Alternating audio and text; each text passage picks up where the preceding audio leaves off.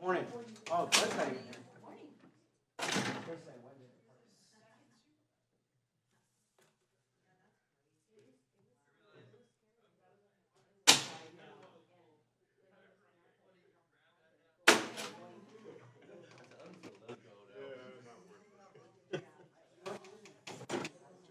Good morning.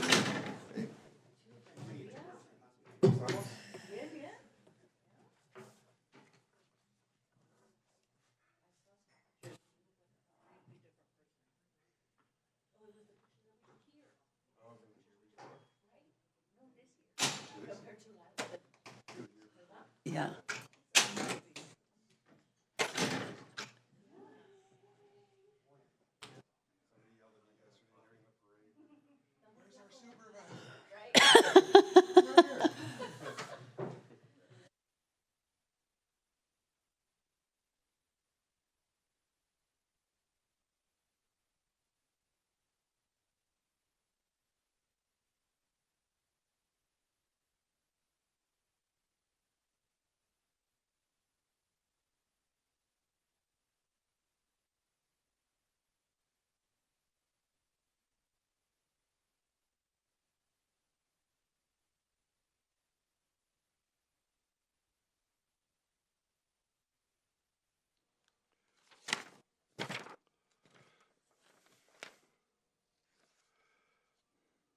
Good morning. I'd like to call to order the Board of Supervisors for November 12th.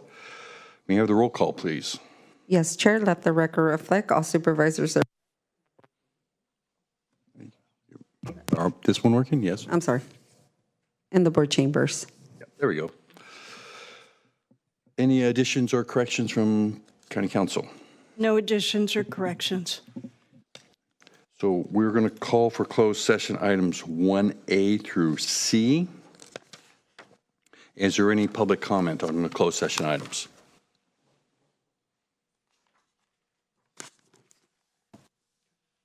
Very briefly, if I may. Members of the board, I'm Steve Summers. I'm a deputy district attorney. I've been a prosecutor for 26 years. I'm here to representing the Prosecutors Association supporting our tentative agreement we've reached with the county. We'd like to thank the CAO, Ms. De La Rosa, for her support in getting here, Andreas Piper, Janine Paccioni, Ariana Hurtado. We think this is an important contract for us. One of the reasons I mentioned this is because we are currently down 22% in our attorney staff. The rest of our staff is filled. This contract will help us to address that. We hope that it will get us there quicker than later. Supervisor Alejo, we met years ago when I was prosecuting the King City police scandal. And Supervisor Alejo helped us by being an outreach to the community, by getting them to trust law enforcement, people who shouldn't, frankly, at that time. I mentioned that only, A, to thank you, but B, to point out that we had 2 attorneys assigned specifically to that investigation, full-time, myself and Doug Matheson. We couldn't do that now. We don't have the staff. That would be impossible. So we hope that this contract will help us get to a point where we can hire attorneys who can come here, still pay their student loans, and still be able to buy homes. So thank you. Thank you. Is there anybody else in the chambers? With that, we will close public comment, and we will call to order, we'll recess the closed session items and call to order the Board of Supervisors of the Monterey County Water Resources Agency. Roll call, please. Yes, Chair, let the record reflect all supervisors are present in the board chambers. Any additions or corrections from the clerk? And no additions or corrections. County clerk. Sorry. County Council. Closed session items, we have 1A, and is there any public comment on this item? I see none, so we'll recess to closed session and return around 10:30 a.m.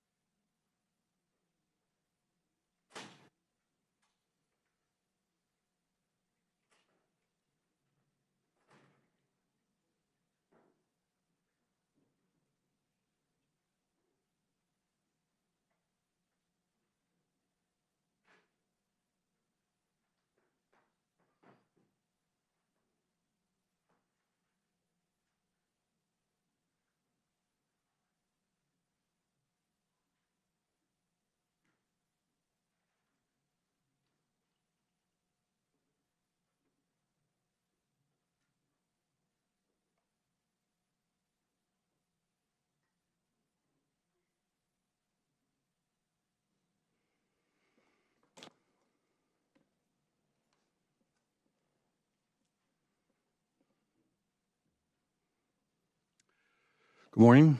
We'll reconvene the Board of Supervisors here.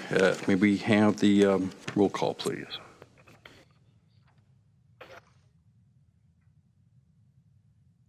Yes, Chair, let the record reflect all supervisors are present in the board chambers.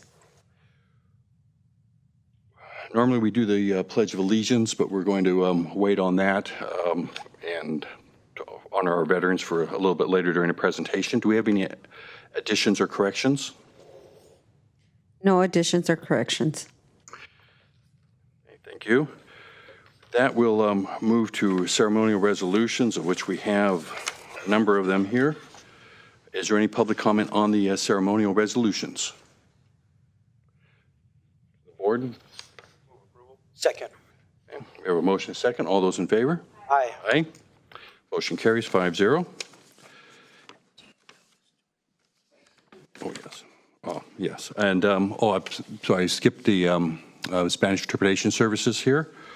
Diego, I believe, is online. Would you please give that announcement, please? Thank you. Muy buenos días, mi nombre es Diego Celis y seré su intérprete español-inglés, inglés-español para la reunión de hoy. Si usted está planeando hacer un comentario y necesita servicio de intérprete, por favor, hablar lenta y suficientemente fuerte para que yo le escuche. Favor hacer una pausa al final de sus oraciones para asegurarse de que tengo la oportunidad de interpretarle antes de seguir adelante y favor no interrumpir mientras estoy interpretando. Muchas gracias. Thank you, Diego. And for the ceremonial resolutions, Supervisor Alejo, you Yes. have some honoring Yes. of our veterans. Yes, ladies and gentlemen, today to honor Veterans Day, we pay tribute this morning to some amazing, outstanding veterans and veterans organizations here in Monterey County. But to start, we have welcomed the Salinas Fire Department Honor Guard who have joined us for the first time. And we will also have bagpipes play by Mr. Andrew Evans. If we can all rise for the presentation of colors.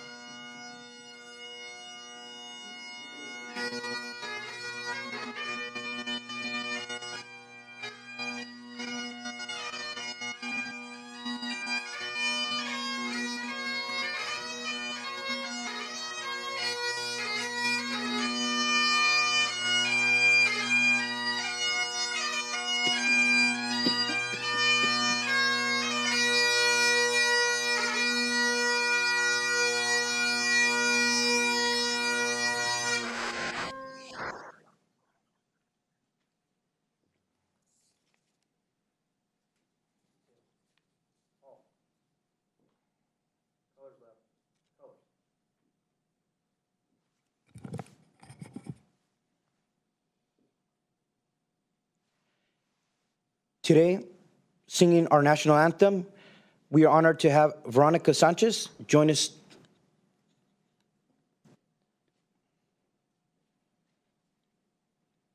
And she is sister to one of our county employees, Monica Sanchez Hale.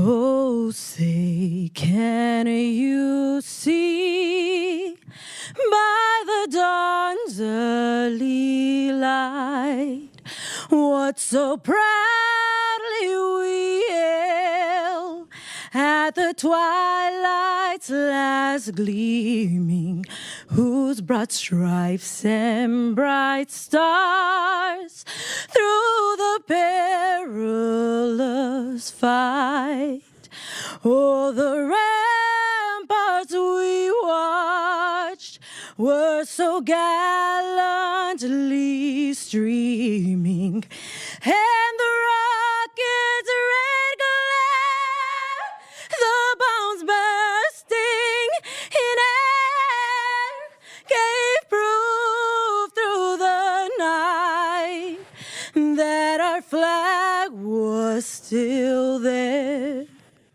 Oh, say does that star-spangled banner yet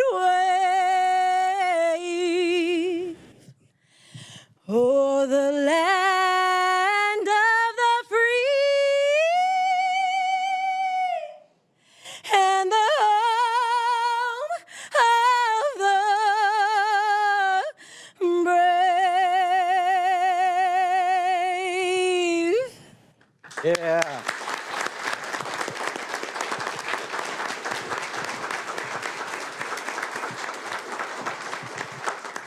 Thank you very much, Ms. Veronica Sanchez. We appreciate it. Beautifully sung. Next, we are honored to invite Betsy Mount to lead us in the Pledge of Allegiance. She is the granddaughter of one of our honored guests today, World War II veteran, Merchant Marine, John Edward Lawton. So invite Betsy Mount, if we could give her a microphone.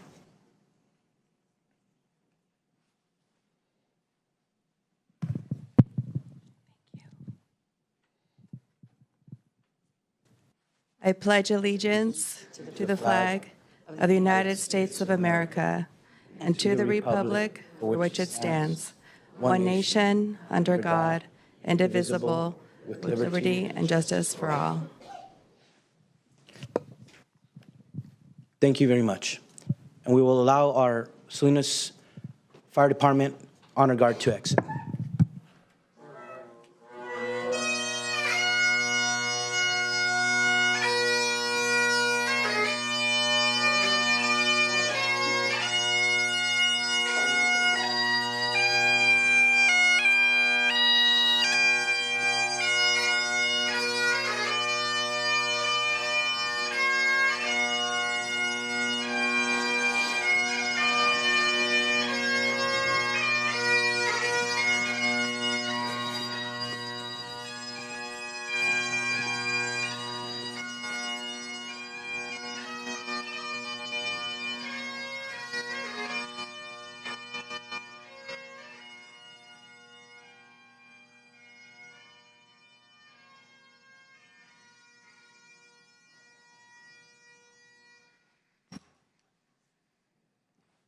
Ready?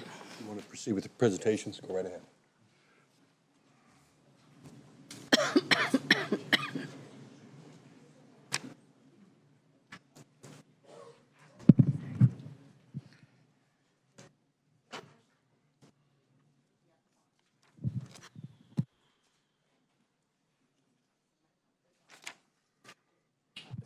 There it goes. Okay, ladies and gentlemen, thank you for joining us today.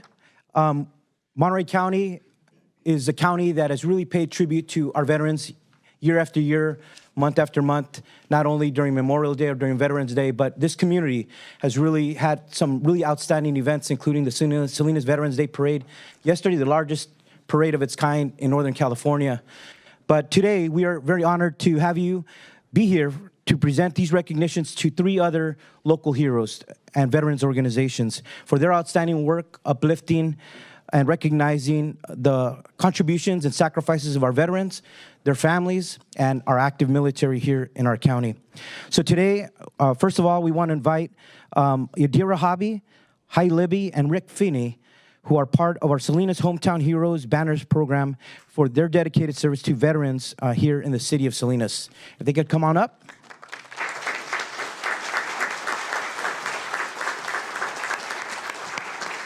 As some of you may have seen, around every Memorial Day and every Veterans Day, this is the organization that places these beautiful banners here on Main Street in Old Town Salinas.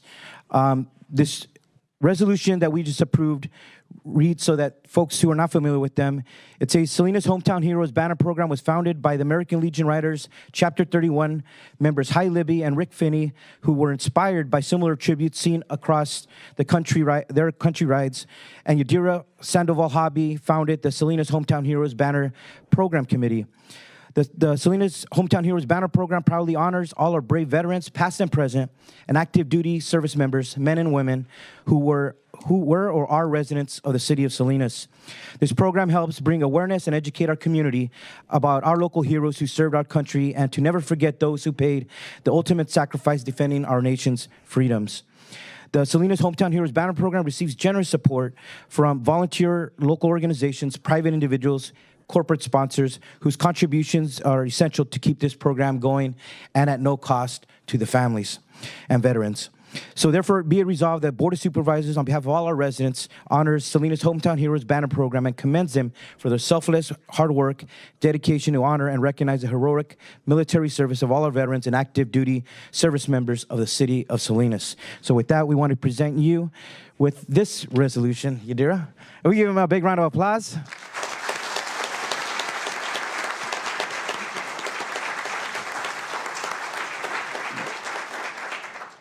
Thank you very much. We're very honored. You mentioned what the program stands for.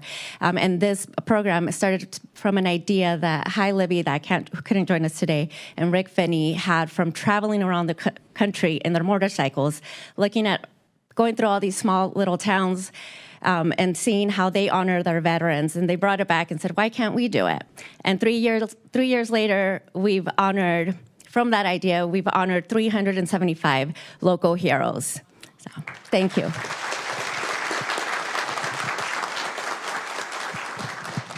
I would just like to thank the Board of Supervisors for this recognition. It's certainly not something that Yadira or Hi or I expected or looked for. But I'd also like to thank all of you, members of the community, for the unbelievable, tremendous support that you've given us for this program. And I know from the families that have come up to us and thanked us for this program with their heroes up on the lampposts and pictures of them. It's a wonderful way to pay tribute to their service and sacrifice. So I thank all of you very much. Thank you so much.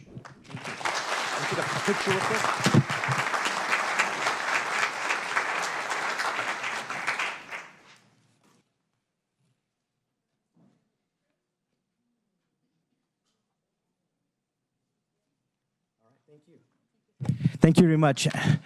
And my late father, who was a Vietnam-era veteran, was one of those honorees last year, one of the banners on Main Street. Next, we want to recognize a very dedicated Vietnam-era veteran and a very dedicated leader today in our community in Salinas. This resolution is recognizing James Edward Silva for his distinguished service to veterans of the County of Monterey. If Jim Silva could come on up. Jim.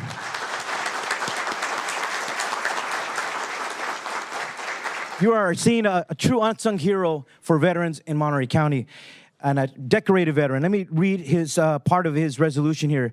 It says, whereas James Edward Silva is a Vietnam veteran who enlisted in the United States Army in 1968 and separated in 1970. He was given orders to deploy to Vietnam, and he arrived on September 1st, 1968, and he was assigned to the 4th Battalion, 39th Infantry Company, A, 9th Infantry Division.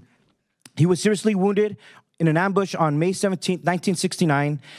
He had 2 operations in Vietnam, spent 1 week in Japan, another 3 weeks at Letterman Hospital in San Francisco. After being released from the hospital, he was sent to Fort Ord to complete the last 10 months of his 2-year draft duty.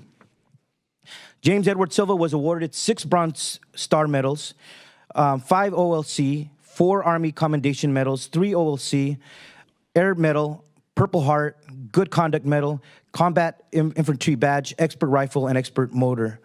James Edward Silva has been taking care of the Monterey County Vietnam Veterans Memorial for over the last 20 years. To honor his fallen comrades, every Memorial Day and Veterans Day during the Monterey County Vietnam Veterans Memorial Ceremony, James Edward Silva displays a poster he created with the names of 78 men from Monterey County who were killed in the Vietnam War. James Edward Silva continues to serve his fellow veterans and takes pride in taking care of the Monterey County Vietnam Memorial for those who lost sons, brothers, cousins, friends, and those who served and paid the ultimate sacrifice to our nation. So therefore today, the Monterey County Board of Supervisors, on behalf of all our residents, honors James Edward Silva and commends him for his selfless hard work and dedication to the Monterey County Vietnam Veterans Memorial and all veterans, active duty service members, and their families here in Monterey County. So with that, we want to present you with this resolution. Jim, thank you very much for being a true unsung hero, asking for nothing in return, and giving all your time in keeping that memorial a beautiful place here in our community for our veterans and their families.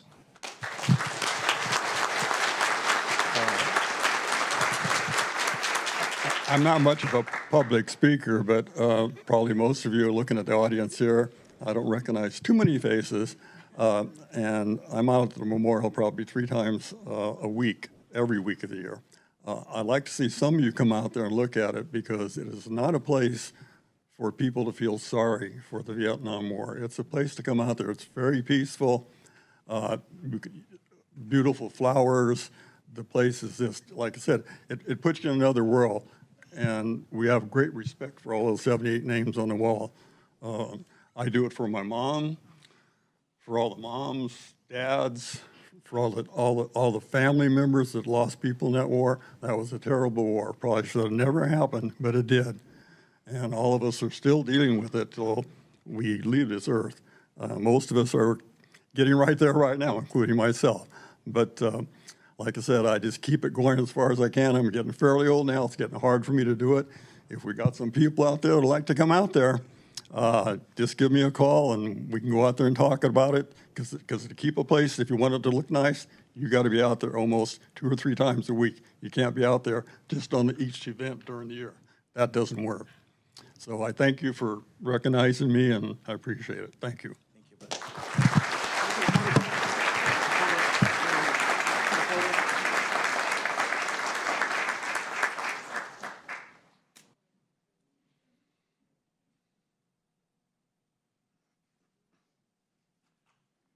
Congratulations.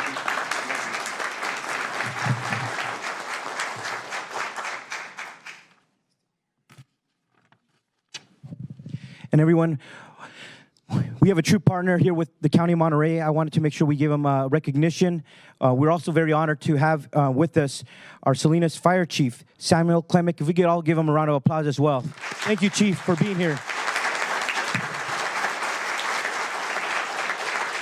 And to the Honor Guard for being here. I know you all are very busy, but to honor these veterans with your presence, it's really something special for these veterans and their families and the community.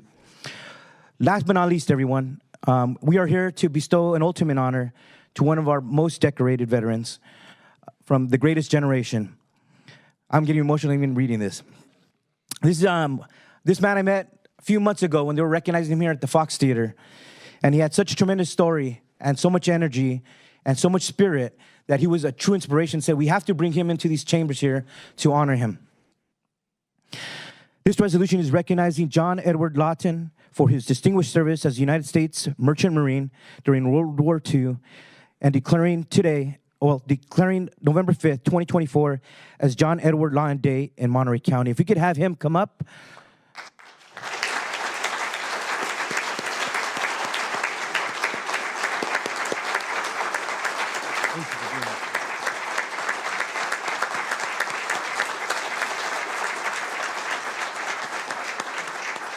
Ladies and gentlemen, John Edward Lyon was born on October 13th, 1921 in San Bernardino County to Frank and Estella May Lawton, and later relocated to Salinas, California, where he was raised and attended our local schools, including graduating from Salinas High School.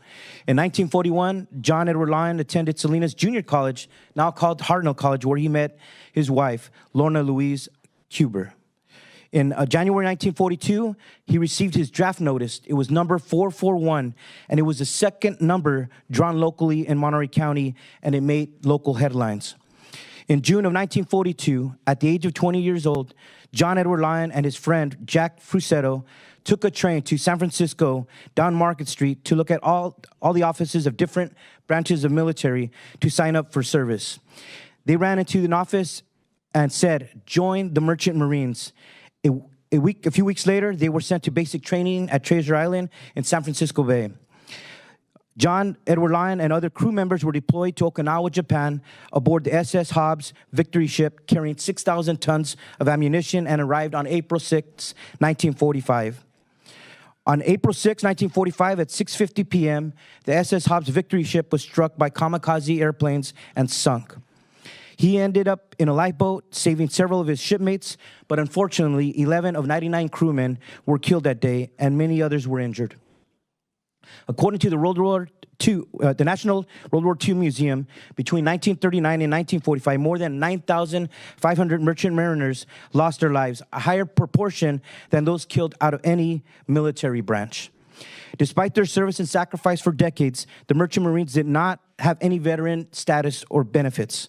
A congressional act in 1988 made these unsung heroes eligible for benefits through the Department of Veteran Affairs, and in 2020, Congress passed the Merchant Mariners of World War II Congressional Gold Medal Act to recognize the Merchant Mariners for their courage and contributions during the war. It was in May of 2022, John Edward Lyon was finally honored with the Congressional Gold Medal in San Francisco for his courage and contributions. So John also represented the Merchant Mariners on a national stage. President Biden invited him and fellow World War II Merchant Marines to participate in Memorial Day activities, including laying a wreath on the tomb of the unknown soldier in Arlington National Cemetery. John Edward Lyon turned 103 years old just last October 13, 2024, and has been a long-standing advocate for the American Merchant Marine veterans. He enjoys spending time with his 3 grandchildren, Betsy, Allison, and Carl, and his great-grandchildren, Jayla, Jamie, Jalea, Lana, JJ, Clark, and Jack. I know all those names are important to him, so got to name all the grandkids. So therefore, the Monterey County Board of Supervisors today, on behalf of all our residents, we honor John Edward Lyon and commend him for his heroism, sacrifice, and dedication. And we declare, actually today, November 12th, as John Edward Lyon Day in Monterey County. Our country's greatest is built on the foundation of his courage and service to our country. The Monterey County Board of Supervisors hereby salutes and honors his bravery and heroism, and we name this day in his honor. It's an honor that we rarely give, but today there's no better person that we can give it to than this amazing soldier, this amazing veteran, an amazing member of our community. If we could give a big round of applause, everyone.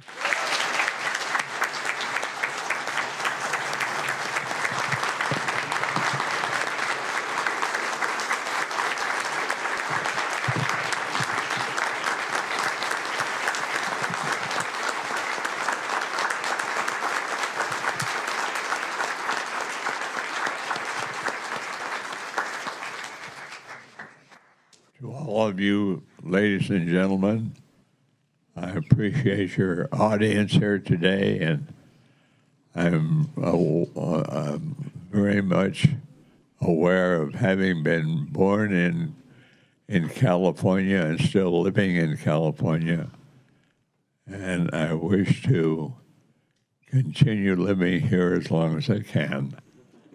And to all of you, I wish you a good life. Thank you.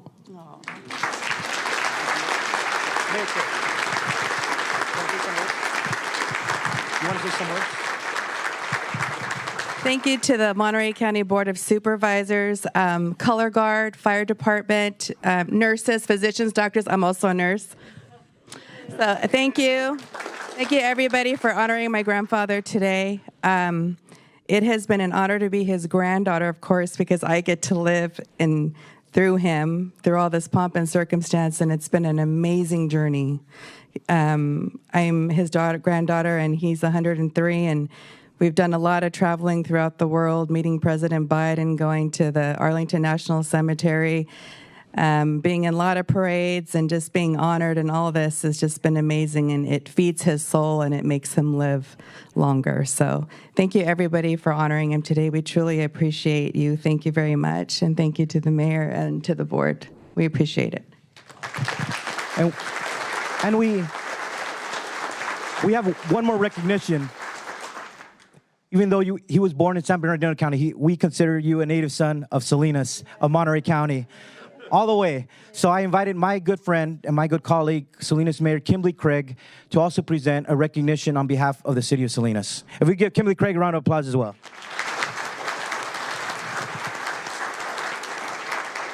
Thank you, and please be seated. I remember from church, it's important to make sure that the audience can sit at an appropriate time. You know, I'm only the mayor for a few more days, and so Veterans Day was a really special day for not only me, but for the residents of Salinas. Salinas loves, appreciates, and recognizes our veterans and the service and sacrifice that not only they, but their families have throughout their time serving and even afterwards. Mr. Lawton, I just want to say thank you so much for your advocacy and your strength in serving with the Merchant Marines. I'm going to go ahead and read the whereases because I think for 103 years old, you deserve every single word that is on this proclamation. Whereas John Edward Lawton was born October 13th, 1921 in San Bernardino County, and as a young child, his family moved to Salinas, California, where he was raised and attended local schools. Whereas in 1941, John Edward Lawton attended Salinas Junior College, now Hartnell College, and soon after, in January of 1942, as Supervisor Alejo mentioned, he received his draft notice number 441, the second number drawn locally in Monterey County. And whereas in June 1942, John Edward Lawton joined the Merchant Marines. A few weeks later, he was sent to basic training at Treasure Island in San Francisco Bay. Whereas John Edward Lawton and other crew members were deployed to Okinawa, Japan aboard the SS Hobbs Victory ship, carrying 6,000 tons of ammunition, and arrived on April 6, 1945. Whereas in May 1922, John Edward Lawton was honored with the Congressional Gold Medal in San Francisco for his courage, and on behalf of President Joe Biden, he was invited alongside 4 World War II Merchant Marines to participate in the Memorial Day activities in the laying of a wreath at the Tomb of the Unknown Soldier in Arlington National Cemetery. And whereas John Edward Lawton turned 103 years old on October 13th, 2024, and has been a long-standing, fierce advocate of the American Merchant Marine Veterans Organization. Now, therefore, I, Mayor Kimberly Craig, on behalf of the entire city of Salinas, commend and thank John Edward Lawton for his heroism, sacrifice, and dedication to our nation. The city of Salinas is thankful and humbled by his bravery and his dedicated service to our country. Thank you.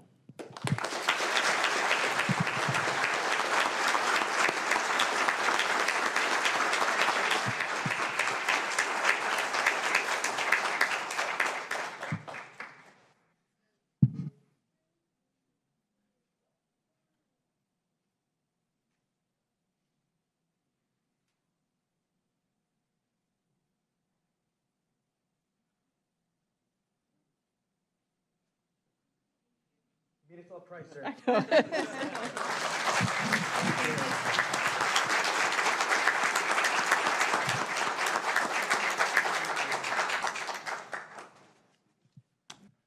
Appreciate it. Thank you. Thank you. And with that, thank you for coming to honor our veterans, and we'll go to our next resolutions. Thank you. We do have quite a few resolutions today. I have 4 to present. I know Supervisor Adams and Askew, you're doing one jointly, I believe, and Supervisor Lopez has one as well.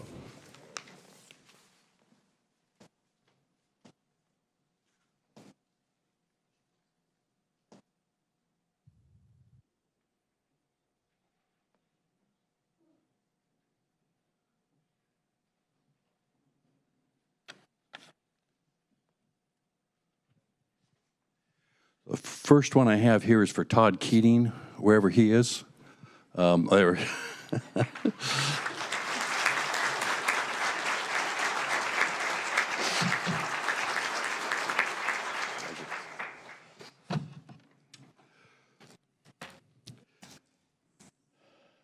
So Todd Keating began his career with the County Probation Office in 1991 and worked his way all up through the ranks to chief in 2019.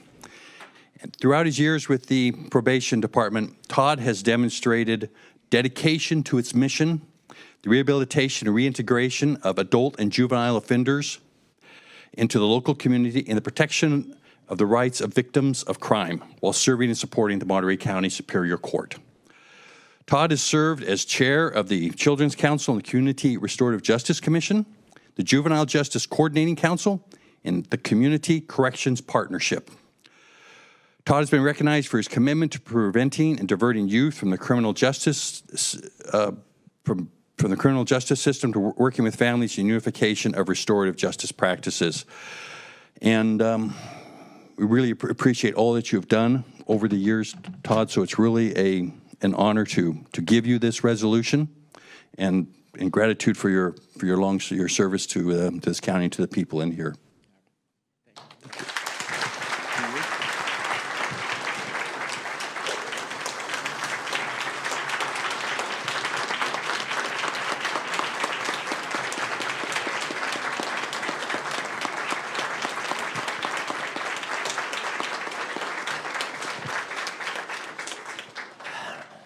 Thank you, Chair Church, members of the board, CAO De La Rosa, County Council Blitch.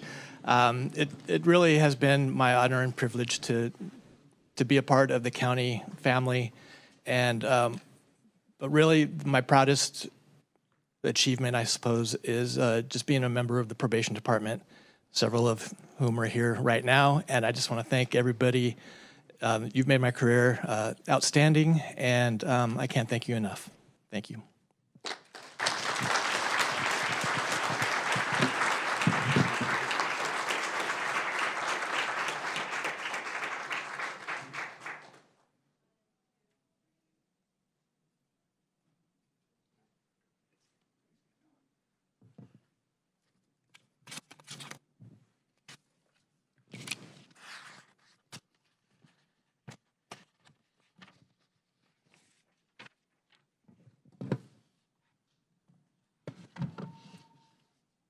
So our next resolution is honoring National Family Caregivers Month.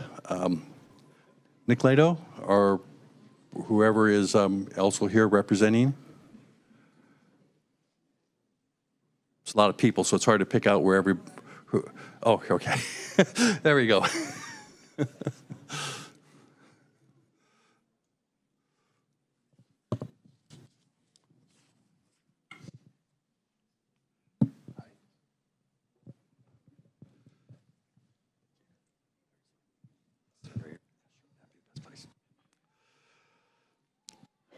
So, as I mentioned, this is National Family Caregivers Month for November 2024. And the theme of National Family Caregivers Month this year is I Care, which refers to the caregiver's dedication to providing the best care possible to those who need it. There are nearly 6,000 in-home supportive services caregiver providers in the county of Monterey. And caregivers face significant challenges and sacrifices as they continuously demonstrate and ensure the health, safety, and well-being of their care recipients.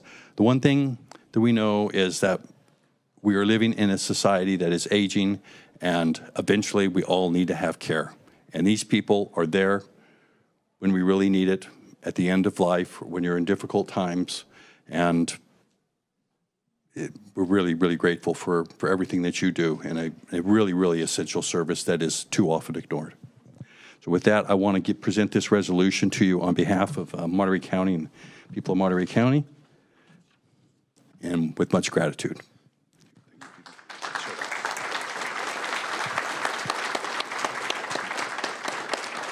Thank you.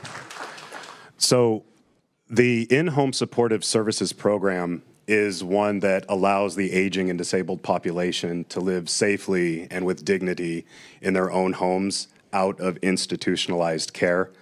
It's a really important program. I've been a part of it for over 10 years now, and in that time I've seen our IHSS care recipient count go up several thousand to 6,800 now, and I've seen our IHSS provider count go double to over 6,100 now. And the work they do, that providers do, is really important, and that's reflected in the care they provide, feedback we get from IHSS recipients who express their gratitude.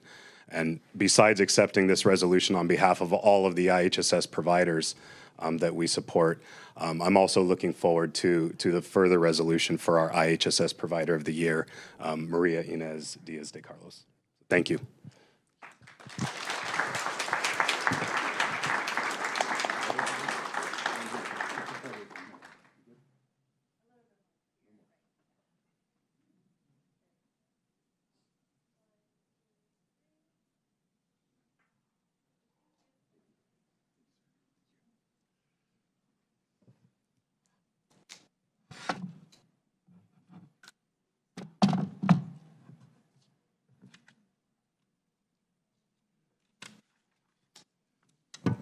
So that was a good introduction to the next one for our IHSS Provider of the Year, Maria Inez Diaz de Carlos. Maria, are you? Here we are. Very good.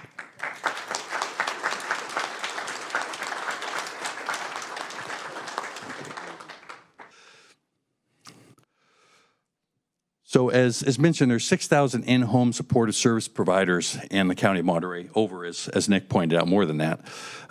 Ms. Diaz de Carlos has been an IHSS care provider in the County of Monterey since 2003.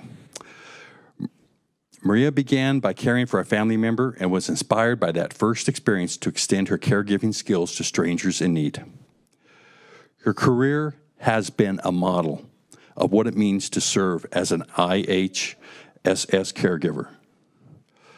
She demonstrates her dedication by working the maximum amount of hours, caring for 3 care recipients at a time, and they all attest that Maria is indispensable.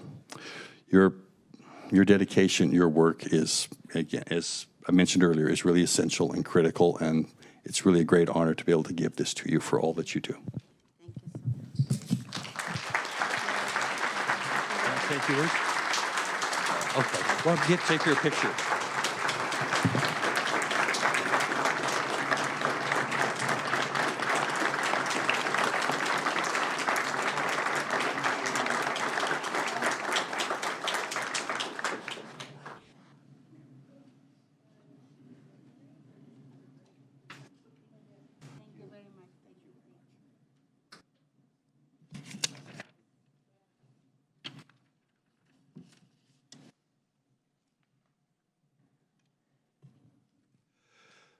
This is also California County's Clerk of the Board Week, November 18th to 22nd. So could we have Valerie come down here? How about the rest of your staff? Where are they at? Okay. Oh, here we are, over here. Why don't you guys call, everybody come over here.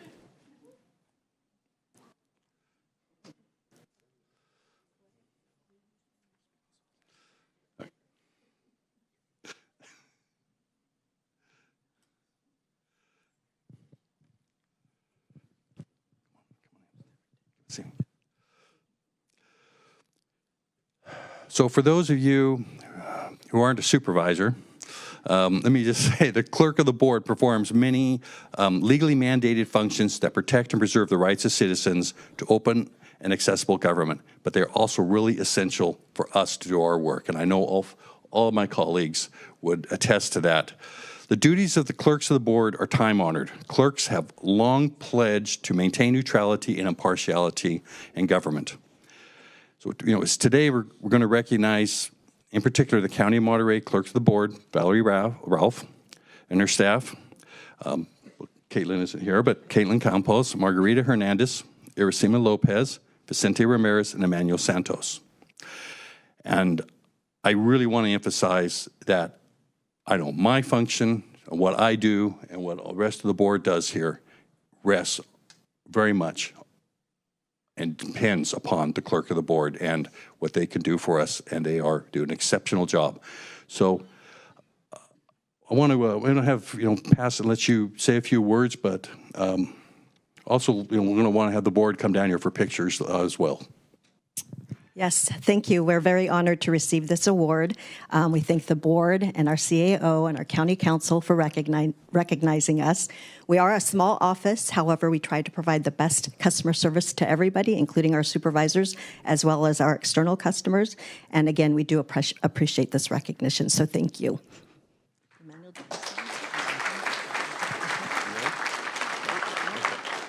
The board down here.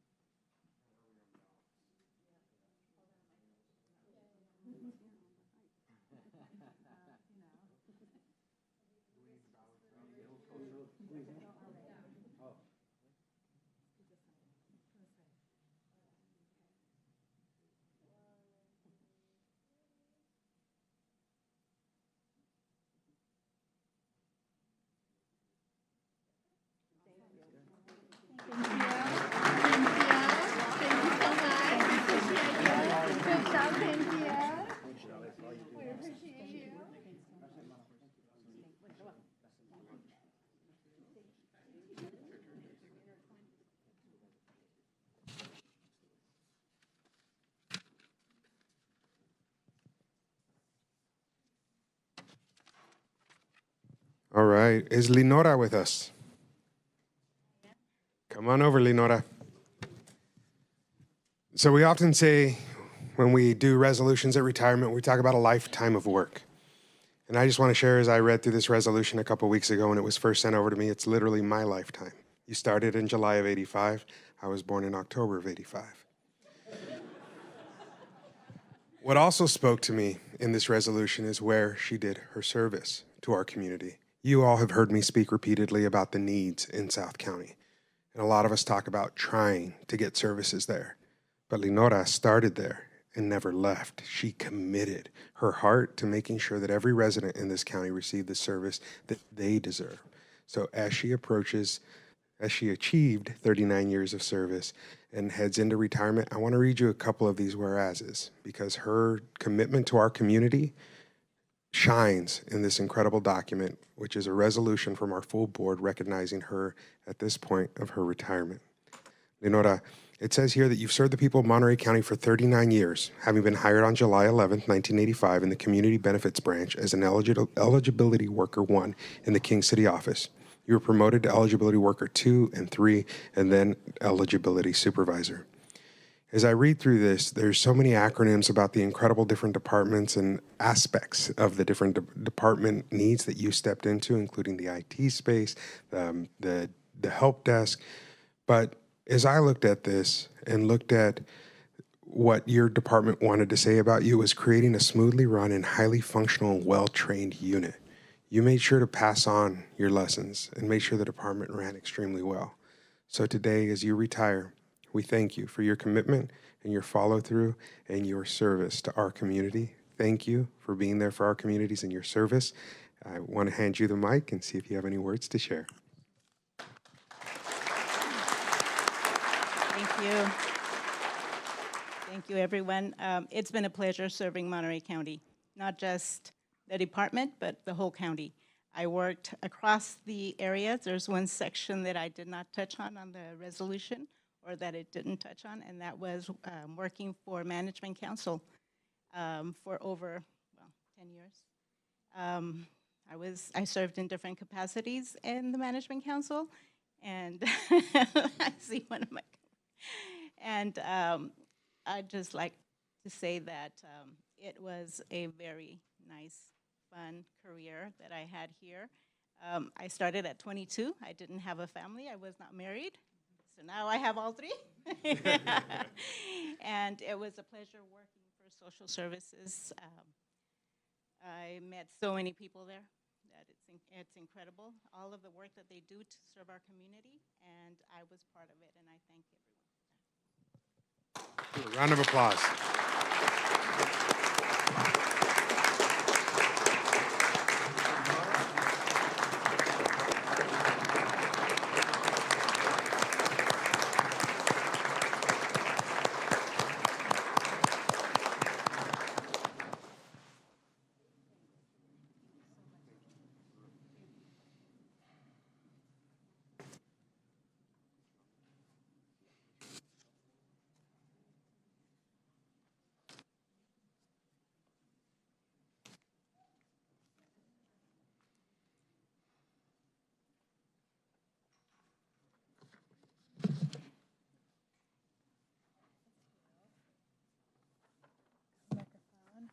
And I lost Martine. Okay, here we are. All right. And finally, I think this is our last presentation for resolutions today. Thanks for bearing with us, everyone. It's the most important one. I don't know about that, but I'm honored to have Martine Watkins, our senior local government affairs manager from Monterey Bay Aquarium, joining us today, as well as my colleague Mary Adams from District 5, which gets to host the Monterey Bay Aquarium. And we're adopting a resolution today commemorating the Monterey Bay Aquarium's 40th anniversary, which is wild because I remember going to like the grand opening of the Monterey Bay Aquarium, and I'm not that old. So I'll read a few of the whereas statements from this and then pass it over for some comments. But the Monterey Bay Aquarium has stood as a beacon of marine conservation and education since its founding on October 20th, 1984, when it welcomed more than 10,000 visitors on its opening day, marking an enthusiastic start to its mission of inspiring conservation of the ocean. And for 4 decades, the Monterey Bay Aquarium has been committed to inspiring conservation of the ocean through through groundbreaking research, innovative public education, and advocacy for sustainable marine policies. The Monterey Bay Aquarium has played a crucial role in our local economy, attracting tourism to the Monterey County and enhancing the cultural and economic vitality of our region. The Monterey Bay Aquarium's dedication to sustainability has set the standard for institutions worldwide with initiatives that minimize environmental impact and promote conservation across all operations. I'm sure many of you have seen the seafood, what's the program called? The Sustainable Seafood Program when you're out eating at restaurants. That's another innovative program that the Monterey Bay Aquarium has started. So therefore, be it resolved that the Monterey County Board of Supervisors, on behalf of all of our residents throughout this county, congratulate the Monterey Bay Aquarium on celebrating 40 years of service to our community. Please take the time to visit this incredible local institution. And if you haven't heard, we have a new program that the aquarium has instituted, Museums for All. So for anyone in our community who has a SNAP benefit card, so that's a food stamp or SNAP benefit card, HealthFresh card, you're able to access entry into the Monterey Bay Aquarium at no charge. So we want to make sure that everyone knows about that. Super cool benefit for local residents, for anyone actually, and we want to make sure that everyone knows about that and has the ability to take your family, go check out all the incredible programs that are available right here in Monterey County at the aquarium. Thank you so much for that, and thank you so much for all the work that I know you do to keep the aquarium just right in the front. But I just wanted to make one quick comment, and that is that there is so much advancement being made in the fields of marine science and oceanography and ocean biology. And it's because of all of the children who have come through the aquarium for these past 40 years that were inspired by what they saw and what they learned, that are now the students and now the professors who are making such a great difference in the discovery of the world underneath the water. So thank you. Thank you for that. And policymakers, here we are. Thank you for that as well. Would you like to say a few words? Thank you. I want to thank you, supervisors, for this recognition and for having us here this morning, or having me here this morning. On behalf of the Monterey Bay Aquarium, our founder, Julie Packard, it's really an honor to receive this resolution.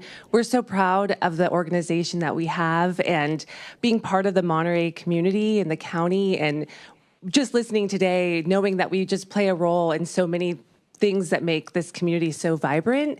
It's truly an honor, and thank you for the recognition of the past 40 years. I feel you. I remember when it opened as well, and we look forward to inspiring the conservation of the ocean for many more years to come. And we know a healthy and thriving ocean is a healthy planet for all. So thank you. Thank you so much. Thank you.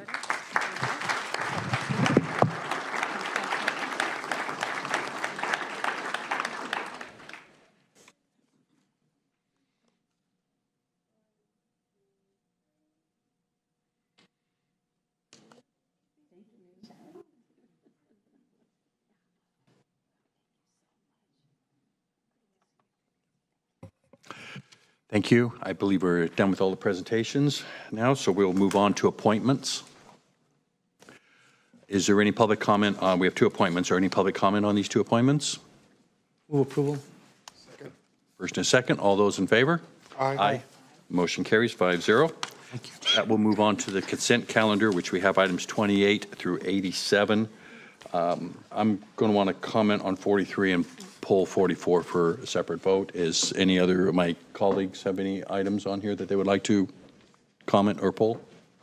I see none. Do we have any public comment on items on the consent calendar? See nobody in chambers, nobody online. Okay. Then we'll bring it back here. I just want to point out on item 43, is that later in the agenda today we're talking about some capital improvement projects, but came to my attention that item 43 is also speaking about $54 million being considered for a mental health rehab center at the former jail, and being concerned ways of funding that, a certificate of participation, but that would need to be done by 2027, and it's not really in our discussion today, but it seems like it would be something we need to consider as we look at all the capital improvement projects we're looking at in the next few years. And I just want to kind of point that out.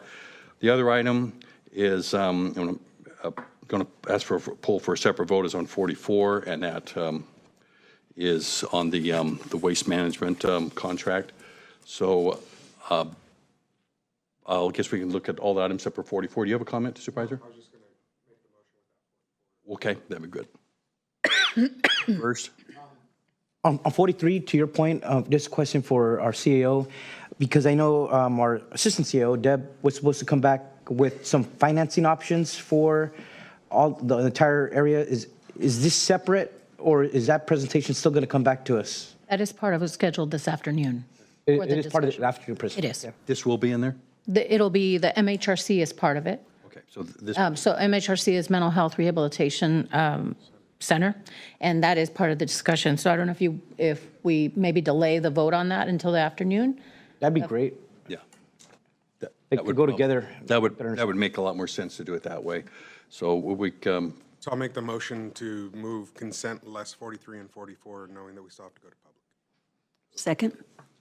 Would that be to pull, pull 43 from there, and then 44 would be a vote? Okay, yes. All right, we have a first and second. Supervisor? That was my second.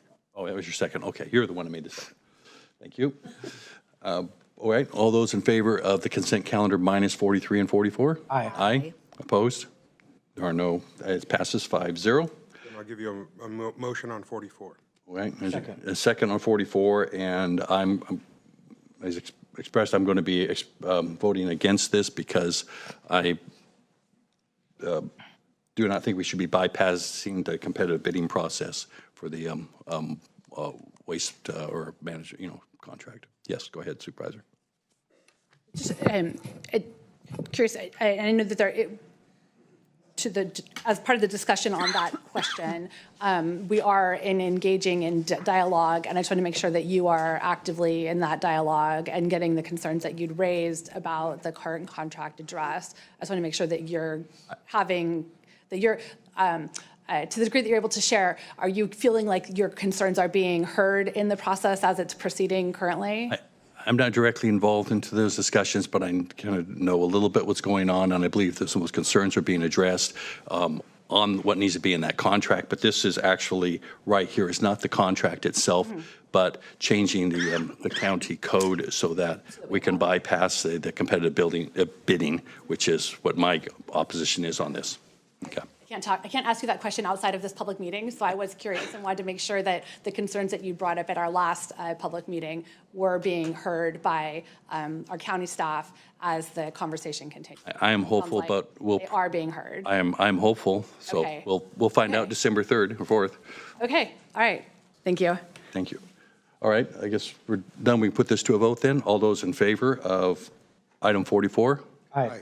Opposed? Nay. Motion carries 4-1.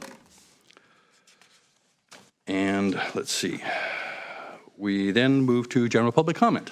Is there anybody in the chambers that would like to address the board? You would have 2 minutes. Please come forward, anybody that wants to. I just ask you to hold things to 2 minutes, please.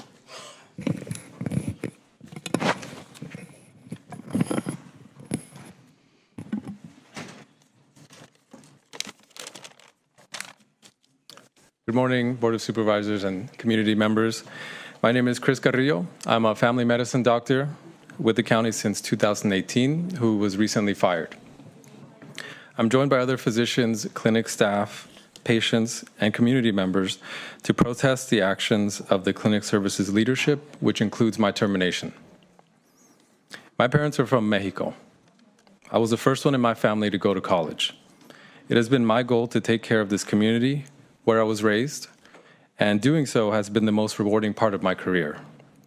When I see my patients, I see my family. On October 11th, I was walked out of Alisal Health Center like a criminal. Overnight, over 700 patients were without a primary care doctor. I didn't even get the chance to say goodbye to my patients. I was fired for speaking out, for advocating on behalf of our patients, to avoid cutting services for the most vulnerable, for promoting practices to recruit and retain healthcare providers, and for championing sustainable and high-quality care practices, including the return of our clinic manager who shared this vision and was our spiritual leader. At the Alisal Center, I would see 50 patients a week, and now every week 50 people are without a primary care doctor. I was also a part-time faculty member at the Natividad Family Medicine Residency where I did my training. They train excellent family doctors who are well suited for this community. It is both a shame and testament of the clinic leadership that we cannot recruit or retain graduates. What you will hear today are the voices of those who care deeply for this community, who work in a culture of fear, perpetuated by the clinic services leadership, and who still have the courage to speak out today. Our message is simple: enough is enough. Our patients deserve better. Thank you.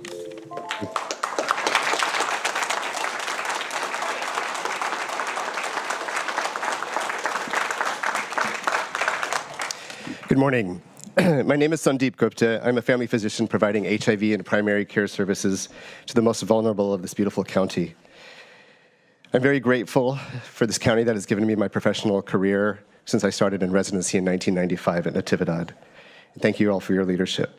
We're here on strike protesting the retaliatory termination of our colleague and fellow bargaining unit, Dr. Chris Carrillo.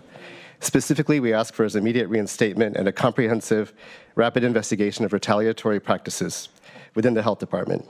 You do not hear from us very much. We're caregivers, like others who were here today, and tend to put ourselves last. And honestly, many of us are scared of being fired because we're the only at-will employees in the entire county government. We're also frontline workers. What we do every day, we listen to our patients, we choose to believe them. The daily trauma that many experience, the tightrope many are on, wondering if they will fall, many have and are desperately trying to climb back. We have so many stories, and we are their advocate. If we don't advocate for them, no one else will, and Chris exemplifies this. The first time I met Dr. Carrillo, it was August 2020. I was just back on the Natividad faculty 16 years later, after a second career leading CDC country offices around the world. Chris was one of the new chief residents. He was leading the 30 residents as they risked their lives every day to try to save the lives of those with COVID. Chris told his story. He could not be more a product of the best of this community: impeccable integrity and hardworking values, parents who sacrificed in countless tangible and intangible ways that I will never be able to completely understand to help him give back to his community. He represents the best of us, and his retaliatory termination is so beyond the fail that it feels like a grenade has been thrown into the heart of our professional community. We will not back down. What is done to any of us is done to all of us. We take a required annual training saying that retaliation will not be tolerated. We wonder, is that true? The answer is in your hands, not just our fate, but the healing of our sacred work environment and our patients having the advocates that they deserve every day.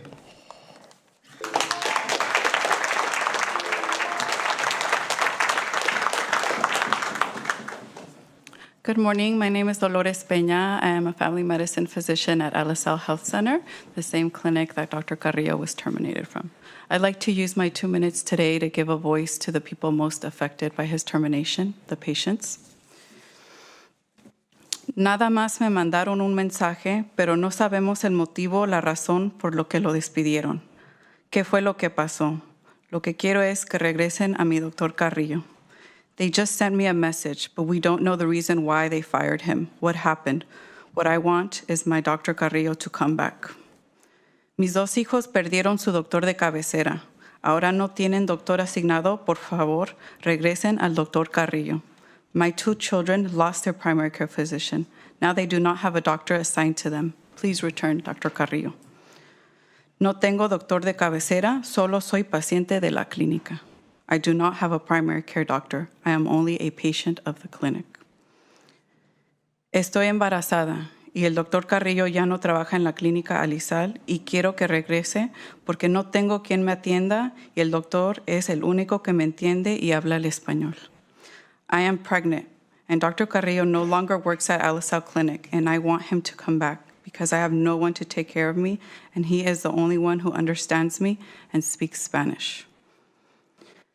A mí me perjudicaron porque el doctor Carrillo me ayudaba mucho en mi enfermedad y es el doctor mejor que he tenido. Por favor, regresen al doctor Carrillo con todos sus pacientes. Y no soy la única que hace falta. Se los pedimos de corazón que vuelva a su clínica. They harmed me because Dr. Carrillo helped me a lot with my illness, and he is the best doctor I've ever had. Please return Dr. Carrillo with all his patients. I am not the only one who needs him. We ask from the bottom of our hearts, return him to this clinic. I here have a folder filled of complaints from patients. I hope that you read through every single one of them.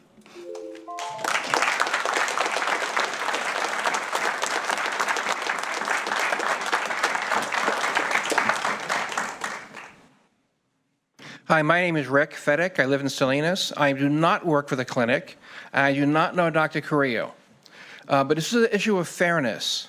There are two things I want to bring to your attention. One is when Prunedale was rezoned, when North County was rezoned, and we have small cottages on small lots, and the decision was made that you have to have a much larger amount of land before you can do substantial change to your cottage, that hurt people. There was a government taking of some of their property rights. It's unfair. Then we have the Dr. Carrillo issue. It's the same thing. I see it as county staff, the county being unfair to people who are trying to make the system work. The people who live in Prunedale, Chairman Church, they're your voters. They're the tradesmen. They're the carpenters and lathers and so on that the construction industry needs. And we find that their children and grandchildren are leaving the county. We're losing our trades. We're losing the people who know how to do things because we're taking away from them their property rights, their ability to continue to grow or add a room onto a small cottage. It's not a water issue because we could open the Prunedale, I have 46 seconds left, I'm talking fast. We can open the Prunedale desal plant. It has all the permits, it has the funding. I don't know what's blocking that plant from opening, but it's in North County, and perhaps somebody can look into that. I'm willing to volunteer time to look into it to see why it hasn't happened yet. We can have all the water we need for North County. That's all I wanted to say. It's an issue of fairness. Please, when you make decisions, think about how it will be perceived to be fair or not fair. Thank you.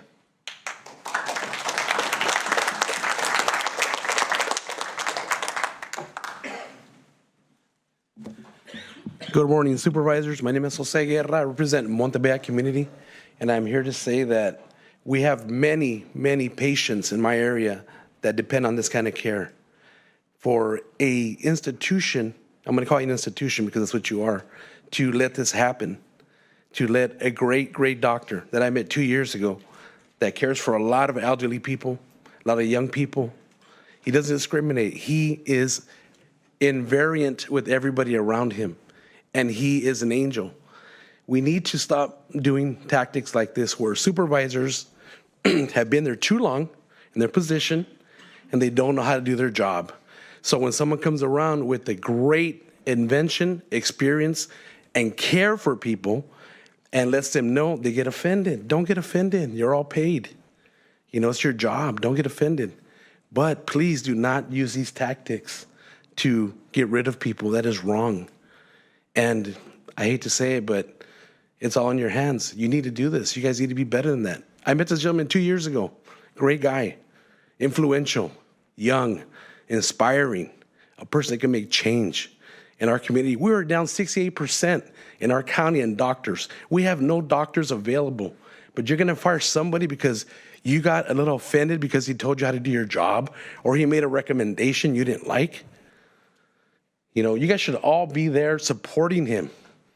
That is your job up here. You are the supervisor of the county. It is up to you to make this change, ladies and gentlemen. So stop being on the back burner and do something about it. Stop getting rid of great people. Make great people become better. Help them. You need to get rid of people that have been there too long that don't know what they're doing anymore.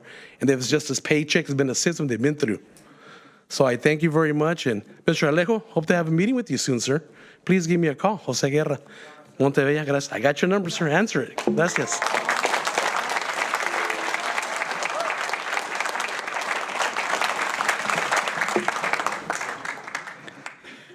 Good morning, everyone. I'm Dr. Joshua Deutsch. I'm a family physician at Laurel Vista Clinic, a neighboring clinic to Dr. Carrillo's. Imagine that your doctor has a concern about patient care or patient safety, do you want your doctor to feel comfortable bringing that concern to the administration, or do you want your doctor to sit on that patient safety concern because they're afraid of being fired? That's the situation that me and all of Dr. Carrillo's colleagues here who went on strike today find ourselves in. There's supposed to be a team-based relationship, a cooperative relationship between providers and admin over making decisions. We both can't do our jobs without each other. We're supposed to work as a team. Certainly that there's conflict. There's times when providers want something and admin's not okay with it. We can both learn a lot from each other. But when administration takes a physician who is advocating for positive change, has bright ideas, who's trying to make things better, and tosses them out, that oversteps the line and has a chilling effect on all of our ability to participate in patient care throughout the clinic system. Everyone who knows Dr. Carrillo knows he's one of the best physicians in this area. His patients miss him. You're seeing a lot of testimony from his colleagues and patients alike. If Dr. Carrillo is not reinstated, the ability of all of us here to participate in making our clinics better, it goes away. They've really crossed the line. Unless this is corrected, not only will it have a damaging effect on patient care, but on our ability to recruit new physicians to the system. When you know that if you speak out, you get fired, that's not an environment that new providers are going to enter into. Thank you for your consideration.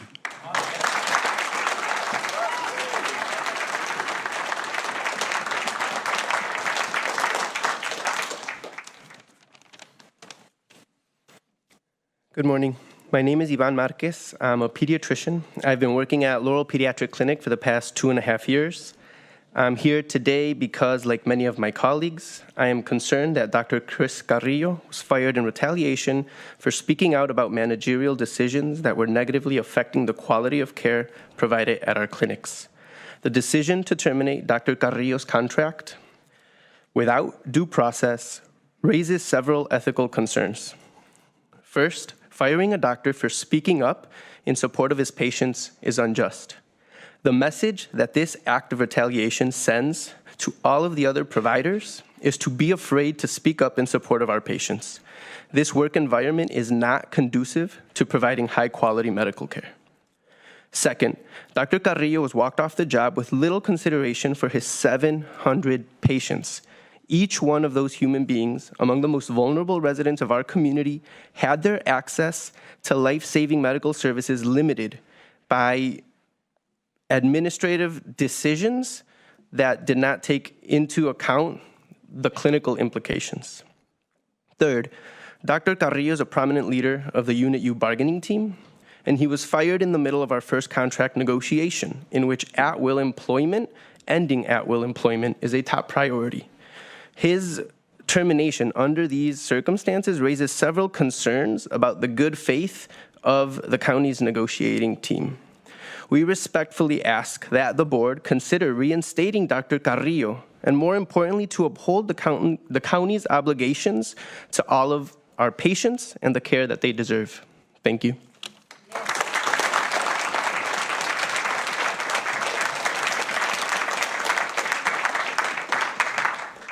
Good morning. My name is Dr. Alison Garcia. I'm one of the pediatricians at Laurel Pediatrics in the Clinic Services Bureau. I'll keep my message brief. As doctors in this community, we work every day to ensure that our patients are our top priority, and what we are asking is that the health department leadership does the same and reinstate Dr. Carrillo. Thank you.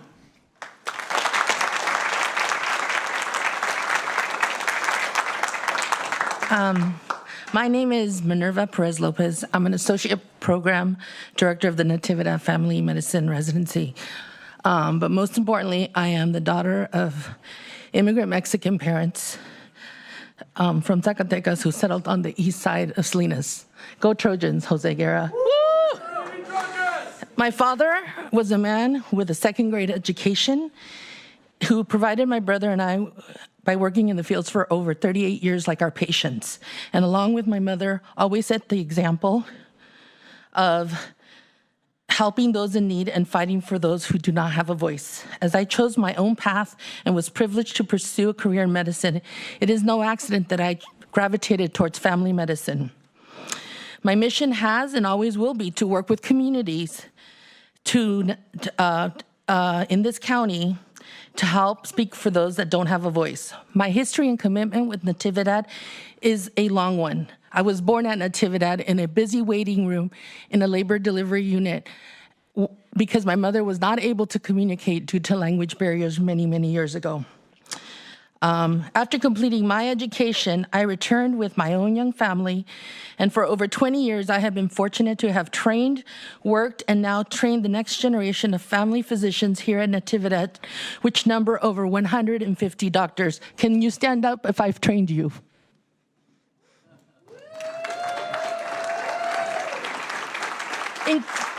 And this includes Dr. Chris Carrillo.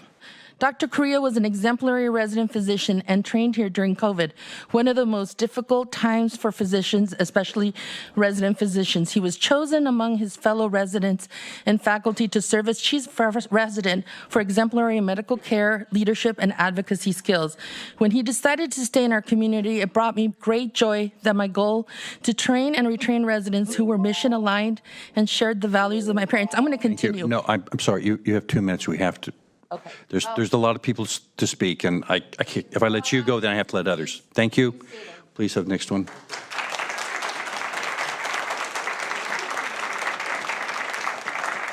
Buenos días, mi nombre es Alejo y estoy aquí en representación mía, de mi hijo y de toda la comunidad, todos los pacientes que asistimos a la clínica Alisal, porque... Good day, my name is Alejo and I'm here on behalf of my sons and those people that attend the Alisal Clinic. Queremos pedirle a toda la mesa directiva, así como ustedes necesitaron de los votos para cada uno de ustedes de la comunidad, también queremos pedirle a ustedes que investiguen o lleguen a fondo de lo que está pasando en la clínica Alisal, porque yo y mi hijo nos quedamos... I want to tell all the board of supervisors that as you were elected representatives, that you look into all the board of the clinic. Adelante. Nos quedamos sin doctor, pues entonces... El doctor es muy buen doctor, no solo lo digo yo, sino que cualquier paciente que ha asistido con él siempre va a tener cosas positivas de él. We are without a doctor, a very good doctor, and all the patients that have been through have said well positive things about him. Lo que está pasando con los manejadores o administradores es algo que está fuera de lo común. Por ejemplo, a mí me asignaron una enfermera patricional, algo que no es debido para mí. As the managers were working out of the common practice and they were assigning me nurses that were not for my needs. Por eso queremos pedirle que tomen en cuenta la petición que cada uno de nosotros hacemos para que regresen esos doctores que son muy buenos doctores y no estemos ahorita padeciendo de doctores. So we're pledging for you to ask to return the doctors back to their position because we are in need of doctors. Gracias. Thank you.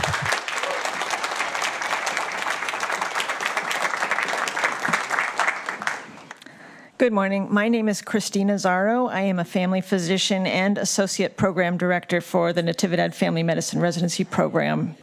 Our program produces 10 new family doctors each year who are trained to provide full scope, culturally competent care to the most complex and vulnerable patients.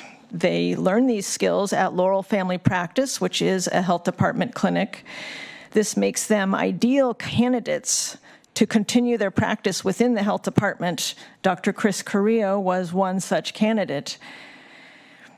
Faculty at our program were all so proud that he chose to stay and serve our patients at the Alisal Clinic.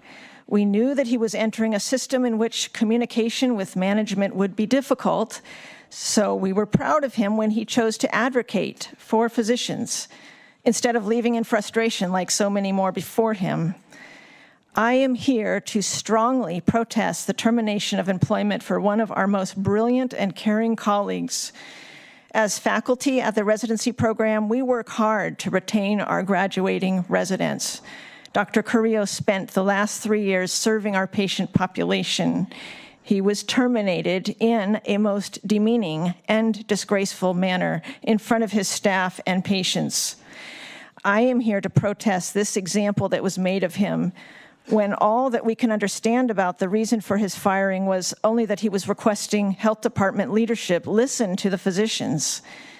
Firing him in this way will most certainly dissuade any of the 30 current residents in our program from seeking a position with the health department, as not one of these new physicians desires to work for an organization which appears to so blatantly disregard our opinions and our need to advocate for compassionate, high-quality care for our patients.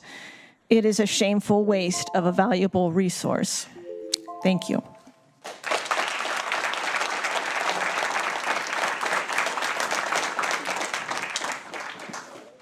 Hello, my name is Jesus Guerrero. I'm here on behalf of Dr. Carrillo. He was my doctor. I had 2 surgeries on my shoulders, and he was the only one that referred me to the right doctors to get my shoulders with surgery and fixed. The way I'm seeing is it's something going bad at the clinic. I'm going to go further to say the administration is taken over by Begonia, and she's harassing the nurses, doctors, and all that. The board of supervisors need to check that out because something's going on.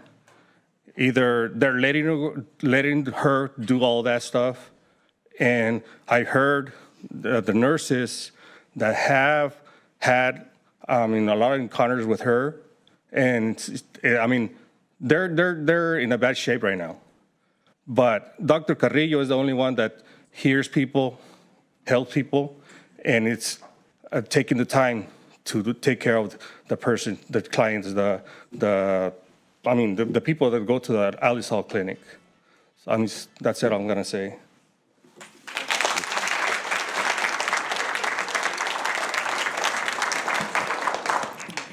Good morning, Board of Supervisors, Chair.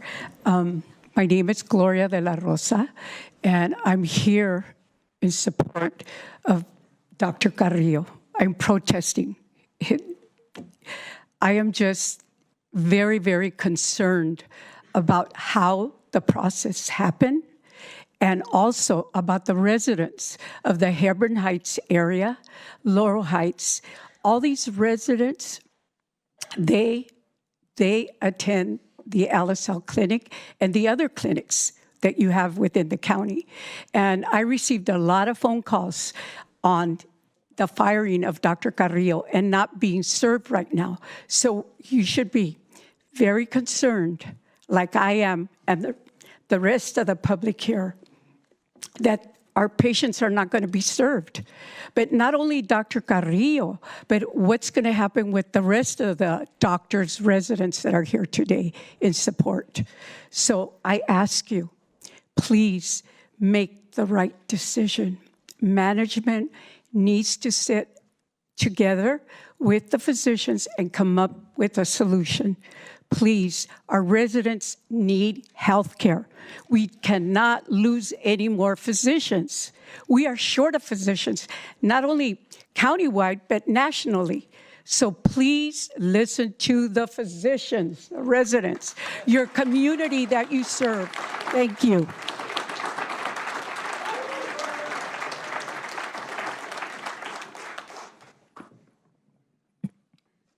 Thank you. Francisco Rodriguez with the Monterey Bay Central Labor Council.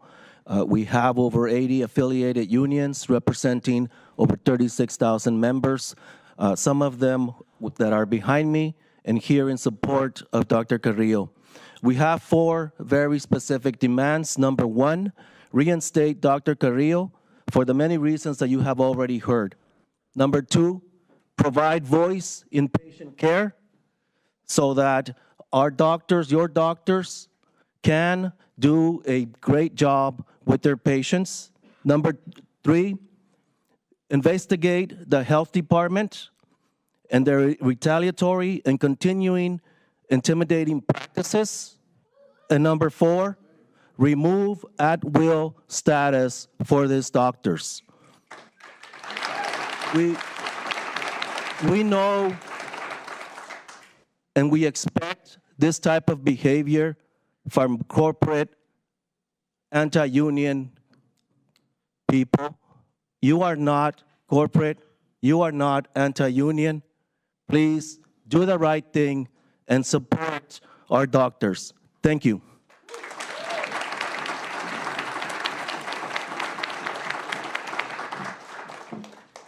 Hello, everyone. I'm Dr. Ariel Wagner. I'm a family medicine doctor at the Laurel Family Practice Clinic. I'm also a Salinas resident. I live here with my husband, my 3 children, and my parents. And I'm here today for Dr. Carrillo, but also, perhaps most importantly, I'm here for Dr. Carrillo's patients. As health department physicians, we are caring for the county's most vulnerable patients, especially those of Dr. Carrillo's patients that go to the Alisal Health Center on the east side of Salinas. I know every one of you knows that our county is in a healthcare crisis, and to me, that crisis has 2 pieces. 1 is access, and 2 is quality. Access because we know we do not have enough doctors, we do not have enough nurses, medical assistants, healthcare providers in general to meet the needs of the citizens of our county, and that's particularly true on the east side of Salinas. And the second part is that we don't have enough good doctors. When patients finally get an appointment, when they get through the door, the care that they receive is often inadequate. Here in Salinas, we don't just need any doctors, we need good doctors. And Dr. Carrillo, as you're hearing here today, is a good doctor. He is a really good doctor. He is smart, he is kind, he's empathetic, and he is fully committed to our patients. If Dr. Carrillo doesn't get reinstated, what happens? He might be fine. He'll be fine. He'll take great care of patients anywhere he goes. But our patients are the ones who suffer. Our patients are the ones that you're hearing from that aren't going to have access to care and that certainly don't have the great doctor that they had in Dr. Carrillo. I appreciate your support and thank you for your time.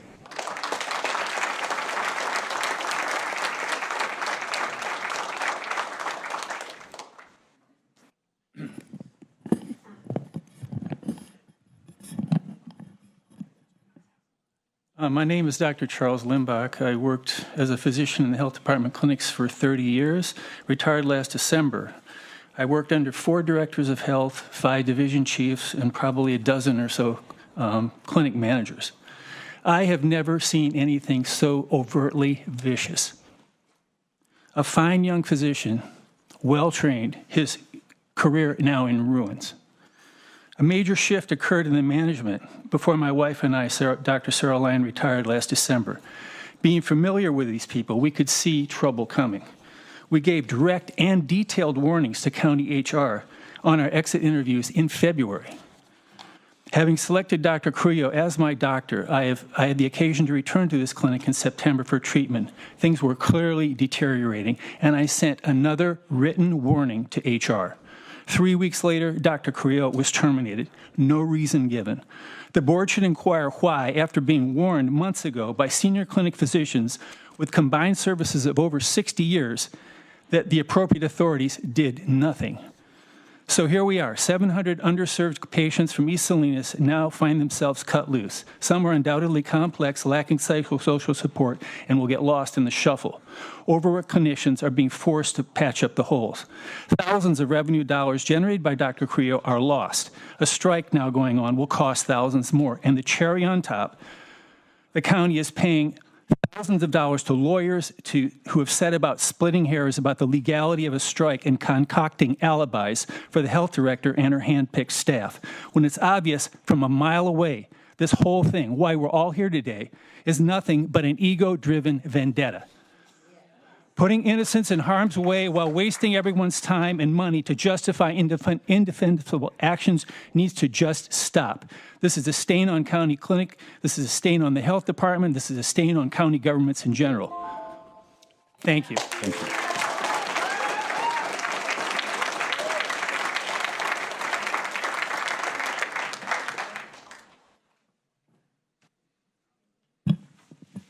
Hi, everyone. Good afternoon. My name is Cynthia Benitez. I work for the county clinic services. I've been there 19 plus years.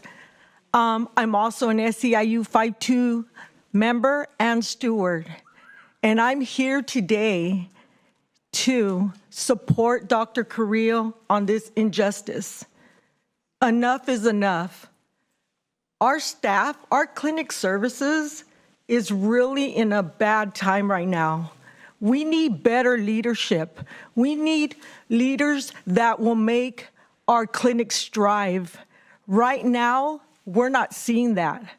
I am standing here today for all of my coworkers and colleagues that I work with throughout these clinics, and I've seen it.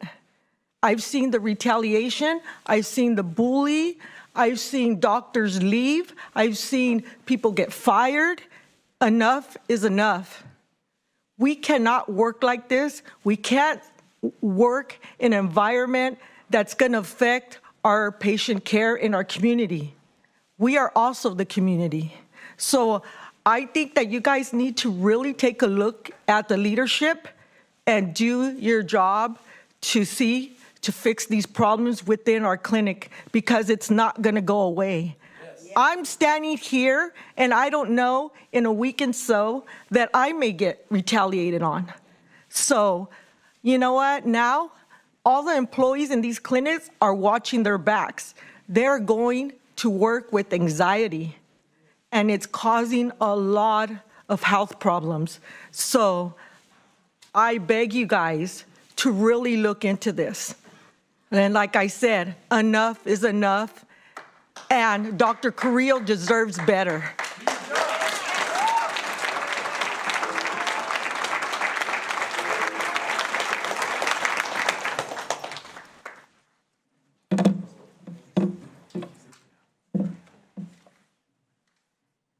Hi, my name is Lisa Christen, and I was a senior clinic registered nurse with clinic services since 1997. For those of you who don't remember, clinic services was started by a public health nurse and Drs. Limbach and Dr. Bannon. So I'm sort of the collective memory. The clinics are born of a need to work to serve the community of those people who could not get care elsewhere. This was a time when no one wanted to see our patients before the Central California Alliance for Health. And our patients are very, very complex. They have physical, social, and psychosocial issues, and that require more patience, more time, and guidance. And Dr. Carrillo is one of those physicians who would offer that. Our providers, RNs and MAs, are special people who are committed to the community and the people who are in our care. But as we have grown, we have become top-heavy with management, and the focus has shifted from patient care to meeting quotas. Our manager now consists of managers who have never had to make a life and death decision for the people in our care. Excuse me. They have never had to see a brand new patient in a 15-minute slot, because a slot is a slot. An appointment slot. The unknown person may not have seen a doctor in 20 years. And our management now consists of managers who feel that a provider needs to see that patient and still see their other 24 patients. So the providers in the clinics could be making a lot more money other places. They do this because Sorry. Thank you for your time. Comments.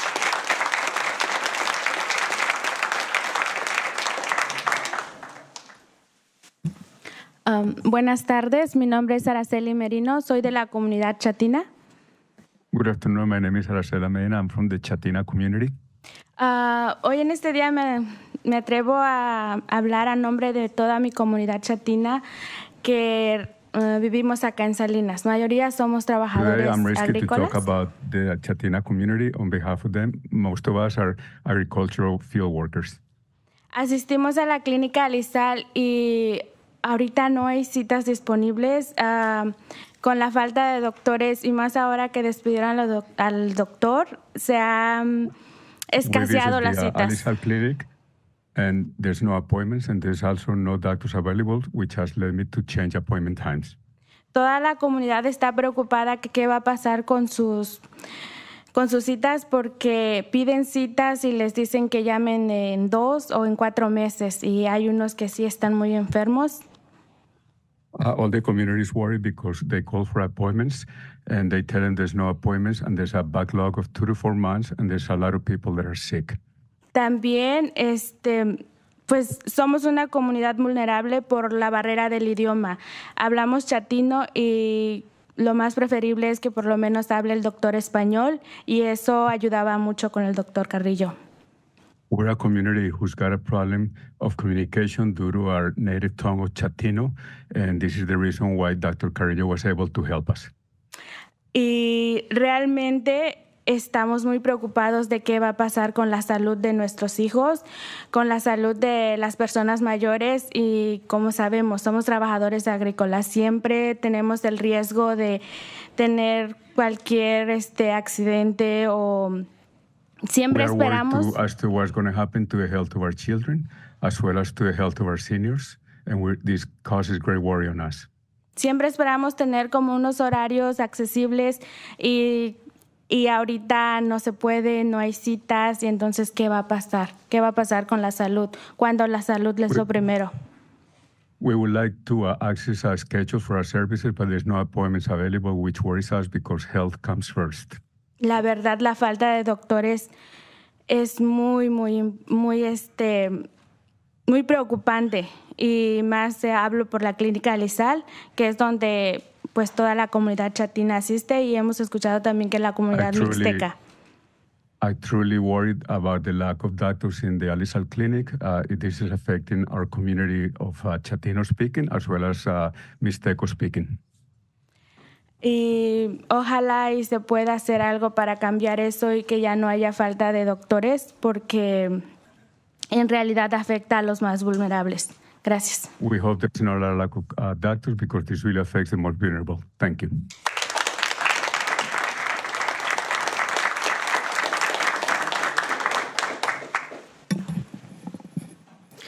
Hello, everyone. Good afternoon. My name is Clarissa Reyes Becerra, and I'm the Programs Director for Centro Binacional here in Salinas and in Greenfield.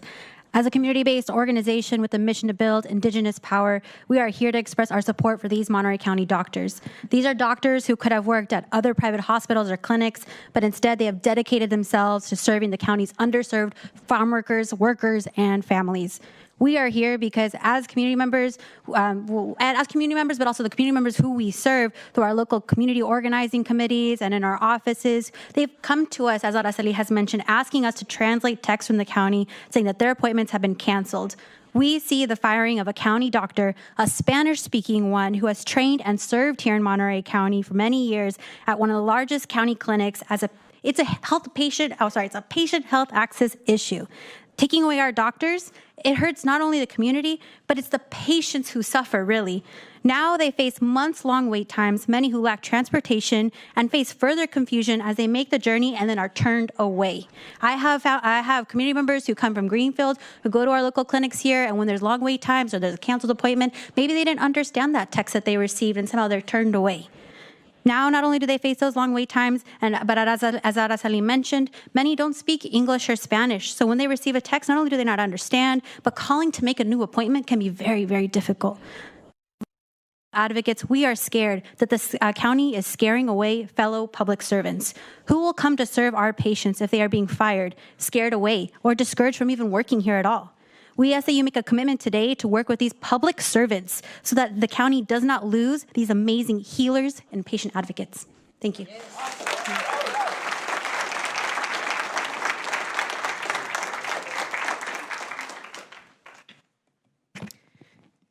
Good morning, Board of Supervisors. My name is Celica Valdez.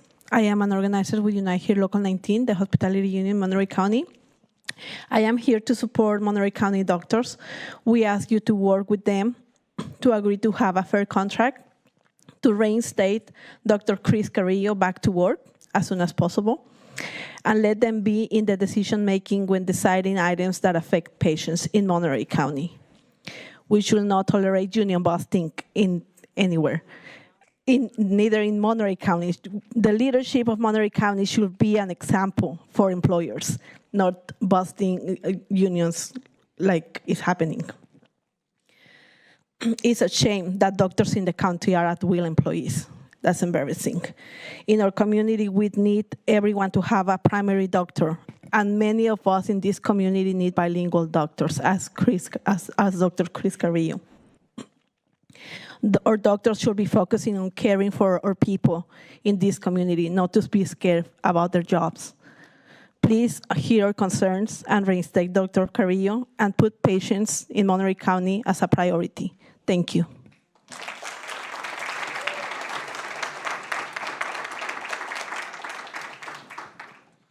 Good morning, Board of Supervisors. My name is Liam McLaughlin. I'm the political organizer with SEIU 521. As a reminder of who that is, because it's relevant today, 521 members are the frontline, county workers here in Monterey County. And in Natividad, it's everyone from the folks at the reception to the folks cleaning the halls and the bathrooms, the folks serving food in the cafeteria, as well as our medical assistants. I know we had several here today who worked directly with Dr. Carrillo. Our social workers, it's everyone who helps make the hospital work. And we're here today. We're in strong solidarity with UAPD because this is a labor issue, right? Management at Natividad and clinical services is coming after a doctor who spoke up for himself, his coworkers, his patients, and he spoke up as part of the labor movement, protecting our community and our workers. And we see what's happening here with SEIU 521, right? We see a doctor speak up and get fired, and we're not going to stand for that. The receptionists, the folks who clean the halls, the cafeteria workers, we don't only stand up when it happens to us. We stand up when it happens to the doctors. We stand up when it happens to the nurses, and we know they're going to stand up for us too. So this message is not so much for the board as it is for management and Natividad. If you come for the doctors, the janitors are going to be there fighting for them, right? And if you come for the janitors, the doctors are going to be there fighting for them. We're part of this labor movement, and we all know, I think, in this room, how important that is right now at this time in this country. With everything that's happening, we understand solidarity here in Monterey County. It's not gonna happen here, right? We stick together. We're in support of Dr. Carrillo. We're in support of the physicians union. We're in support of the nurses who are here today. We're in support of Local 19 who's here today, the hotel workers. We understand that working people drive this country. We're here for them. Thank you. Thank you.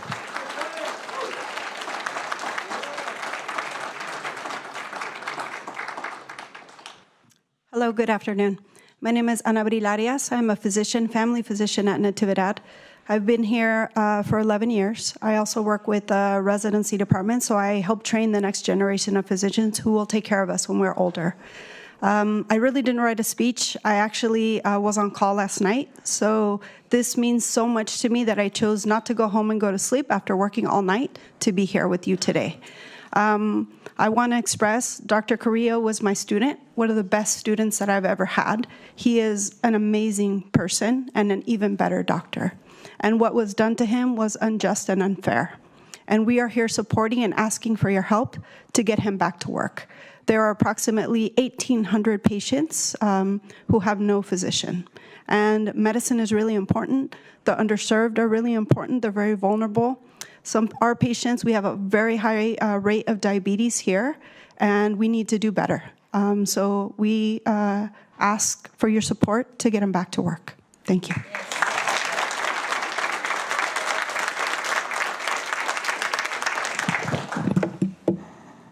Good afternoon. My name is Maria Vallejo Agredano. I'm a family physician at Alisal Center, and I'm privileged to work besides Dr. Carrillo.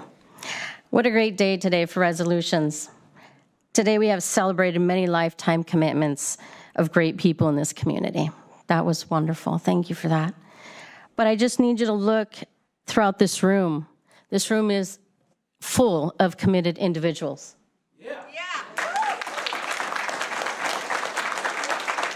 in which I have been honored and privileged to work with all of you. But ultimately, we need your help. We need your help to help us achieve a peaceful work environment that is safe for myself, my colleagues, our staff, and most of all, our patients. We need to retain our providers and staff. We need to retain Dr. Carrillo. Thank you.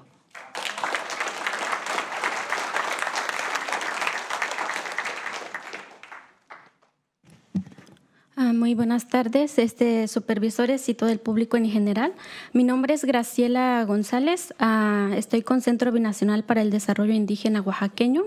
Soy de la Good comunidad afternoon to each one mixteca. of you. My name is Graciela Gonzalez, and I'm here on behalf of the Mixteca community.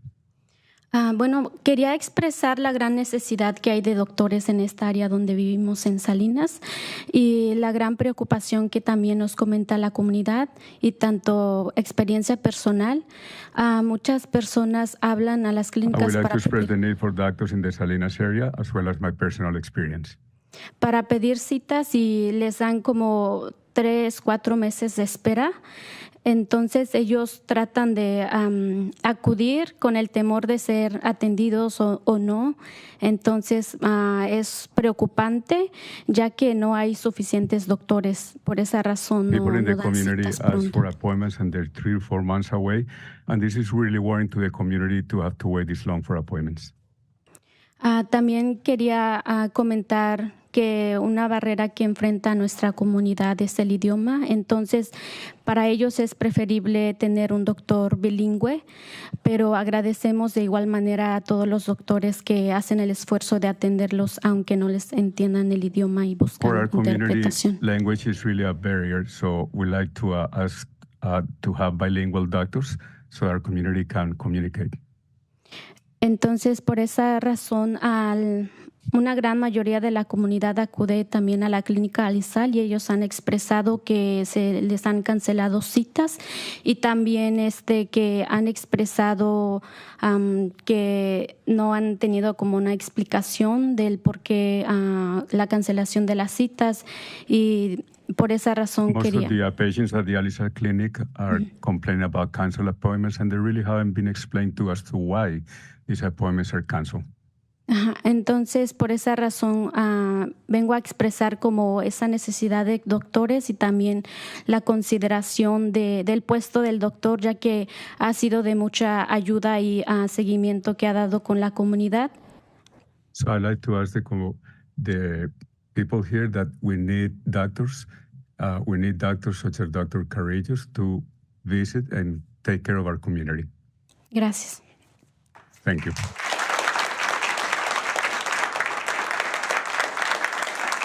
Good morning. My name is Anel Mujica, and I was an outpatient services manager who worked for Monterey County for 27 years. I am here today to urge you to investigate these current situations, as this is only the tip of the iceberg. During my tenure, I heard the injustices firsthand. I was continuously silenced when I spoke out or my concerns minimized. At the time, I simply couldn't do much as I needed my job. I did what I could by assisting employees in their transfer to clinics under my management until I was informed that I could no longer transfer employees. I urge you to please investigate. Employees should not be afraid and intimidated to contribute, advocate, and dialogue with administrators to benefit our county patients. These clinics serve the poorest of our community. Low income does not equal lower healthcare standards. Please reinstate Dr. Carrillo and look into these unfair practices all of these employees are facing.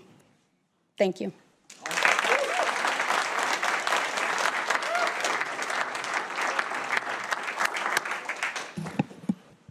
Good afternoon, Honorable Chair, Vice Chair, and honorable members of the Board of Supervisors. I speak before you today as a concerned member of the community. I am speaking in support of the doctors of Monterey County. The doctors of Monterey County are everyday heroes. They're first responders. And let's also recall that they put their lives on the line to serve the county of Monterey during the pandemic. Presently, the doctors of Monterey County suffer from several injustices that I'm hoping that you can help cure. First, the doctors of Monterey County receive pay and benefits that is well below their counterparts in the private sector and in other counties and municipal governments. Second, the doctors do not have permanent civil service protection, unlike other civil servants and public servants here in Monterey County. And third, many doctors in Monterey County do not receive cost of living allowances, which other members or employees of the county receive. And we all know that because of the high inflation in the economy, many of us are struggling to make ends meet. So today I'm urging respectfully that the Board of Supervisors pass meaningful legislation, resolutions, ordinances to support the doctors of Monterey County. Pass a resolution that supports the doctors of Monterey County, their efforts to unionize and to fight for better pay and wages. Also pass ordinances to require your Human Resources Department to conduct a salary study that'll show that the doctors here in this county are underpaid. Also pass an ordinance that will require the county to provide permanent civil service protection to the doctors of Monterey County. I thank you for your time, and I yield the rest of my time. Thank you.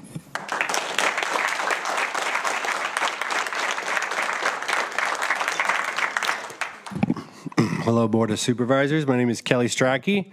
I am not a physician. I was not smart enough to be a physician, but I was smart enough to marry a physician. My wife, Ariel Wagner, she spoke earlier, and I thought, what a wonderful thing all these people have said here today. I just want to say a quick story. A few months ago, I received a call from my wife when she was driving to work. Her father, who had just moved to Salinas, was found unresponsive, and at that time we thought he was gone. My wife, instead of going to be with her father, went to work because, as she told me later, if she didn't show up to her clinic, her patients would not have been seen that day. She, along with every physician here, every janitor here, every nurse here, every person here today, including you, hate the idea of patients not being able to get the care they need. So closing the clinics today to strike is a big deal. But the greatest harm is to the patients of Salinas who have lost a great doctor and one that would have stayed here and be with them and been his doctor for decades. I urge you guys to look into this matter. Thank you so much.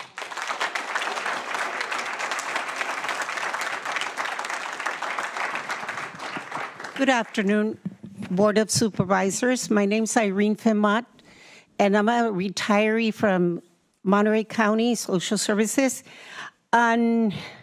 On October 19, no, it was the 20th, I received some workers from this Alisal Health clinic. I used to do the outreach for that clinic, so I know very many physicians there and retired. I had people come over to me and explain. I go, what's wrong? Their faces were like very stressed out. Oh, we can't take this. We're working under so much stress. Dr. Carrillo was fired without notice, warning, and they violated his rights. They did not let him bring any union member. And they said, no, you don't need it because you're terminated without a warning. That is a no-no. We urge you because we are voters for you. We are voters. And this was brought to one of the supervisors here, and nothing happened. On October 20th, I made a call to Robert Rivas, but they referred me to Luis Alejo because I know Robert Rivas for way back. I spoke to Jasmine, and apparently I gave out the information of Dr. Carrillo and one of the workers in the clinic, and nothing has been happened. No phone calls returned. So we are urging for you to take this into first matter and help us out. Reinstate Dr. Carrillo. You heard everybody. No doctors. The patients are struggling right now. 4 months. Thank you for your comments. Just 2 minutes. Do your Thank job with Begonia.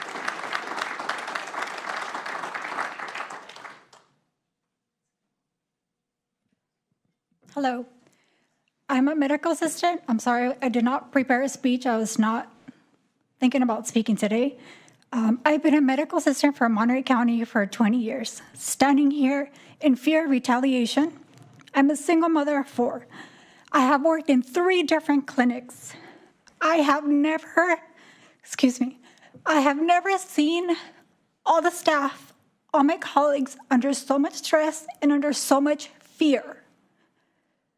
We love working for our patient population. We love our doctors because we can see how much they love our patients and love treating our community. I have never seen the clinics and so many coworkers on medications due to anxiety, due to depression, due to the pressure, being micromanaged with what we do, what we don't do, seeing how much our patients are affected. We are our providers' right hand. We work with our providers, we work with our patients, we advocate for our patients when they're fearful of speaking up to providers, to staff, to anyone. Our patients need a lot of assistance, and the providers that work with these type of patients have to have a big heart. They have to be in it because they love doing what they do and not for the money. And all of the providers that I have worked with in 3 different clinics in these past 20 years have that. And it's that love and that care that these providers are serving our patients, our underserved patients, that is getting them into better health, into their appointment, into whatever it is that they may need for a better future for themselves. All this is being affected because I can see how the appointments are being affected with our loss of providers, with our loss of Dr. Carrillo's. We have a lot of patients that are very upset. We want him back. Thank you.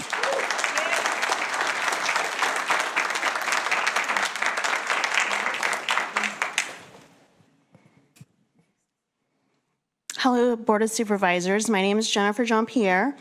I am the Chief Nurse Rep for California Nursing Association, and I'm also the board director for our district. I'm an intensive care unit nurse at Natividad Hospital, and I stand before all you in solidarity with the doctors and also with Dr. Carrillo.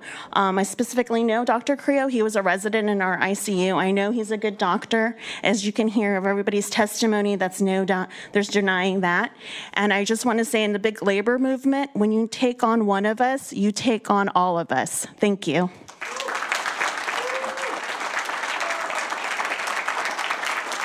Buenas tardes, ya me tengo que ir a trabajar. Trabajo en la clínica de la Alisal.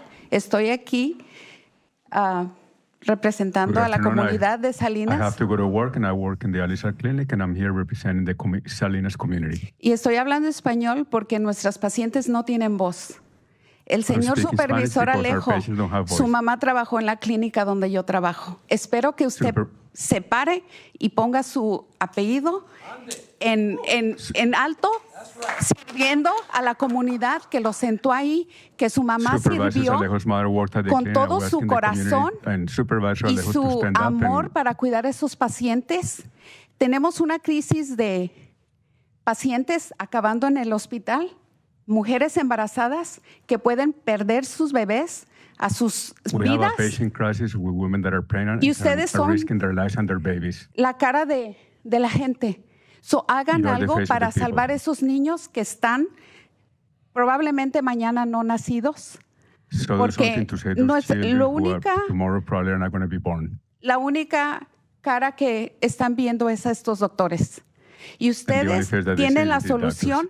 Párense y denle a la comunidad.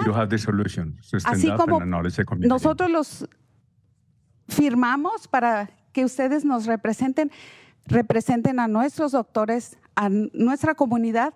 Y señor Alejo, su madre, una gran enfermera, mis respetos para ella. mis respetos para usted, porque yo sé que ustedes se van a parar y van a hacer algo para la comunidad. Los admiro por ese trabajo que esperamos que hagan. El doctor Carrillo, excelente doctor, lo queremos, lo amamos, todos estamos aquí por él. Dr. Carrillo is an excellent doctor, we love Y him, me tengo que ir porque me van a correr. Mañana quizás no voy a tener trabajo, voy a estar pidiendo desempleo porque nos callan. Tenemos miedo, estoy tomando medicamento para depresión, de tanta presión que tenemos en nuestros trabajos. Así es de que, por favor, cuídenos. Nosotros somos la cara de la comunidad. Ellos nos vienen y nos dicen dónde les duele, no tienen dinero para comer, no tienen dinero para la renta, por eso o comen o compran comida o pagan la renta. Por eso no tienen, están acabando en el hospital con infusiones de hierro porque no tienen dinero para comer. Ustedes son los representantes, por favor, hagan algo para la comunidad. Queremos al doctor Carrillo de vuelta. We want Dr. Carrillo back.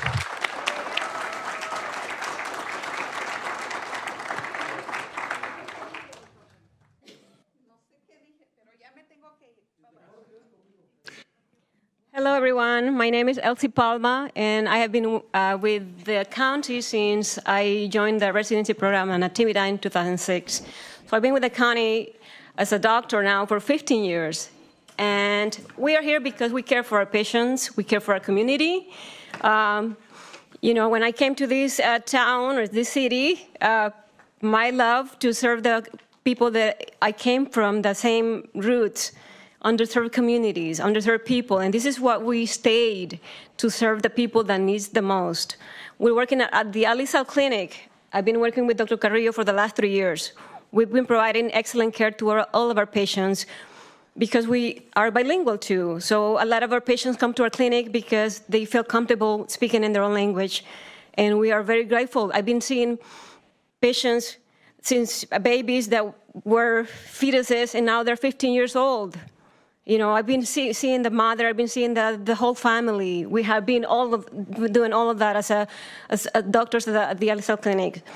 So we're here because we care about our patients. We, as doctors, we can go somewhere else, but we choose to stay with our community because we love our community. I love my patients.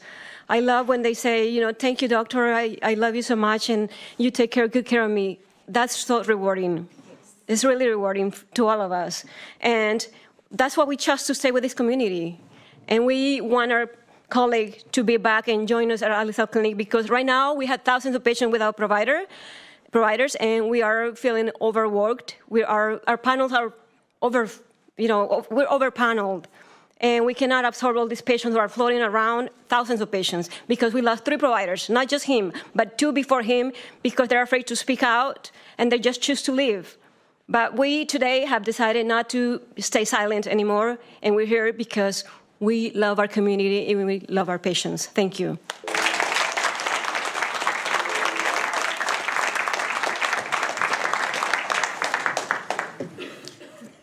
Good morning. My name is Pedro Moreno, and I'm one of the physicians here at Alisal St too. I think I know some of you already from before. I have white hair because I've been in this county for 30 years. I've been serving, like all these other physicians, colleagues of mine, serving this community, farm workers in Salinas. And today, I come to talk on behalf of all of them. Many of them cannot come here because they're still picking up strawberries for us. Some of them are working in the packing sheds right now, and some of them are right now unemployed. I see many patients of Dr. Carrillo now that he left, and the first thing they ask me is, where is Dr. Carrillo? I don't know what to answer them. And I try to provide the best care I can for them. But I am not Dr. Carrillo. They like Dr. Carrillo because his commitment to these families that he has served for 3 years. And I'm not like Dr. Carrillo because Dr. Carrillo was born and raised in this community. I am not like Dr. Carrillo because I have white hair, like I said. I don't have the strength and the passion that he has to serve this community. But I can tell you for sure that it's a big loss for this community. I will retire hopefully in the next couple of years, or maybe earlier. But Dr. Carrillo, I was talking to him before. I want you to take the torch that I've taken for 30 years in a carry-on. I told him, I think you are a leader. I think you have what it takes to make this clinic great. I think you have what it takes to serve this community. Now I ask all of you, what do I tell my patients? Thank you.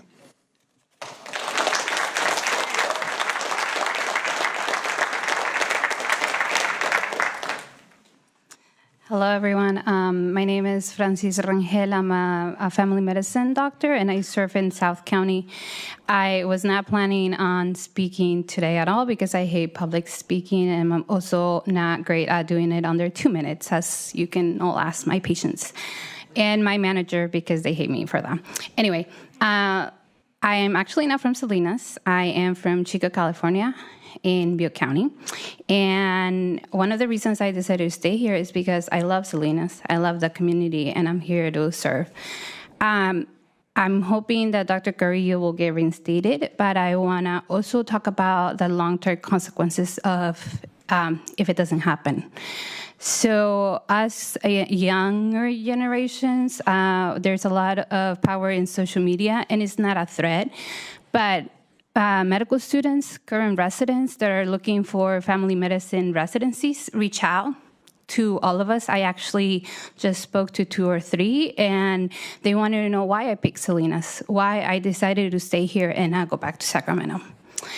And so if Dr. Carrillo doesn't get reinstated, what can I tell them?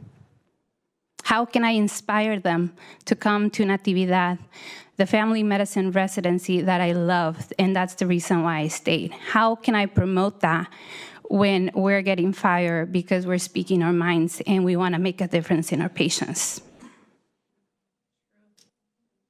And so here I leave it with something food for thought. A bunch of us will not stand for that, and we're not going to hide what's been going on here, but we're also empowering and teaching the new generations of physicians. And so if we don't do something about it, Salinas, Monterey County, we're going to lose a bunch of potential doctors that are going to serve here and are going to serve our kids and our grandkids. Thank you.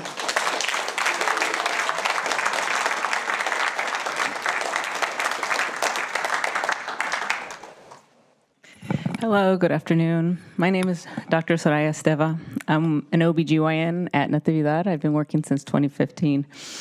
I'm really proud to be able to represent the OB department. As you may or may not know, Dr. Carrillo also took shifts and provided obstetrical care, not only in the clinic, but he came through as a resident under our training. One of the best residents I've ever had. He came with a PowerPoint presentation for a noon lecture series, and I've just been very impressed by his wonderful nature, how down to earth, and how caring he is. I've worked in Laurel Family Practice, Laurel Internal Medicine, and Seaside Clinic, and there is a vast difference in the management styles, as sometimes I had to go to Laurel Family Practice. When I raised concerns regarding disorganization, shuffling of patients, shuffling of medical assistants, and I compared it to Seaside Family Clinic, I was told that I didn't have to come back. My chief was told, don't send Dr. Esteva back. And I was appalled because I'm always here. I might say something, but it's because I want to make things better. I have a feeling this is the same scenario, and it's with the same managers that were overseeing the Alisal Clinic. I'm a lifer unless something like this happens to me, and I always tell younger people we are not immune. It's often the people who do more and who care the most who get retaliatory treatment. And I always think we need to be credentialed at other places, because I will live and die, and I will throw my body down if anyone comes in front of my patients or my patient care, especially with the rhetoric right now. And I really support Dr. Carrillo, and we need to get him reinstated because he is a valued asset. Thank you.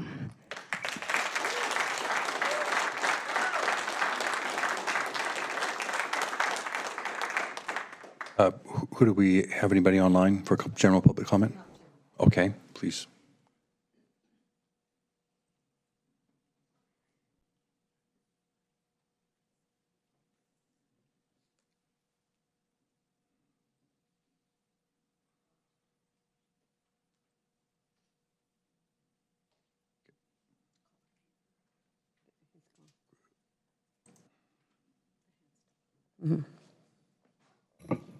Dr. Moreno?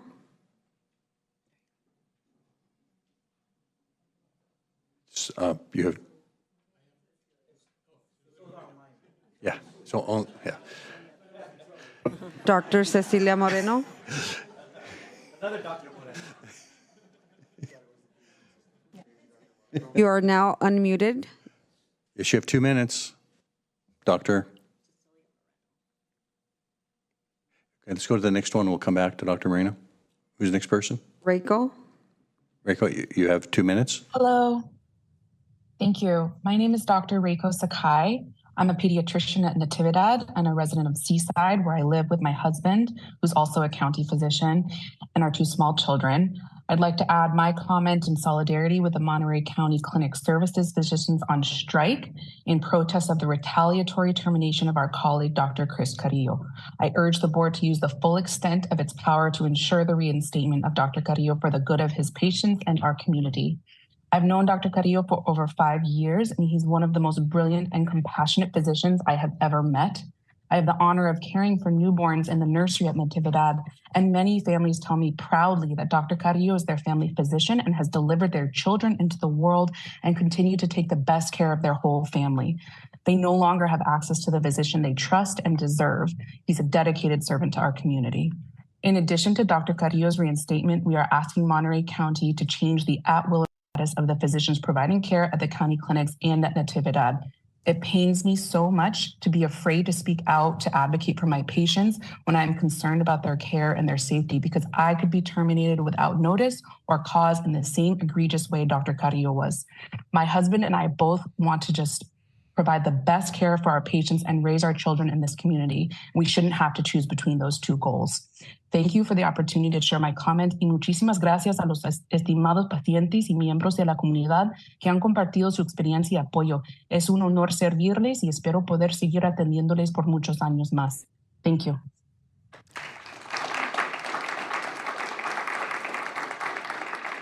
Thank you. We'll go back. Dr. Moreno, is he still online? Cecilia Moreno? Or she? I didn't quite catch their name either way. Nope. Do we have anybody else online? Okay.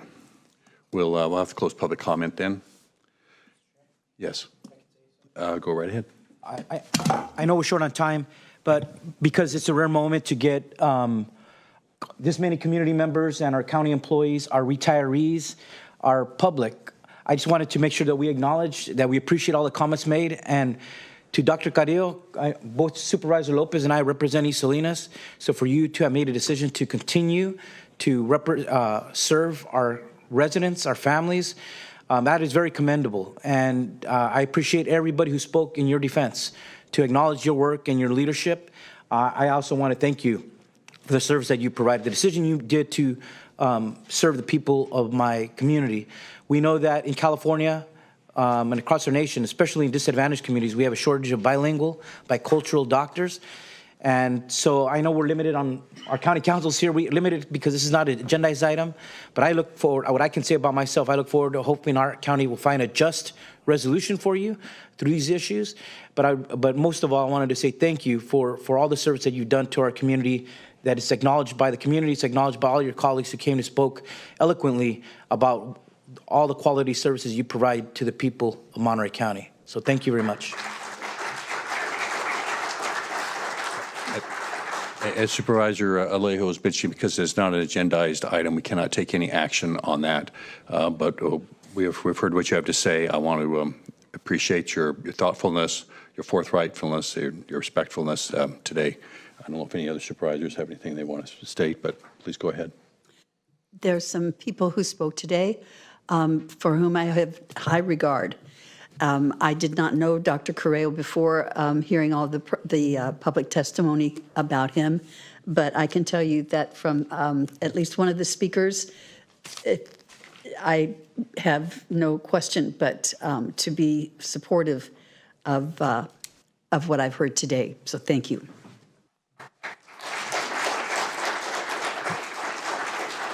And I'll just share, I know I've met with many of you several times, right, getting to this point, and I just want to appreciate everybody using their voice today. We have a lot of work to do, And I think that's been my commitment, is to be a partner in that work. So as we move forward, I just echo the comments of Supervisor Alejo, Dr. Carrillo, thank you for your commitment to our community. I think there's a lot of different issues we got to work through. I heard that on many of the calls together. So I think we're starting here today, but I appreciate everybody coming out and expressing their feelings, because I think that is the truth for what folks are experiencing on the ground. So as we move forward, we need to solve many of these issues, and I believe this board is committed to that. Again, we can't take action today, but I appreciate everybody being here today and expressing yourselves in this public way. Thank you.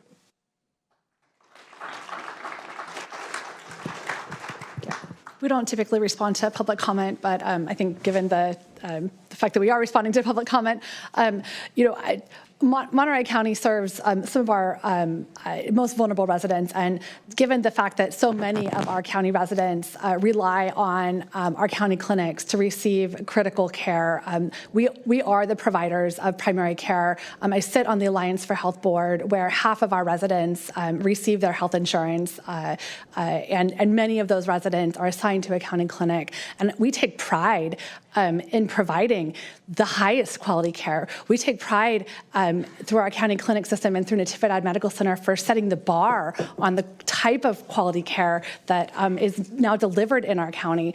And so hearing some of the comments that were made today was really challenging for me. So the notes that I've taken leaves me feeling heart is hurting, hearing some of the concerns that were raised. There were a variety of different issues that I've sort of categorized the feedback that I heard.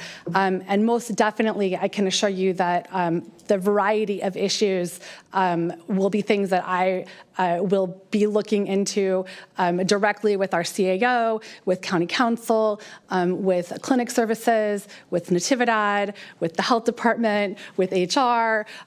There's a whole list of things there.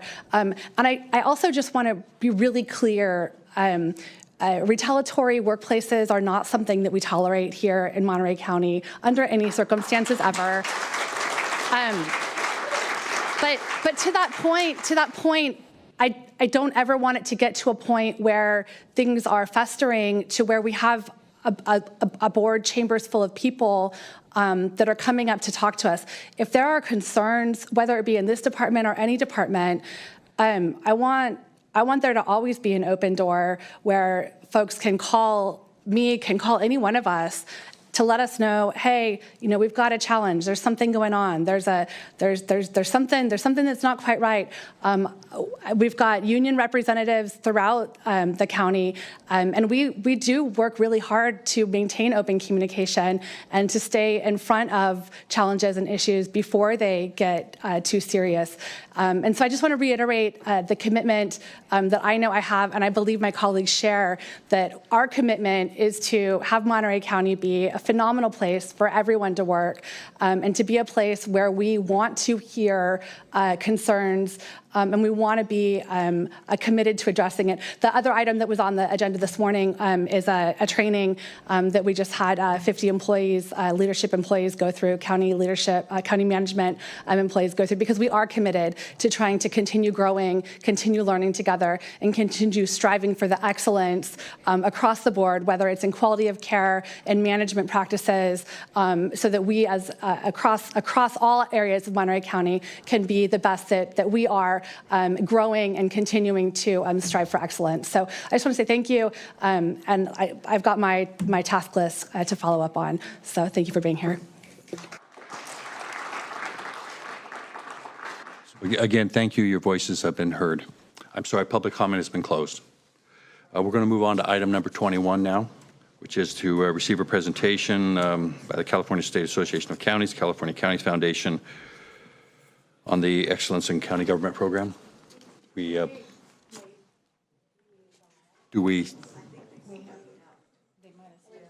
stepped out? They're coming back at 1:30? Okay. They thought it was at 1:30. Okay. Well, anyway, so we will move this to first thing up at 1:30, and for that, then we'll recess for lunch.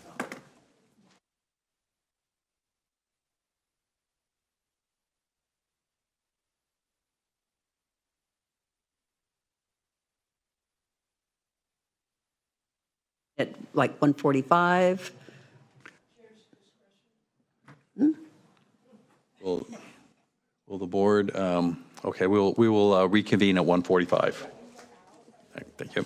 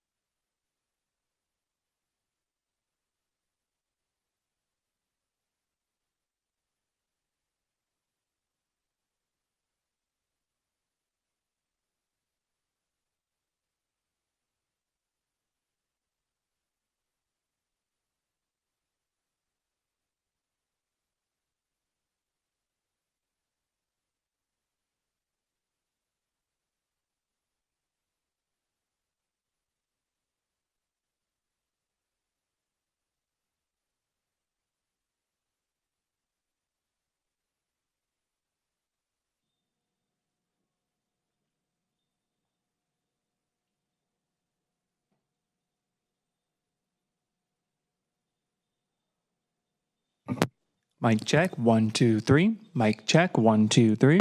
Mic check, 1, 2, 3.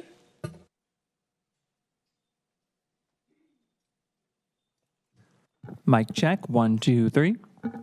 Mic check, 1, 2, 3. Mic check, 1, 2, 3.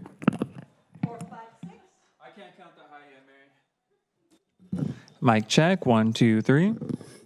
Mic check, 1, 2, 3. Mic check, 1, 2, 3.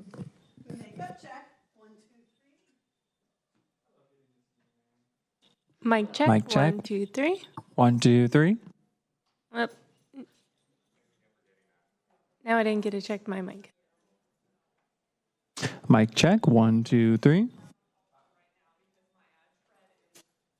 Last mic check, 1, 2, 3.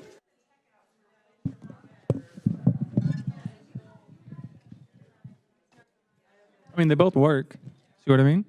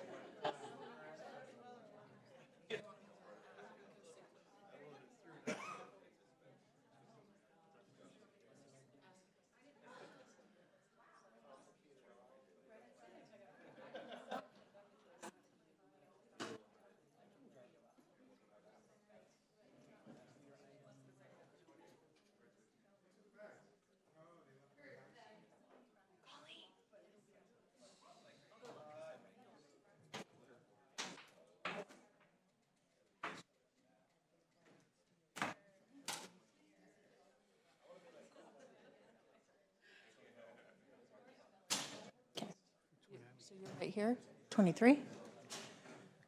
And I can sit here. And then Robbie can sit. Or, yeah, you should sit probably that way. But it'll be in the same, it'll be in the middle. 24?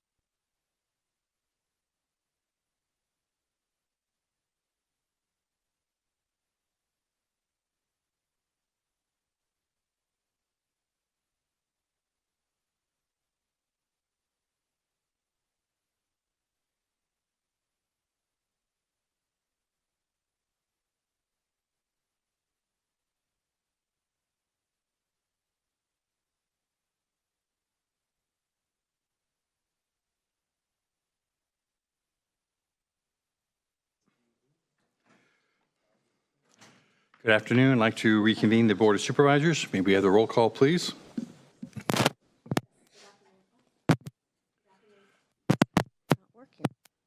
I don't think it's hearing you. Good.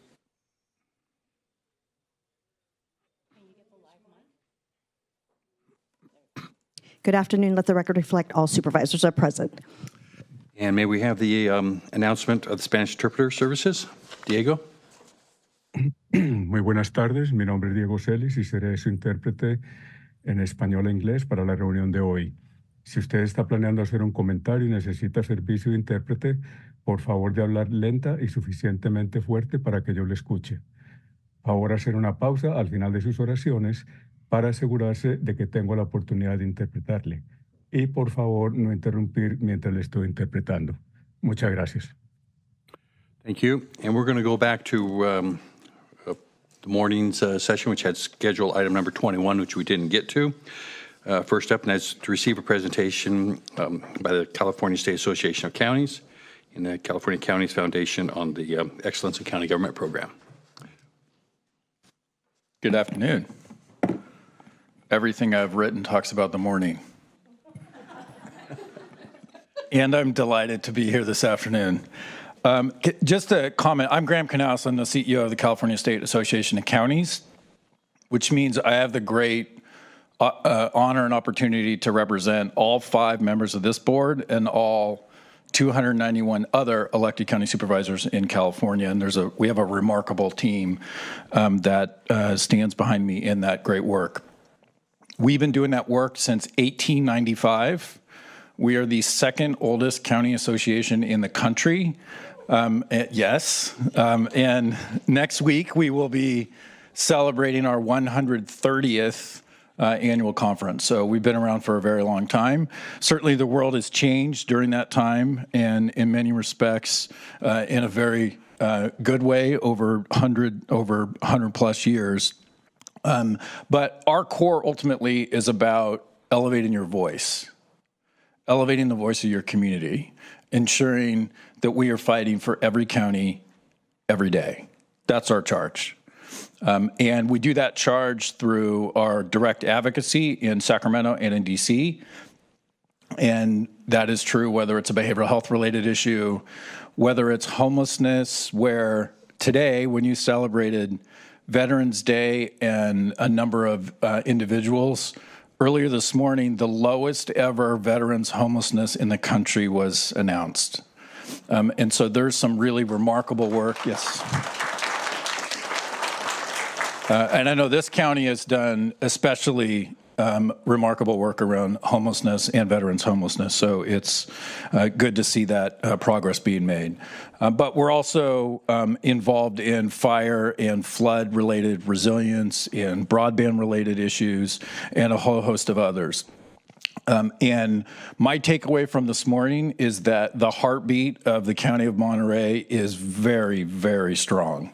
The leadership of this board and of your CAO and the county, but the many thousands of county employees and the folks in this community are serving you incredibly well.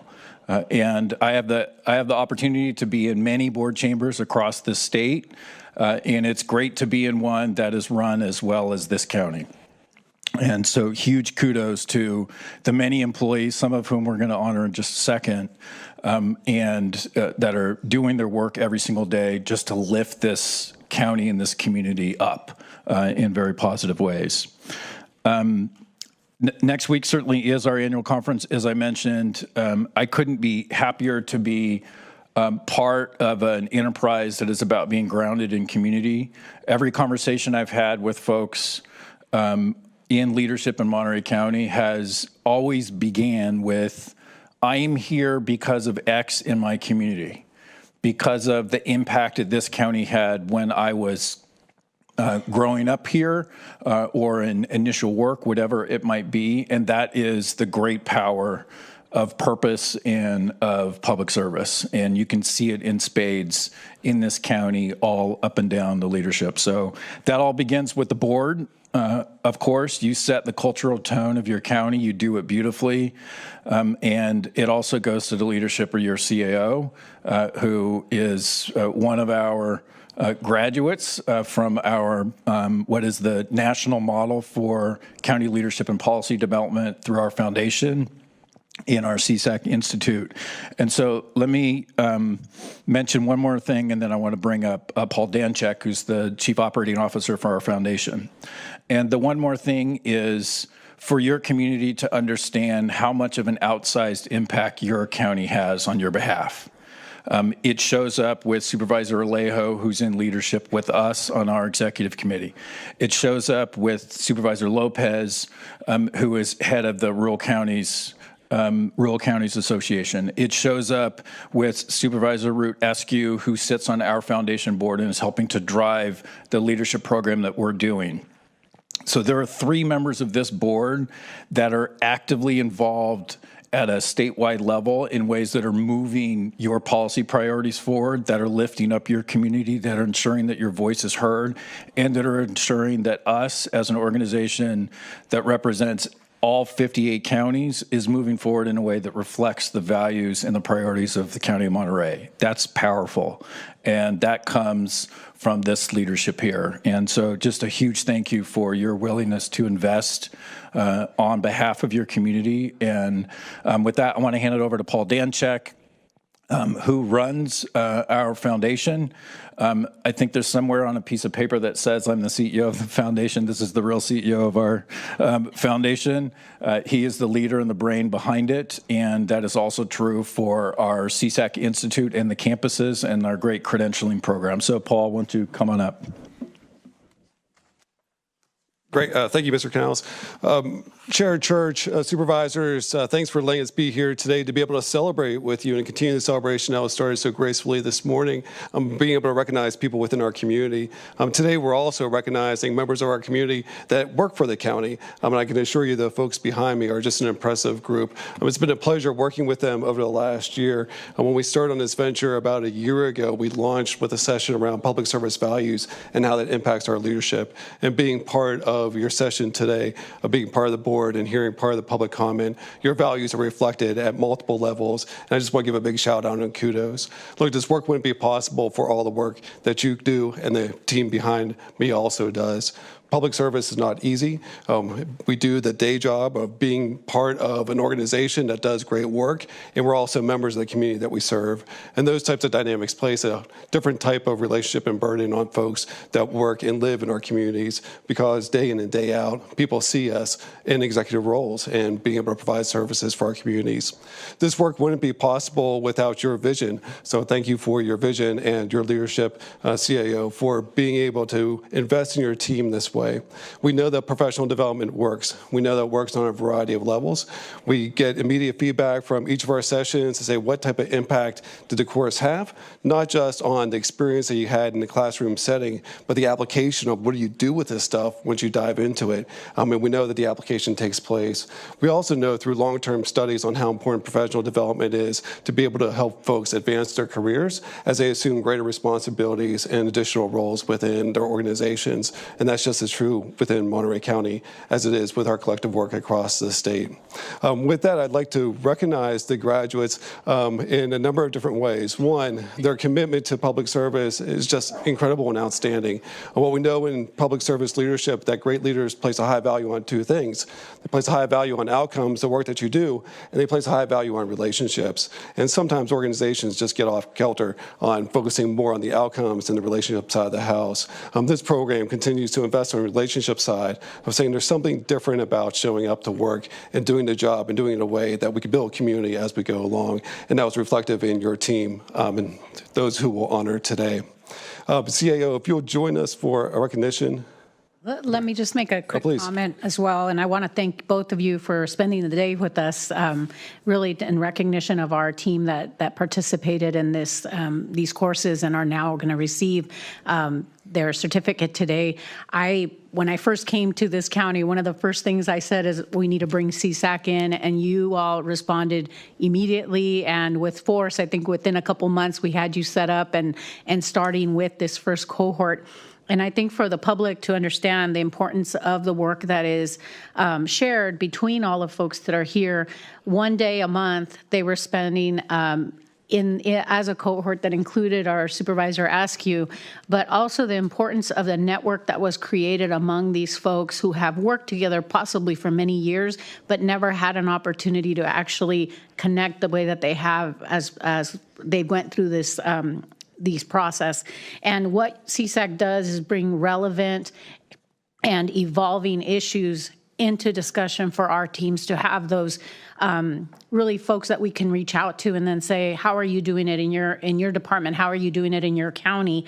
And how informative that's been to the way that we administer our work here, but then also when necessary, we're able to pivot and serve in a different way. So I just want to make sure I do thank you both for doing this, for coming to Monterey, and the fact that we're going to continue the relationship going forward is extraordinary. So thank you so much, and I will join you.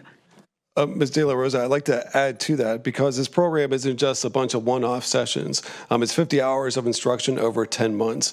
And so as we dive into recognizing leadership happens at different levels, individual, team, organization, institution, society levels, is what we continue to model within the program. So come up and join us and we'll be able to recognize the graduates. As you're coming up, I also want to give a shout out to 4 of the graduates who gave back their time to be able to welcome the new cohort coming in through an alumni panel. It was a great way to be able to tie these families together as we expand the cohort. Graduates, as you're coming up and being recognized. Yep. So I think it might be important for all the board members to be here if we're going to call up the folks and maybe have them shake their hand. Does that work? Sure. All right. Yeah, come join us. Great. Oh, yeah. No, you're good. Yeah. Oh, I think we're okay. Since this is the first time that we're doing this, I really think it's important to recognize each of you. And I know most of the time you're behind the scenes. Some of you prefer to be behind the scenes. And if Chief Keating is here, he's made it a goal to stay behind the scenes whenever possible. So I do appreciate the opportunity then to be able to acknowledge all of you. So that's why I think it's important that we shake your hand. Awesome, great. And as you're coming up, after I call your name, if you can join us by receiving your credential and shaking hands and then hanging out in this area. Then we'll take a group photo. Okay, Ken Allen. Jamie Ayala. Susan Blitch.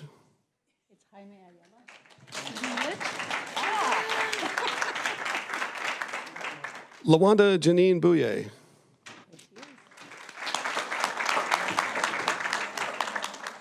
Cindy Burham.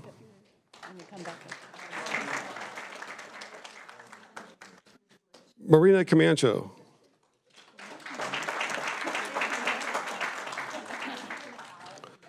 Giovanni Luna Carrera.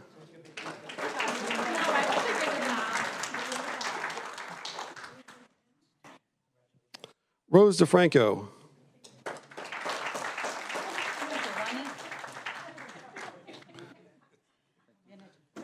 Jackson Dye.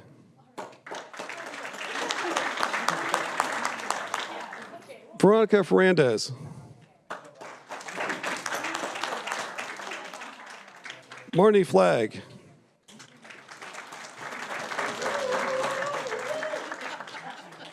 Brandon Gates. Heather Healy. Ariana Hurtado. Eva Maria Geronimo.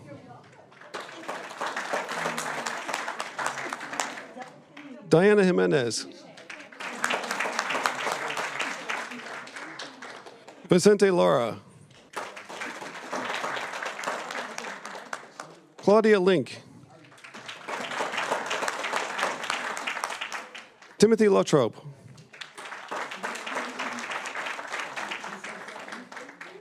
Amelia Mabel.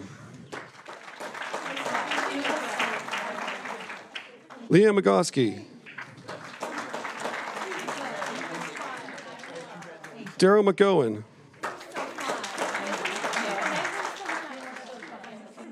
Ryan McGurk.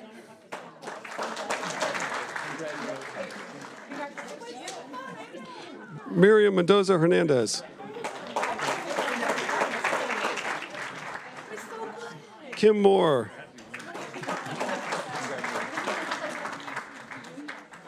Jean-Jacques Murphy.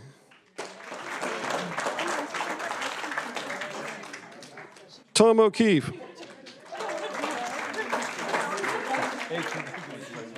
Richard O. Ordenez. Excellent. Christina Parson. Nick Pasculi. Jose Ramirez. Nicole Reed. Melanie Rhodes. Emilio Saavedra. Marnie Sandoval.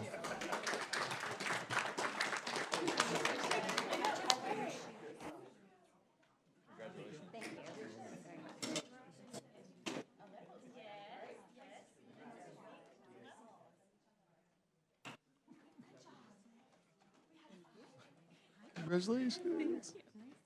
Good to see you too. Prasad Sindh.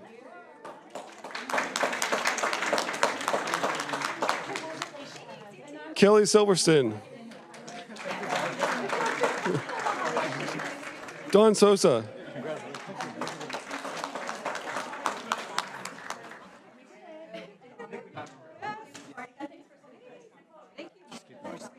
Craig Spencer.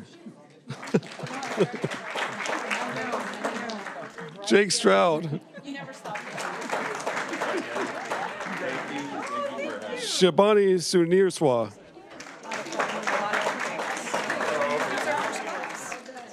Roxanne Wilson.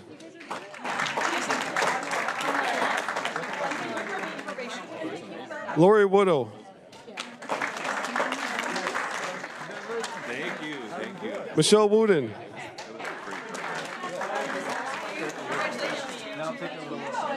Hey, Jake. Work on that.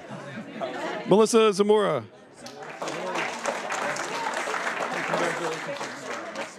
Alex Gang. And Supervisor Askew. Congratulations all.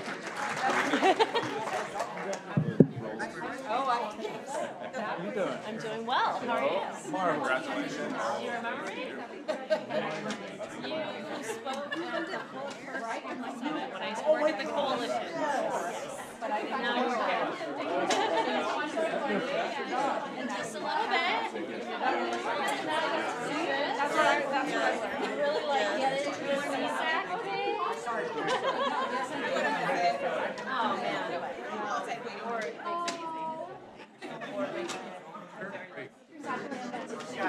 Thank you. Thank you. A ver, Jaime and Ken.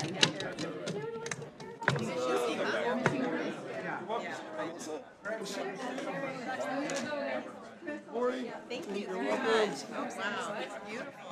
How nice. Thank you. It was very fun to get to know you in that class. Thank you. I really Thank you. Congratulations. Thank you. Well done.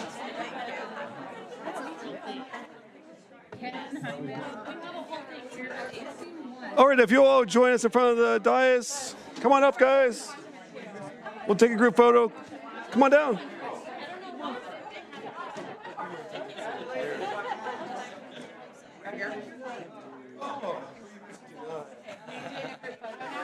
All right. I don't know how you're going to do this.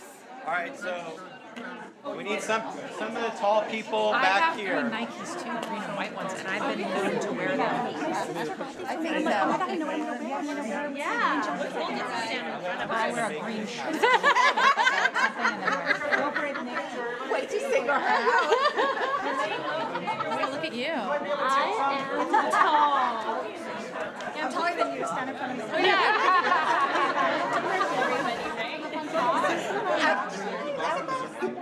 O sea, I still don't even. Didn't do it. that wide. So tall people, Greg, maybe. More behind?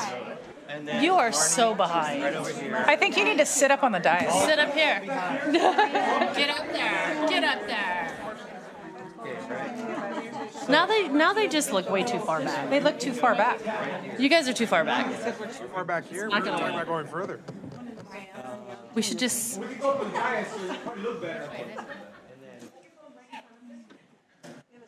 This kind of feels like girls in the front, guys in the back. That's not. So, when you guys come in there, I need some of you. We're gonna do. As we're all being organized related to the picture, I do want to highlight that in addition to all these incredible county employees and leaders that have done this, so too has Supervisor Root Askew, who's on my left. I'd like to present this to you as well. Oh, thank you. Okay, so I need 1 or 2 more. minutes. How about Jack? And why don't you three come in? This is Nick Pascoli's worst dream. No, we're not going to block anybody. Come back here. Come back here. Jack, why don't you over here? Now here's the trick. You have a window, find your window. I have no window. This is my window, right in between. Right there. Okay. If you can't see me, I can't see you. Just push me. Right here. Which window are we looking at?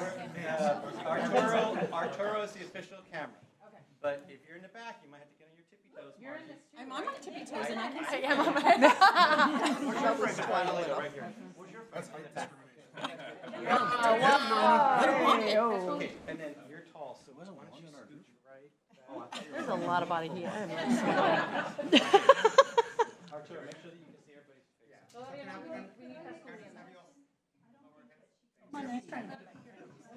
Ready? 1.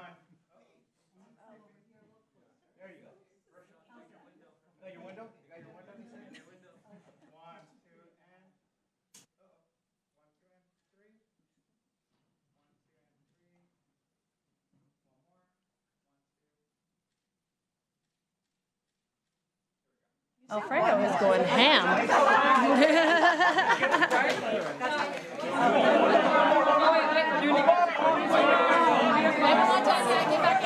Okay. Get back in there, y'all. We're not done yet. Find your window.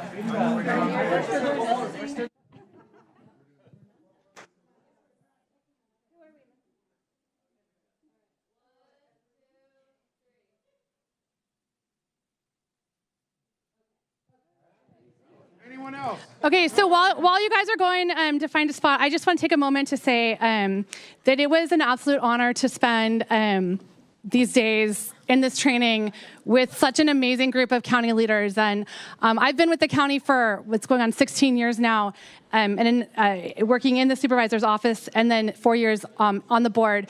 And I just want to say that having the chance to hear the conversations from across all the different departments and know that we have such committed county leaders, the work that you guys are doing and the way in which your mission-driven commitment to taking care of our county, it just gives me so much confidence and so much faith that our county, across the board, across all 26 departments, like, we're in phenomenal hands. And sometimes it feels like the weight of responsibility sits heavy on my shoulders. But every day when I would leave those training workshops, like, I just breathed easier and more confidently, knowing that, like, the weight that I feel is shared evenly. And there's so many of us doing the work, committed not just to doing the work, but to doing it into the future and doing it with a growth mindset, doing it knowing that we're in this together, doing the work knowing that we're going to figure out how to do it collectively across the silos, doing it knowing that, like, the care that I have for the community that I serve is shared as deeply by Roxanne as it is by Jack, as it is by Claudia, as it is by Roderick. I mean, it's just that the reason that we're all showing up to work every day is shared with the same depth, and that you're all going and sharing that with everyone that you're working with as well. And so, Sonia, to be able to make this kind of investment in our workforce, that we get to be the first 55 that are sharing this time with one another, but there's more, and there's more coming. And that as a county, we're going to keep investing in our people, and we're going to keep investing in a growth mindset so that collectively we can continue to raise the bar on the excellence in our delivery of service, and the excellence and the quality of care and the quality of service that all of our residents are going to receive. And we get to be sort of the first ones on that path. So thank you for making that commitment, and thank you for helping us to drive that commitment forward. It's an honor. It's an absolute honor to work with you and for you and for this county. So thank you. And I'm so glad you all came back this afternoon so we could be together. We need to have more reunions. Appreciate you. Love you. And thank you to CSAC for making these programs available to us. And if you have ideas for other programs and other needs and other opportunities, please keep bringing them back to us so that we can keep making ongoing investments in the leadership development of all of our county employees, because that's what's going to make us better as we move forward. Thanks. If you haven't yet, NACO, which is the National Association of Counties, also has a high-performance academy that you can go to, and it's really, it's in cohorts. That one goes weekly, so it is an investment of time, mostly managing yourself because it is online, and then you'll get to know cohorts, or your cohorts will actually be part of other people in other states and other counties, and that'll expand your network even further and give you more tidbits of what to do when it comes to leadership challenges you may be having. But the better piece is you get to also share your challenges with them, and they kind of take them apart with you, and it makes you an even better leader because you aren't alone, and so many of us are going through very similar things, not just across the state, but also across the nation. And it's a breath of fresh air to actually be able to speak to those other folks and learn that you are definitely not alone in all of this. So thank you all so much for the investment of time. And truly, when you can, get together, because you've formed a relationship that few are able to do. And the fact that we're going to be able to do this one more time is just extraordinary. So thank you all so much. It is an honor to work with each of you. As I see all your faces and everybody that you all work with, I mean, I'm invested in this county. We live county, and I truly, truly appreciate that each of you are spending the time to become even better at what you do, but just that you're darn good people, quite frankly. Thank you. That's right. County is community. The best way to build your workforce is from and with the community that you're in. That's exactly what this program does. And it does it because you have leadership in this county on the dais and with Sonia and in every department that makes it a priority. That's not the case in every place in the state, but it's absolutely the case here in Monterey. So huge round of applause for all of you for the great work you've done. Thank you all very much.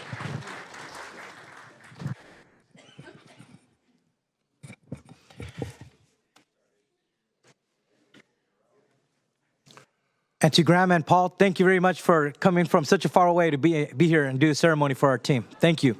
Yes, thank you very much. With that, we will move on to scheduled matters item 22, which is receive a report on financing options for priority capital projects. And Mr. Vega is already up here ready to go. I didn't see you up there. Yeah, I was stealthy, right? All right, thank you for that. All right, so good afternoon. So today the topic of conversation is debt priorities for capital projects. As you recall, this conversation started months ago, and the last iteration of this happened on October 8th, when the Public Works Department actually presented the list of the total projects for the county in the form of the CIP, Capital Improvement Program project. So they presented that list to the Board of Supervisors, and the Board of Supervisors actually prioritized 7 projects for that purpose. And I think, yeah, if you could share the screen for this computer, that would be great. Yeah, all right, thank you. So that's what prompted this conversation today. So today, what we're gonna do is that I will be presenting just an overview of why we are here, how the debt issuance works for the county, in terms of the policy for the county. Then KNN, David Leifer and Bobby Chong from that firm will be presenting to you the financial scenarios related to the 7 prioritized projects that the board gave us direction on October 8th. And then after that, you will receive a presentation from the Public Works Department that will give you details about the projects themselves, so that you have an understanding and refresh your memory about what those projects are and the scope of the projects, how large they are, and how that falls within the overall scope of what we're presenting today. So hopefully after all of that, you have enough information to be able to provide direction, specifically for one critical project that we will discuss during the presentation, where we have to make a decision as a county, whether we move forward with that project or not. So with that, this is the order of presentation that I used to describe recently, so I will skip that slide. I will also skip this slide. In essence, it's just a memo from 2017 that delineates what the roles of the county are, but I think this slide does a much better job of doing that. So as we're exploring for the issuance of debt as a county, based on the county's financial policies, we have different roles that have to be fulfilled for that issuance of debt. Beginning with the CAO's office, where we coordinate the issuance of debt, also work with the municipal advisors to provide you the best recommendation possible. We also work in presenting the information to the Debt Advisory Committee, who actually provides your recommendation as to whether it makes sense to issue debt or not on a long-term basis. And then the auditor controller also has a role after the debt has been issued. If the board decides to do that, then that actually will be administering the actual accounting activities and disclosures. And also the treasurer tax collector has a role in this, which I will not read for you. You could actually see it on the slide. So the municipal advisor that will make a presentation for you earlier, these are the roles that they perform, and they have a slide in their deck for that. So I'm going to skip that. I'll let them speak to that effect. And I also described earlier in the previous slide what the role of the CAO's office is, but I also want to emphasize that after we make this presentation to you, and as the Debt Advisory Committee receives information about the potential issuance of debt, they could also provide you a recommendation as to whether or not something like this will make sense going forward for the county. So as of today, the county has various types of obligations. We have certificates of participation and other types of bonds, but today what we'll be focusing is the potential issuance of certificates of participation. The slide that you see in front of you actually shows the current outstanding debt that we have in the forms of certificates of participation. We have actually 3 issuances, 2015, 2017, and 2019.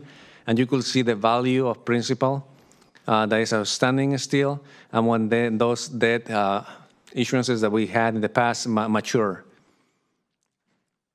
This is a different depiction of that debt that the county has incurred over the last few fiscal years, and the debt service payments on an annual basis.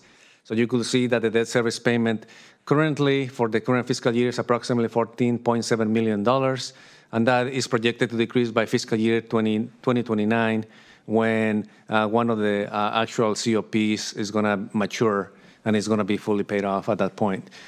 But this is just an indication so that you see that, and in the out years, we anticipate that that debt balance will be reduced until 2046, where we have a debt service payment of approximately $2.9 million. Other county obligations that we also have that are not obligations of the general fund are also presented for you here on this slide. I will not go over in detail on that because those in general are not a significant portion of debt for the county, and in some instances it's not the obligation of the general fund. It's just the obligation of other funds. So one of the important considerations as you look at the presentations that you will receive today from KNN and everybody else is what is the capacity of the county to issue debt. And I think that the most important component of this is going to be the affordability aspect of it, whether or not the county has the budgetary capacity and resources, that means revenue, to be able to repay this debt. Because as you know, when you're issuing debt in your personal lives, for example, you want to purchase a home, you are looking at how much do you make and also what other obligations you have, and do you have the collateral, right? So in the instance of your loan for a mortgage, your collateral will be your home. And the instance of the county for collateral, we will have to use county assets or facilities that could be used to be able to issue certificates of participation. But I think that when you look at all of this, the most important aspect of all of this is going to be, do we have the ability to pay that debt in the long term and the revenue to pay it? So the board, during the October 8 meeting, prioritized these projects that you see here in front of you. Those are highlighted in yellow and labeled projects A through D on this table are the ones that, as a staff working with KNN, believe that are the more suitable for issuance of debt if the county wanted to issue debt. The remaining three projects, projects E through G, are smaller in scope, and the need that will be necessary in the future is smaller in nature. So we don't recommend that we issue debt for that in the long run. We actually recommend that we use one-time funds that the county will accumulate on a year-by-year basis to be able to fund these projects. And in fact, when we bring the budget end of year report to this board in about 3 or 4 weeks from now, in early December, we will be making a recommendation to use some of that one-time funding to be able to fund these projects. There is one caveat to that. The caveat that you look at this project D, you see a big $200 million for that project, right? That project actually is going to be broken down into 4 different components when you see other slides from KNN, because we have what they call the Mental Health Rehabilitation Center, the MHRC.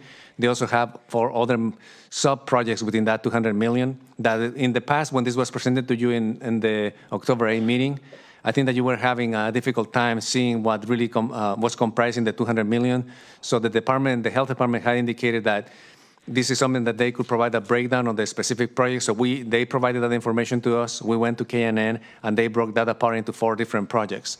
So when you look at that project for the Constitution Parcel project, you're going to see 4 different projects. But the one where it is important to make a decision by the board soon is that MHRC project. That is approximately $75 million out of these $200 million that you see here. And out of that $75 million, the county has received a $20 million grant for this project. And I think that that's one of the items that actually was trailed for this afternoon from the consent calendar, where you will be able to make a determination whether or not you will accept those funds, right? And if you accept those funds, we are going to be on a very short time frame on actually developing the concept for that project and actually building it and getting it up and going. Because by 2027, the $20 million grant that we receive had to be spent, and we will have to be, actually we will have to occupy the building by that time as well in 2027. So with that, I think that's one of the big caveats. The other caveat here is that for Project G, as you see here on the one that says South County Ag Commissioners Facility Development, we received information from Public Works last week that they are going to be looking at re-looking at this project and actually designing a project that will meet the short-term needs of the Ag Commissioners Department. So this project is being redone, redesigned. So the need for capital that is shown here on the screen right now is not at this point necessary. They believe that they have the necessary resources to be able to move forward with the short-term needs of that for that project. And then they will bring back, as they do the facility master plan for the entire county, something more comprehensive to consider that as well. So those are the things that have changed since the last time that we met with the board on October 8th.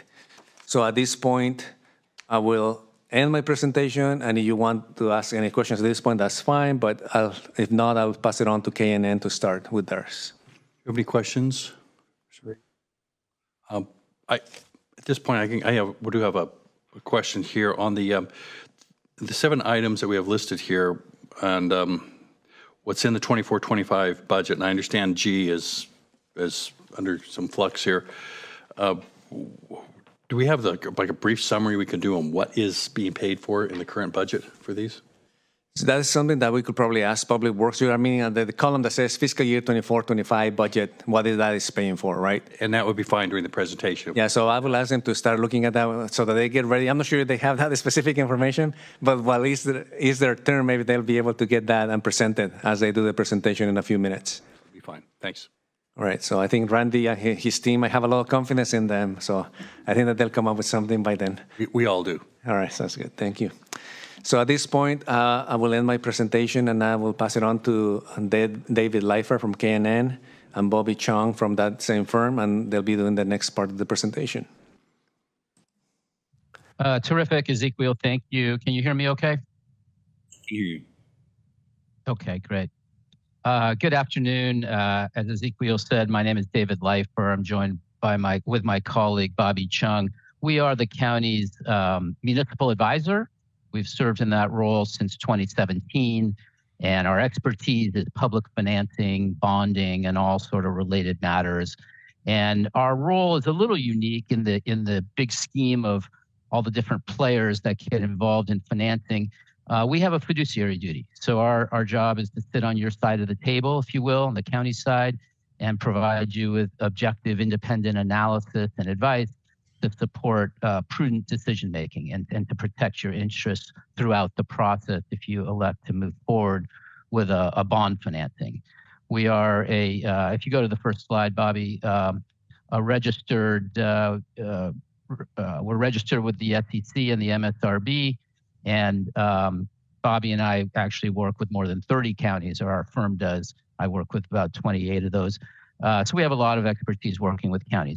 My goal today, and our goal today really is, as Ezequiel said, is to provide a sense of the cost of using bond financing for, we've looked at 4 scenarios for the projects that Ezequiel has laid out. And as he, I think, aptly said, the issue is really going to be a question of budgetary capacity. The market will probably be willing to lend you more money than you want to borrow. That's not a surprise. You're an excellent credit. You're going to be very highly rated. You don't issue bonds a lot, which is a favorable factor. You don't have a huge debt load. So all of these things contribute to the market's willingness to lend you money, and hopefully to lend you money at an attractive interest rate. But the real question is, how much, from a budget point of view, do you feel you can afford? And that's what we're going to try and dimension for you today, so you can set some priorities and look at the big picture, because we never want to just issue one bond issue for one project without thinking about what's coming next. Better to look at it holistically, maybe a 5-year look at all of your needs, and then make a decision. Okay, next slide. So working with staff, we have come up with 4 scenarios, 4 financing scenarios. This doesn't mean that we couldn't do other ones, but it's a starting point. And I've summarized them here on this page, scenarios 1, 2, 3, and 4, and I'm going to go through each one individually. You can see the first one is a financing of just the Seaside project on Broadway.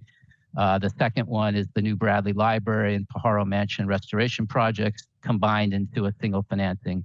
The third one is those multiple projects that were mentioned that constitute the Constitution parcel project, basically, but there's multiple projects there. And then the fourth one is a potential energy resiliency and generation project financing that I know is being sort of considered separately, but we want to put it on the table so you see the big picture. If we can go to the next slide. Yeah, also, just want to take a second. David, if you don't mind, sorry for interrupting you. So what I wanted to add Please, also, no, not at all. while you go into the next slides, is that as you will look on the scenarios for the MHRC and the Constitution project itself, the slide that I have presented to you had a $200 million target, right? And when you see this presentation from KNN, you're going to see a target of approximately 195 million or so.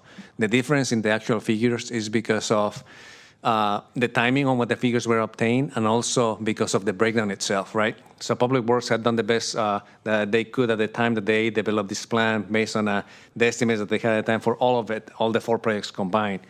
We obtained the figures for the 195 million from the health department at a different point in time. But I think that it will give you a very good idea of where we are with the financing scenario, even though the numbers will be different. So I don't want you to be confused by that part of it. So that's why I wanted to make sure that we made that point clear.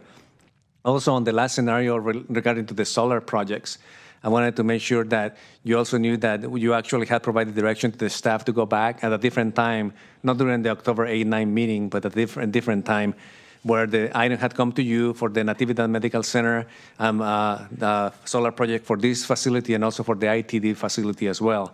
And since we were going to be making this presentation about capital projects, we wanted to make sure that we also rolled that in for the solar project so that you could look at all of it comprehensively and not on a piecemeal approach. So I just wanted to say that I should have said in the previous presentation. So thank you for that, David. Please go ahead and continue. Thank you. Yeah, that's helpful to put it in perspective. And of course, all the numbers here are estimates based on the best information we have, both on project cost and, of course, on the market and interest rates. So if we move to this next slide on page 3, just real brief, high-level overview on what a certificate of participation is. That was mentioned several times. And it's a form of debt that the county has used effectively, as many cities and counties do. And it's unique in that it doesn't require voter approval. And that's why it's used so commonly by local governments that are permitted to use it. And in order to avoid voter approval, where voters would have to vote on an ad valorem property tax for a general obligation bond, here it's the general fund that is pledged to repay the debt. And there's a covenant to budget and appropriate the lease payments annually. And there's a piece of real property, as was mentioned previously, that serves as a leased asset. So it's a form of lease financing, basically. And the leased asset can be any existing county asset that isn't already pledged, or in some cases, it could be the project that you're going to finance with the borrowing, though there's some additional cost to using that we'd have to capitalize interest for a period of time. And these can be issued as tax-exempt obligations, which I'm going to explain in 1 minute. But why do we use financing, or local governments? They do it to spread the cost of a capital project over the life of the asset, basically, and ensure that those costs are paid over time by those who benefit, from the project. And often it's a tool that can achieve some savings when the cost of borrowing is lower than, say, the cost of construction inflation or even the rate of earnings on your cash.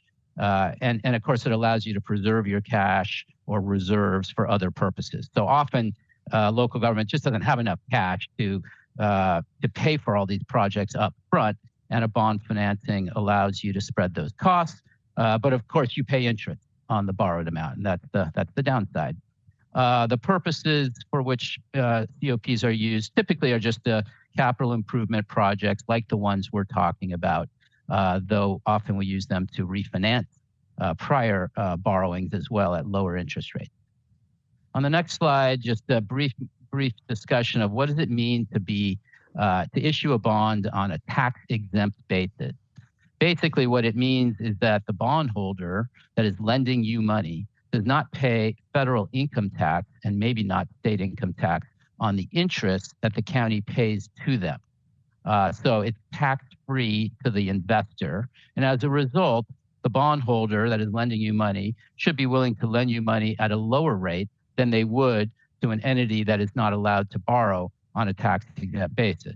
And the federal, Treasury tax code allows municipal issuers largely, not private sector issuers, to raise capital on a preferred basis, basically at a lower interest rate as compared to the cost of capital that a corporation would pay, for a similar bond. So it's a preference. It exists. It has existed for many years for local government.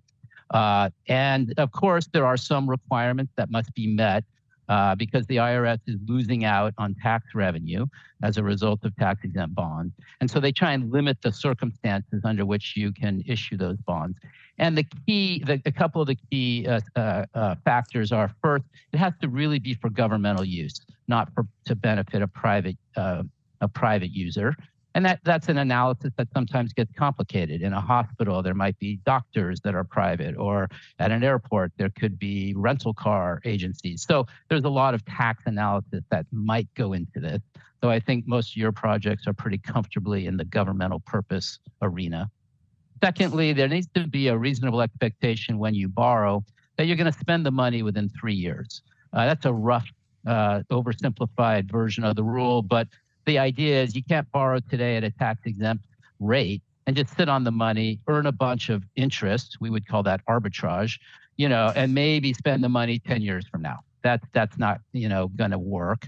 And so we need to line the borrowing up with your expected use of the proceeds. And so we can borrow for 3 years worth of expenses. And if you have a project that's really going to go on for 7 years, then there might be a second borrowing, say 3 or 4 years down the road. And I think those are the key points I wanted to raise about tax law.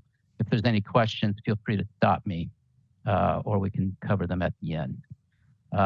So on this next slide, we're going to start just looking at the actual financing scenarios. Number one was the Seaside office replacement project. Here, we're assuming an issuance date in 2027.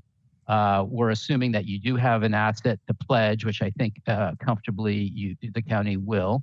So there's no capitalized interest. We've assumed a 30-year term borrowing. That's about the longest one would go comfortably with a municipal bond. You could go shorter, 20 years or 25 years. And just like with a home mortgage, the longer the borrowing, the lower the annual payment.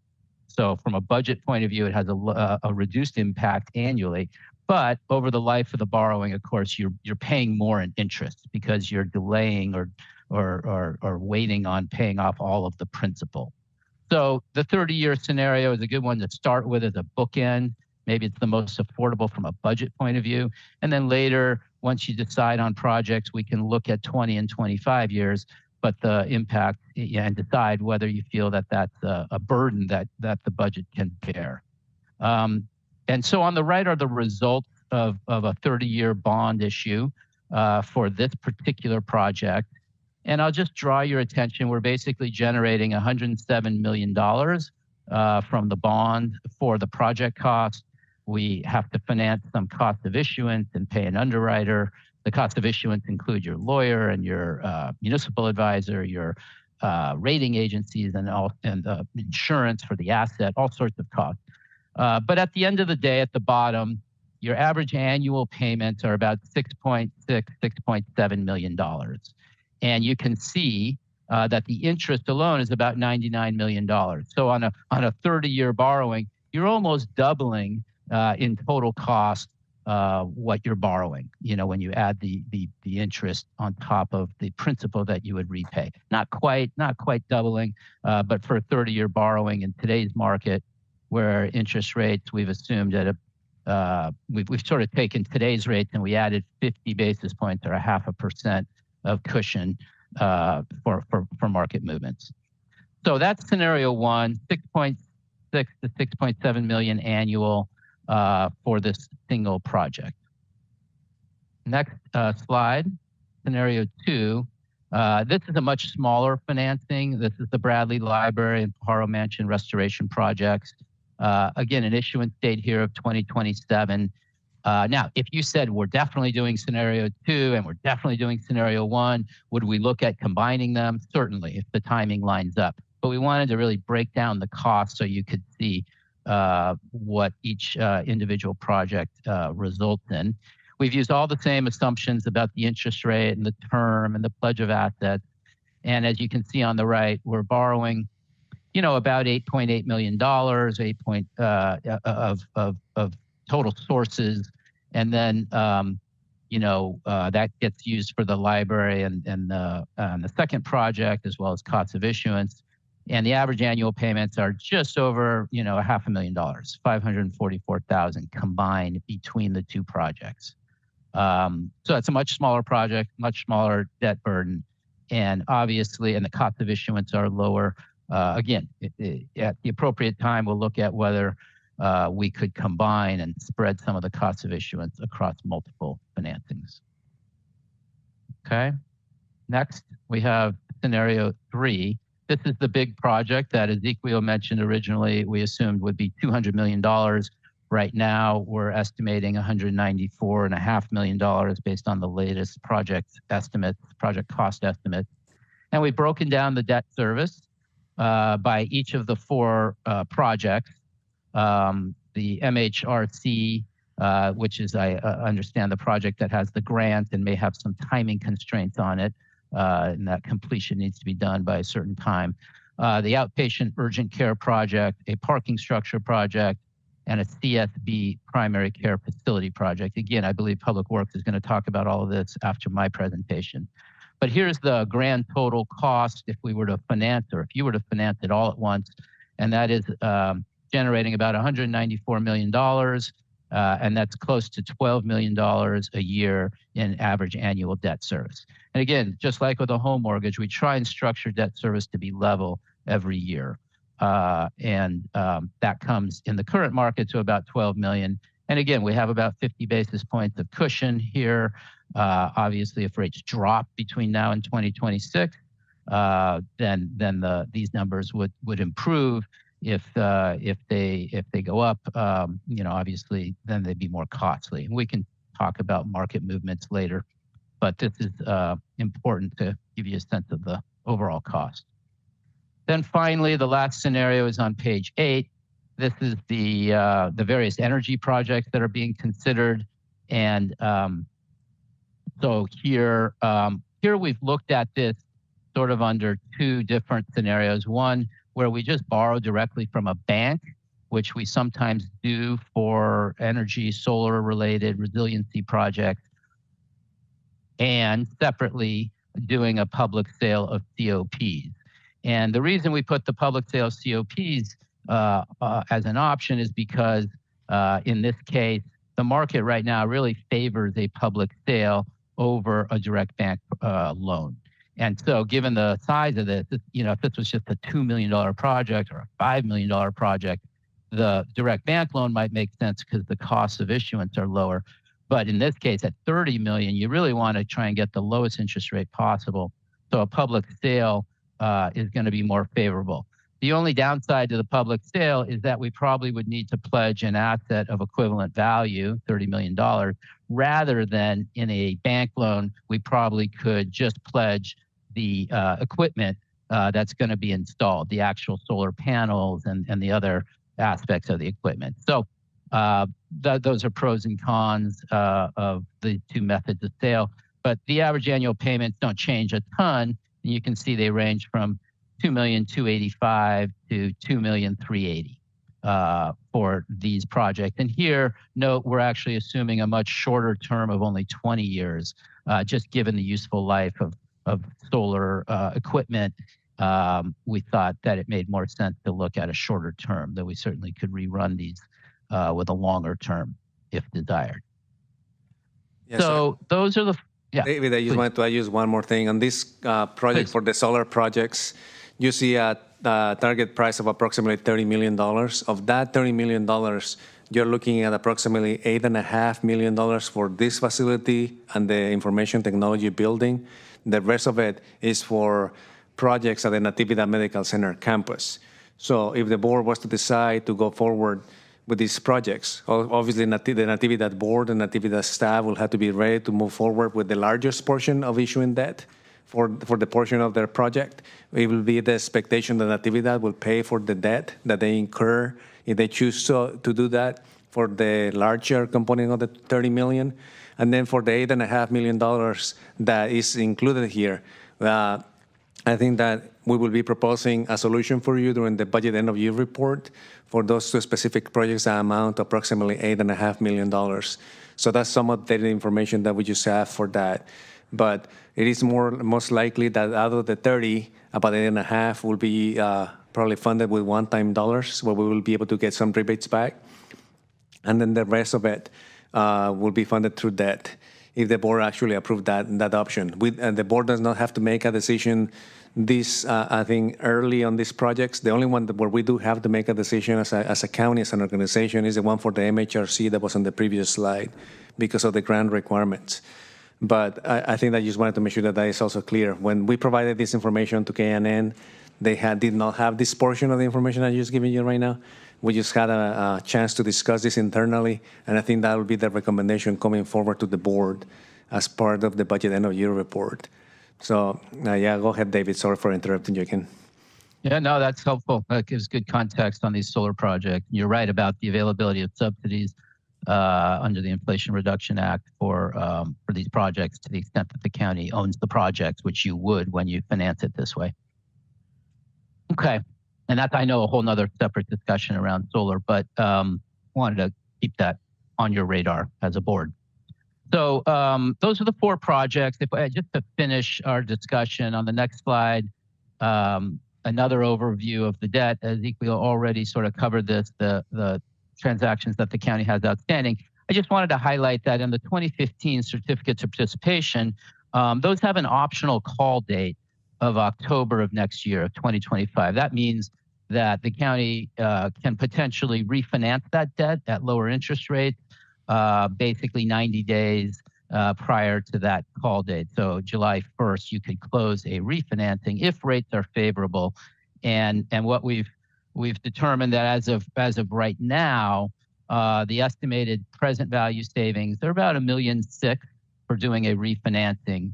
And if we go to the next slide, I have a little bit more of the information on that. This is something we're going to monitor closely, provide staff with updates.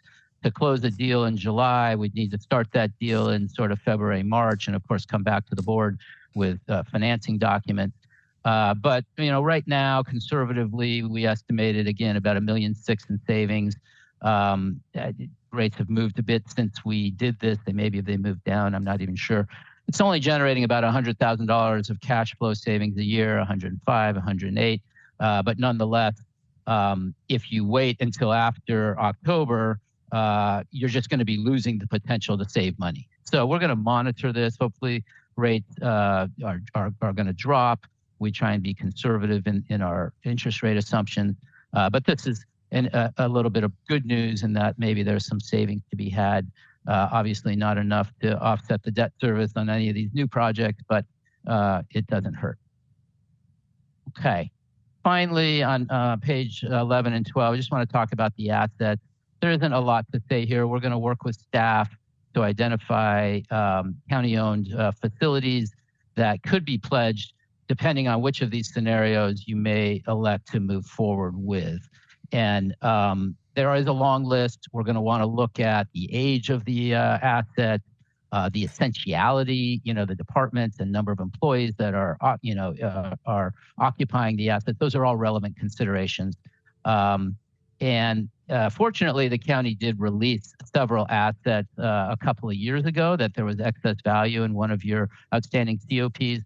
So we're going to, take those into consideration. Those are probably excellent assets to be, used for a future financing. And then on the next slide, just a picture of tax-exempt interest rates. This is an index that we look at called the Bond Buyer 20 Bond Index. And these are bonds with a 20-year final maturity. Obviously, a 30-year bond would have a slightly higher rate. But the current index is about 4.18%. That's sort of what a 20-year bond would have. It's been quite volatile, of course, with the election and with inflation concerns and with lots of other information that comes out every week. But the Federal Reserve Board has been reducing rates to sort of avoid a recession as a result of their effort to reduce inflation. So they were reducing inflation by raising rates, and now they're starting to aim for that, what they call a soft landing. And the Federal Reserve Board has reduced rates a couple of times now, and there's very good possibility they might reduce rates again in December. Those are the short-term rates, but a lot depends on the inflation numbers and perceptions about what a new administration's policies will do vis-a-vis inflation. So we have to wait and see. And then just next steps, we're going to continue to work with staff, obviously, to identify the assets that might serve as a collateral. We're going to, of course, turn it over to you to consider the prioritization of projects. And then we can do some further analysis that we've done previously on using some of the rating agency metrics to assess, affordability from the rating agency's perspective. But again, you're a very strong credit. I think the market's going to be happy to lend you more money than you probably need to borrow. So I think the capital markets lens is a little less important than the budget lens about what staff you and your staff feel you can reasonably afford.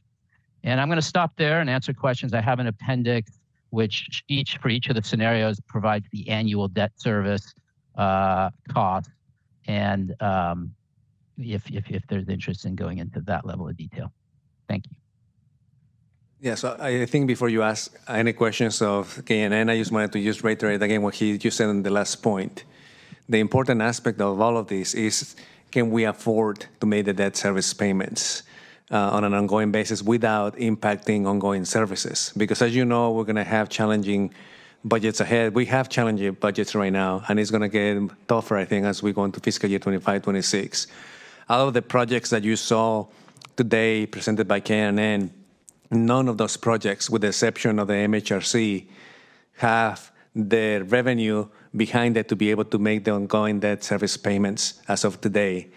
So you prioritize these projects in any way, shape, or form, and you say, you know what, we want to prioritize project A, and we want to make sure that's the highest priority. Then we could start setting aside some funding to be able to maybe lower the amount of debt that we issue in the long term. We also could start looking at identifying revenue sources that could be freed up into the future, for example. And so we could start looking at that. So the important aspect of today's presentation is just making sure that we understand collectively that that's where we are today. And the MHRC, we have to make a decision about the $20 million grant. And if you establish those priorities, then we will start making sure that we develop a financing plan to start building that project. That's the way that I think the county has approached this. And if we could do a couple of projects based also on the capacity that the public works staff has to be able to build these projects, I think that'll be important as well. And I think that's something to what Public Works will speak in the next slides as well. But if you have any questions for KNN, please go ahead and ask at this point. Yes, Supervisor Alejo. Thank you. Thank you for the presentation. There's a lot here, and there's a lot of questions because there's items that I think our board hasn't fully discussed yet. For example, scenario 4, I don't know what energy projects. We recently did one energy project at some of our facilities through ENGIE, through Mint Systems. I don't know how this, maybe it's sure projects, but we're dealing with that in a different way. But here we have a scenario to fund $45 million worth when you add the interest on that. So that's one. And I think like each of these, I think need better vetting, more discussion. There's a lot of components. I think the project as they're being proposed is perhaps whoever drafted them is everything they want on the wish list. But I just think considering our budget situation and what we just told our employees, I come from a fiscally conservative perspective. Is this the time we were telling our employees this is the time to be tightening our belt? This proposal seems like we're putting a lot of things on a credit card that really, I think, are not totally essential. For example, and I know we're going to get a presentation on the behavioral health project, and it grew in its size and proposal very fast. It came out of the blue. We were originally going to restore a wing at our county jail. We were given a grant, $20 million to do that. Now we have a project of $300 million plus dollars. Who is it going to serve? Are we going to be able to pay for it? And do we need everything that's on this list? A multi-structure garage? Everyone knows those are very expensive, and they cost money to maintain them as every year. As we know, the city of Salinas Monterey garage, I think they spent over $500,000 just on O&M alone for that relatively small garage. So there's in each of these, there's a lot of questions. And I think they all worth having us a greater discussion and delving into them. What do we need? What do we don't need? And be able to vote on these in the future. On the Pajaro Library, I'm very supportive of the smaller size projects that are smaller in scale in disadvantaged communities, the library in Bradley, in South County, and the Pajaro Library. There was some money allocated from the state grant for that. Why are we putting almost $5 million in here rather than maybe only including the portion that wasn't covered by the state grant? And we talking about Bradley on that one, or I'm talking about Pajaro, the mansion. The Pajaro mansion restoration includes the library inside of it. Maybe this is a cost outside of refurbishing the library, but it's a significant one that has grown in size since all the numbers I've seen in the past. Correct. And I think that Public Works, when they do their presentation, when the details about We can the wait, projects, Randy, till later then. will clarify Yes. a lot of the questions you have about the projects themselves. Yes. But I think there are a couple of things that we could clarify right away. We could also have the Health Department speak about the MHRC project. But what I do know is that for the MHRC project, we're talking about $75 million out of the $195 million that was presented. The other ones are more like long-term project planning, like the garage that you discussed right now, and the clinics and all that. That's not something that has to happen right away. I think that the inflection point for this project itself is the MHRC. That's estimated at approximately $75 million, of which $20 million will be paid by the grant, and approximately $55 million will be in the form of debt that the health department will be able to pay for that with their own revenue without asking the general fund for money, but we will have to use the general fund credit for that. That's yet to be seen, because I don't know how you generate. Look at the millions of dollars just on one of these. I mean, it's significant. I've yet to hear how maybe when the health department comes and the behavioral health come explain it, but that seems like a very large amount to be paying. All of a sudden, we'll have all this millions of dollars to pay debt service. That's not for employees. That's not for the service to the community. This is just paying interest and on the bonds that we're taking out. Look at each of these numbers. They do the total amount and the interest. Each of these doubles the cost. I go buy a car for $20,000. I'm going to pay $40,000 for it. Very expensive. Double the cost for whatever we're bringing here. And that's where I just think overall, when I look at all these numbers, because this is the first time we've seen what would some of these cost. I'm cognizant on how the public perceives this, saying they're telling us that they have a tight budget, they have upcoming deficits, we have challenges asking for what our employees are asking our bargaining units, but yet we're putting all these projects that may or may not be really needed at this time when we know tough financial times are ahead. So that's the other thing. But maybe this isn't a question for the person who just presented on the bonds, but I brought it up before, and there was no mention of it today.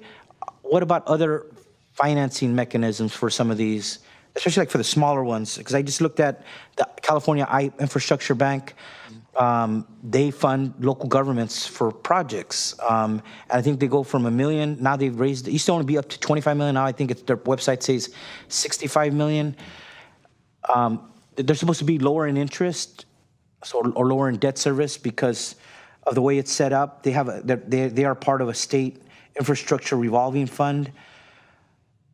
Have we done that analysis? Because we mentioned these things in the past. We assume they're going to come to us as other options, other financing options, but I didn't hear any of that today. Yeah, for the iBank and other private banks or any other type of financing structure, we haven't looked at that at this point. We had communicated to the board in previous meetings indicating that we will be looking at debt issuance. The debt issuance that is more common to our county and that we have used in the past has been COPs. But if the board directed us as a group to go ahead and do that, we will go back and look at iBank or other options as well. But I think that the important aspect of this presentation today was to give you an idea of the cost of capital. As you alluded, the cost of capital is very high right now under a scenario like this one, where we maybe end up paying double what the project will cost and if we go on this route. But I think that the important aspect will be to get prioritization from the board, because we cannot be looking at 100 projects in the past. Now you have gone to 7, right? Out of the 7, some of the small projects like the one for the Pajaro Library, that one has a zero financing need that shows on the table. They already have a budget, so we're not asking for funding on that. One of the other smaller projects on the list as well, what we're saying is that we do not recommend that we issue debt for that, but we actually use our fund balance for that to be able to finance it over the next couple of fiscal years. And in fact, we think that we have a plan that when we do the budget energy report in about 3 to 4 weeks from now, that we will be recommending some of those small projects to be funded if this is your priority of the board. That's the biggest if. If this is a high priority for the board, we will focus on that. You tell me, no, my highest priority as a board is that you go and look at the $100 million project or the $200 million project instead. Then we will have to develop a different type of a strategy on financing and start saving some money, identifying ways to pay that debt over time. But right now, as I mentioned during my presentation, we are not ready as a county to be able to issue debt for any of these projects, with the exception of the $75 million project for the MHRC. And this is something that we have worked on with the department on their financing plan. And we could ask them to come back and present that to you. That's something that the board would like to see, that financing plan specifically on how they're going to pay for the $75 million. I mean, the $50 million. We're not talking about $75 million in debt, but $55 million or so. But I think that the challenge is that this project is in a very tight timeline. I think that you have heard about this project a couple of times. And I'll let Public Works and the Health Department speak about the timeline and the specific dates for that. But I think that all the points that you make, Supervisor Alejo, are very valid. And I think that that's why the board has to have that conversation. And if you need additional information to be provided to you, we will do that. And any specific information that the board asks us of providing, we will provide that. But I think the next logical step will be hearing about the projects themselves, the timeline, and what can realistically be accomplished. But I'll be glad to answer any other questions. And if you have any questions specifically of KNN about their financing, please ask those questions now. If not, then we could go into the next part of the conversation. All I want is, because we're looking at the board to make the best informed decision using taxpayer dollars. Yes, market rate bonds are out there, but I think it would have been helpful today to understand under the iBank, because in the past when we've looked at it, our staff had come back and said, yes, it would be cheaper than market rate bonds. But it's now, this is the only thing on the table. We have no way to, as we make decisions, to say, well, if we fund these other projects through another funding mechanism, it would save us this many $1 million, and maybe this is a better route to go and funding, a majority or a chunk of. And Ezequiel, if I can address the question briefly, we're happy to incorporate the iBank analysis and follow up with that. There are programs that the iBank has. At the end of the day, they are also issuing it's a tax-exempt bond it's a tax-exempt debt instrument, and so it's still a loan. Obviously, it's a borrowing, and they have different programs. I don't expect it to be so significantly different that it may change your analysis of the overall sort of prioritization. But happy to provide the. But does that include the iBank administers the infrastructure state revolving program loan? Is that different than the type of bonds, the interest-free bonds that you're describing? I don't know. I don't want to speculate here, so I will follow up and confirm. They have multiple programs, some of which where they are basically a lender, just like Bank America or a loan, and that's sort of the direct loan versus going out, getting a rating and doing a public sale. And then they have other programs. As you said, they have, state revolving loan funds for particular programs, usually like water, wastewater. Not sure that this project qualifies for that, but so they have different programs, got to see which bucket would make sense and report back. Yeah. Thank you. Thank you. And also, what I want to point out is that you use this as a reference point, and we get something that is better than this. I think that the expectation will be that we will be able to explore those financing options as we move forward. But I think from the staff's perspective, we're looking at just prioritization of the projects based on an example of a financing scenario that was presented to you. That's not the only way to get financing, as you said. So we will bring any scenario possible. We will work with KNN and make sure that we look at those options that you just raised today, Supervisor.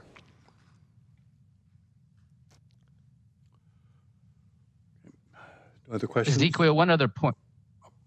Go right ahead. I'm sorry. I just want to make one other point. Ezequiel talked about capacity, and just as a reminder, you had a slide, Ezequiel, in your presentation with the annual debt service for your existing bonds. It does drop down in 2028 by a couple of million, $2.5 million, and then again in 2029 it drops down to 9.9 million from 14.7. So inherently, you have a couple of steps down. It's not necessarily enough to cover the $200 million project, but any bond we've been looking at, right, was 2027, I think. Your first debt payment would be in 2028 when you're dropping down by 2.2 million. So that's going to help a little bit. We need to sort of, we could look at the added debt service on a cumulative basis, including all your existing debt, and that could be a second level analysis. No other questions? Mr. Ishii, do you want to give your presentation?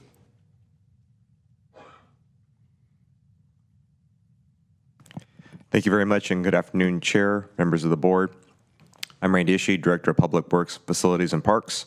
And with me today via Zoom are various members of the Facilities Division. We have our Chief of Facilities, Florence Clabasa Green, on the line, as well as Lindsay Larabel, Assistant Director, and various other project managers from the Facilities Division. Florence Clabasa Green will be providing a presentation today, and as she brings up the PowerPoint that has been prepared, as Assistant CAO Vega had introduced earlier in this item, the purpose of the presentation is a good reminder for the public who may not have a benefit of being at the 8 October 24 board meeting to see the different projects. And so this presentation will be a summary of the 7 priority projects as denoted by the board at that board meeting, as well as the status and particulars about the projects.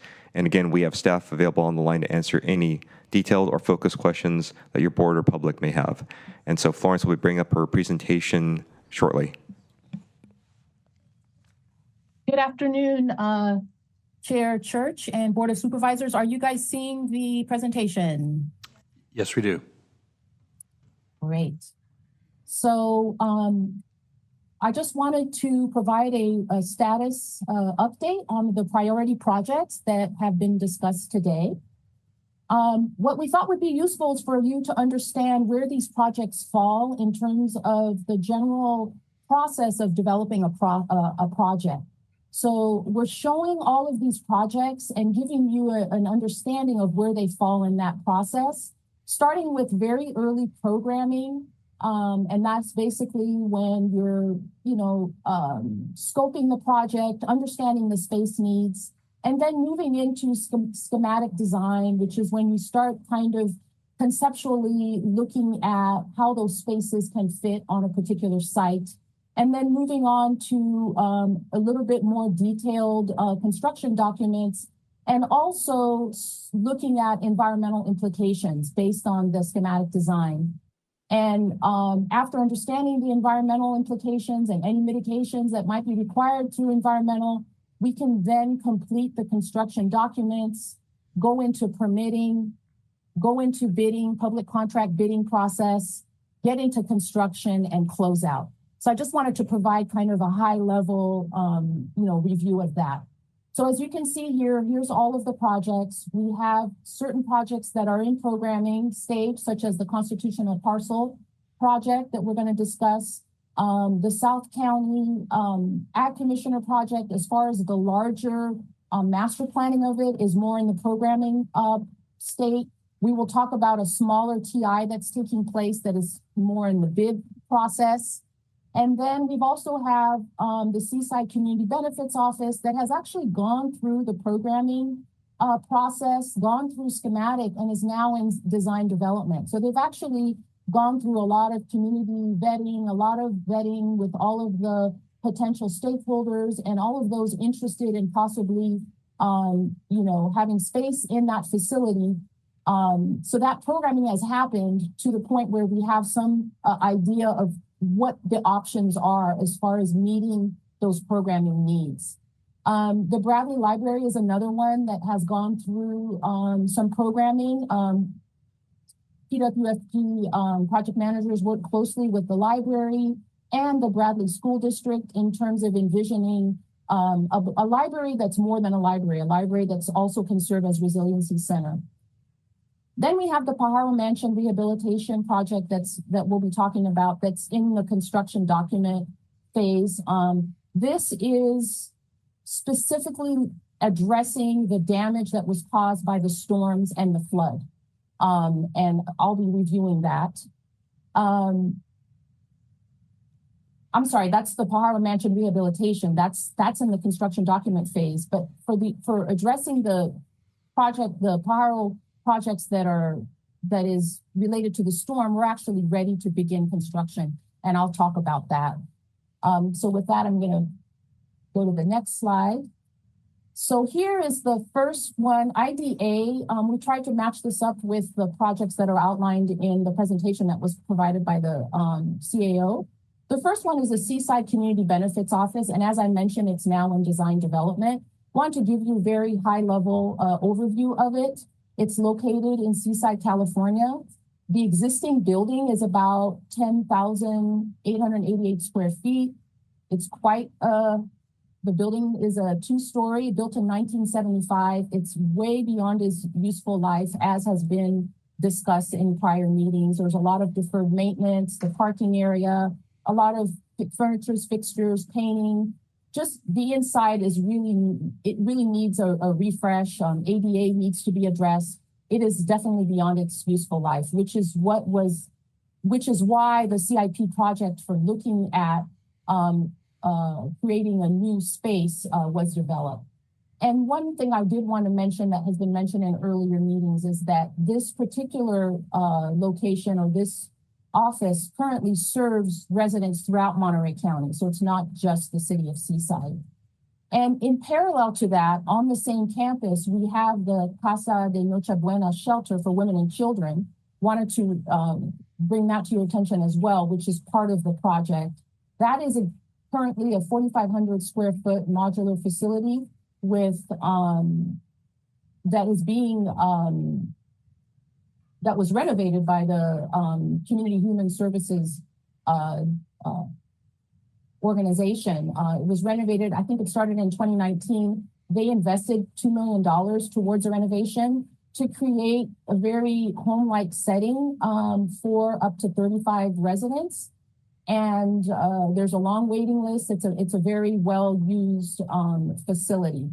Also wanted to note that there is a 10-year lease that was signed in 2019. And there's a deed restriction there that was recorded in 2020, basically saying that particular site needs to be used for the 10 years for that purpose, unless there's arrangements made for an alternate, unless there's alternate arrangements.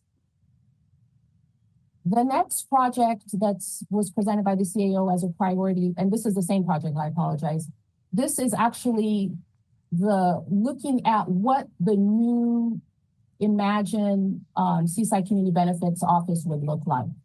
Much larger, as you can see, it would be demolishing the existing one and actually creating a 4-story, 62,000 square foot building. It would house the Department of Social Services on 2 floors. The library would be on a floor. The district attorney's family justice center would be on a floor, and also providing for community meeting rooms and office spaces to be used by community, by nonprofits.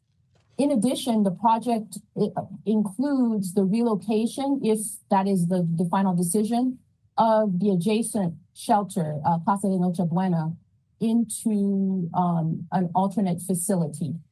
So that would include the construction or the renovation of a facility off-site.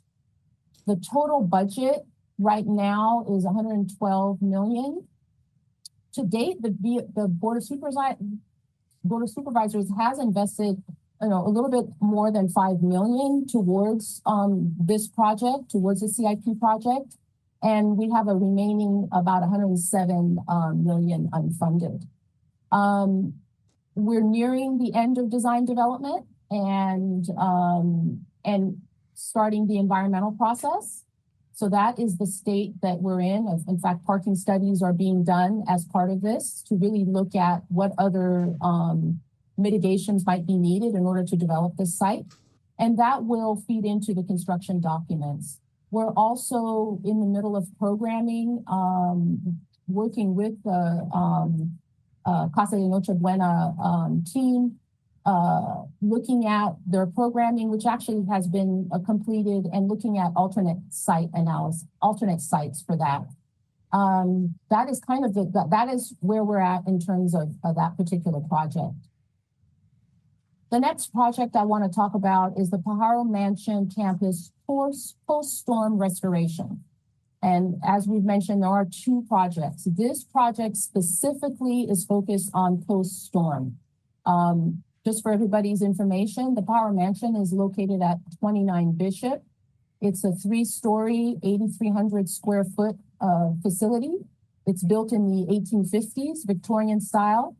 And it is on the National Registry of Historic Places. It was placed on the National Registry in January of 1990. So the County of Monterey, in fact, is a steward of this historical facility. So we have obligations to maintain it per the National Registry of Historic Places requirements.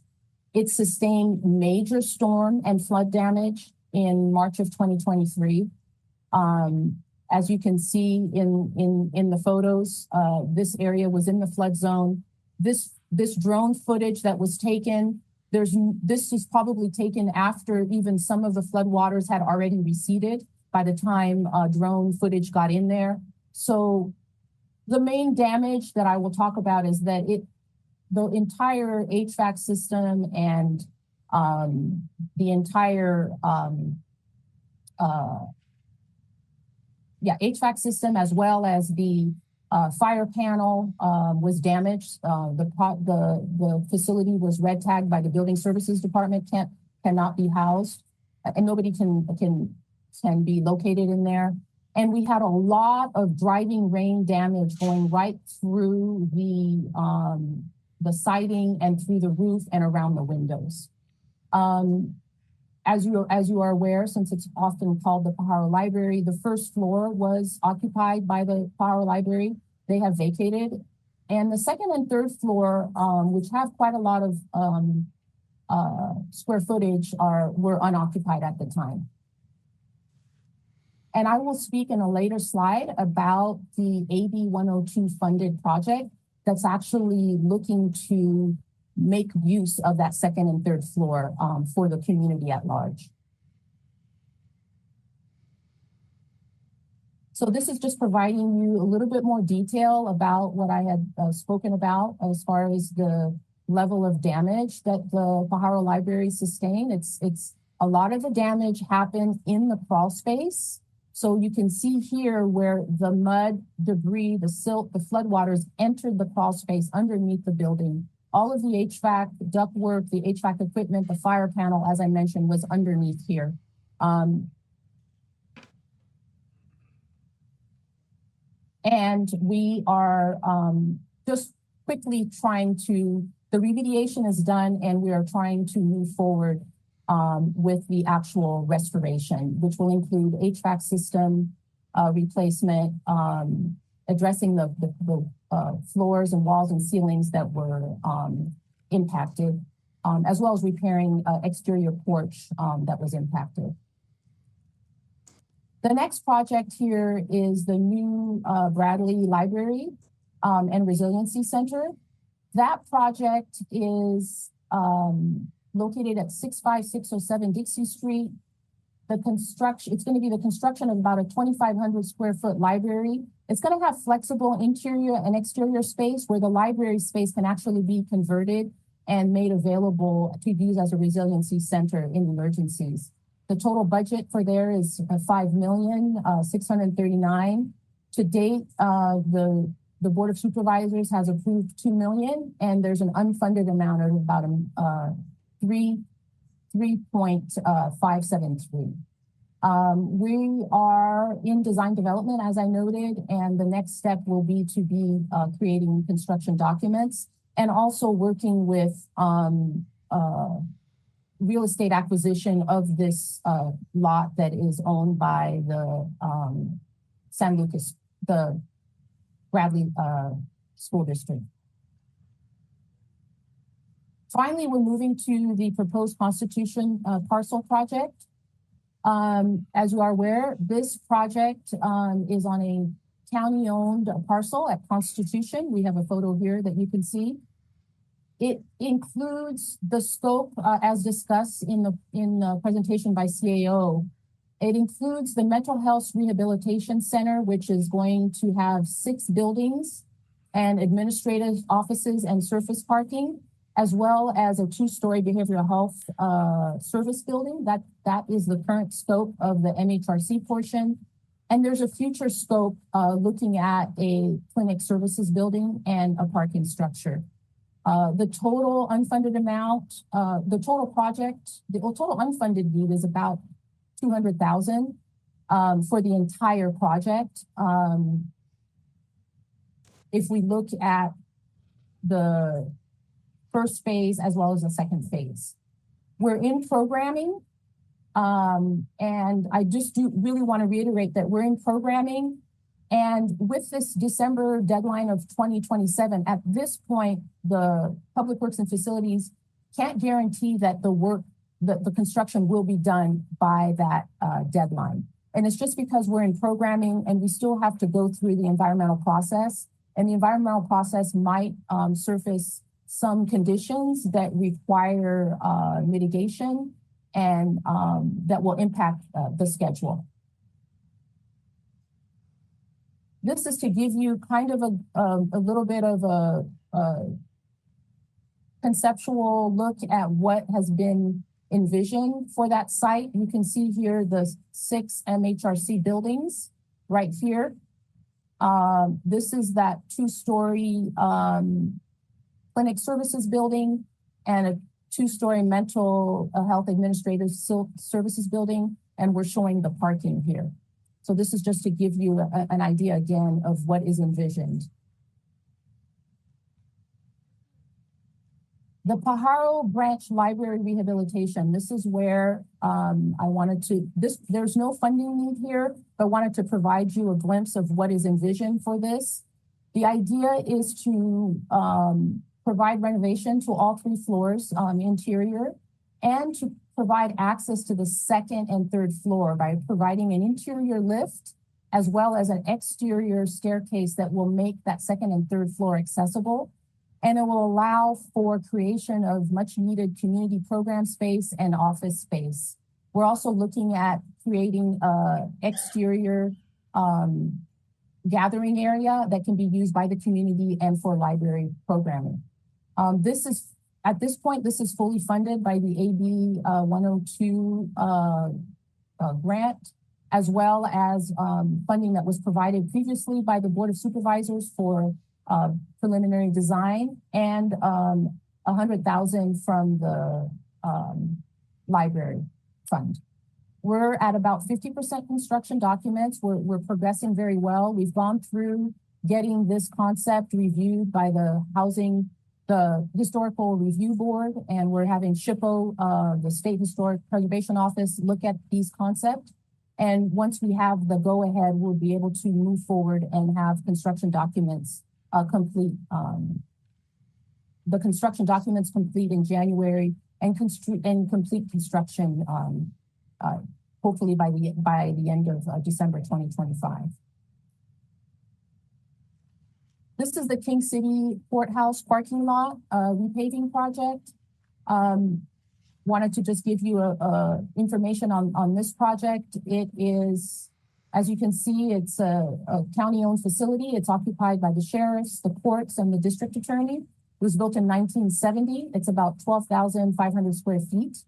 And the parking lot is beyond its useful life. It needs a lot of ADA improvements, as well as parking lot resurfacing and drainage. This project is providing EV infrastructure, as well as improved parking lot lighting and landscaping. Based on a JOC bid that was received, the project is currently unfunded in the amount that you see here, about $1.4 million. Finally, this is the South County Ag Commissioner facility project that was spoken of. This project is located at 1011 Broadway in King City. It was purchased by the county in 2021 with the envision of master planning for use by the Ag Commissioner. The initial project of $6 million was exactly that, for the possible use by the entire Ag Commissioner.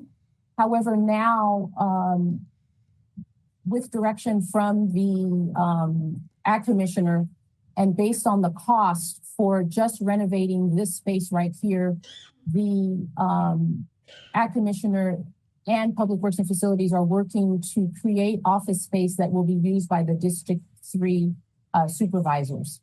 We're in the bidding phase for that, and it's a smaller scope that can be done with the funding that is available. And the plan is to do further master planning and look at how all of these other facilities are going to be used. That was a lot of information, and myself and the Public Works and Facilities staff are available to answer any questions that you may have. So does the board have questions right now, or maybe we should just go out to the public, because I have a hunch we're going to have questions and comments that are going to kind of meld together. So is there anybody in the chambers that would like to speak on this? Is there anybody online? Okay. Well, that was quick. We'll close public comment. Florence, I have one question here on the two projects here in Paro. It's the same building. Is there any problem? What would be the complications going ahead with one but not the other? Can you explain anything on that? Well, I think the first project, which is the post-storm restoration, it's really addressing the building envelope.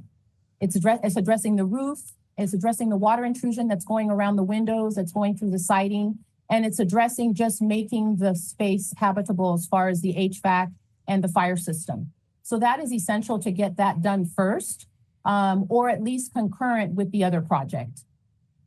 Okay, thank you. Supervisor Askew? Yeah, thank you.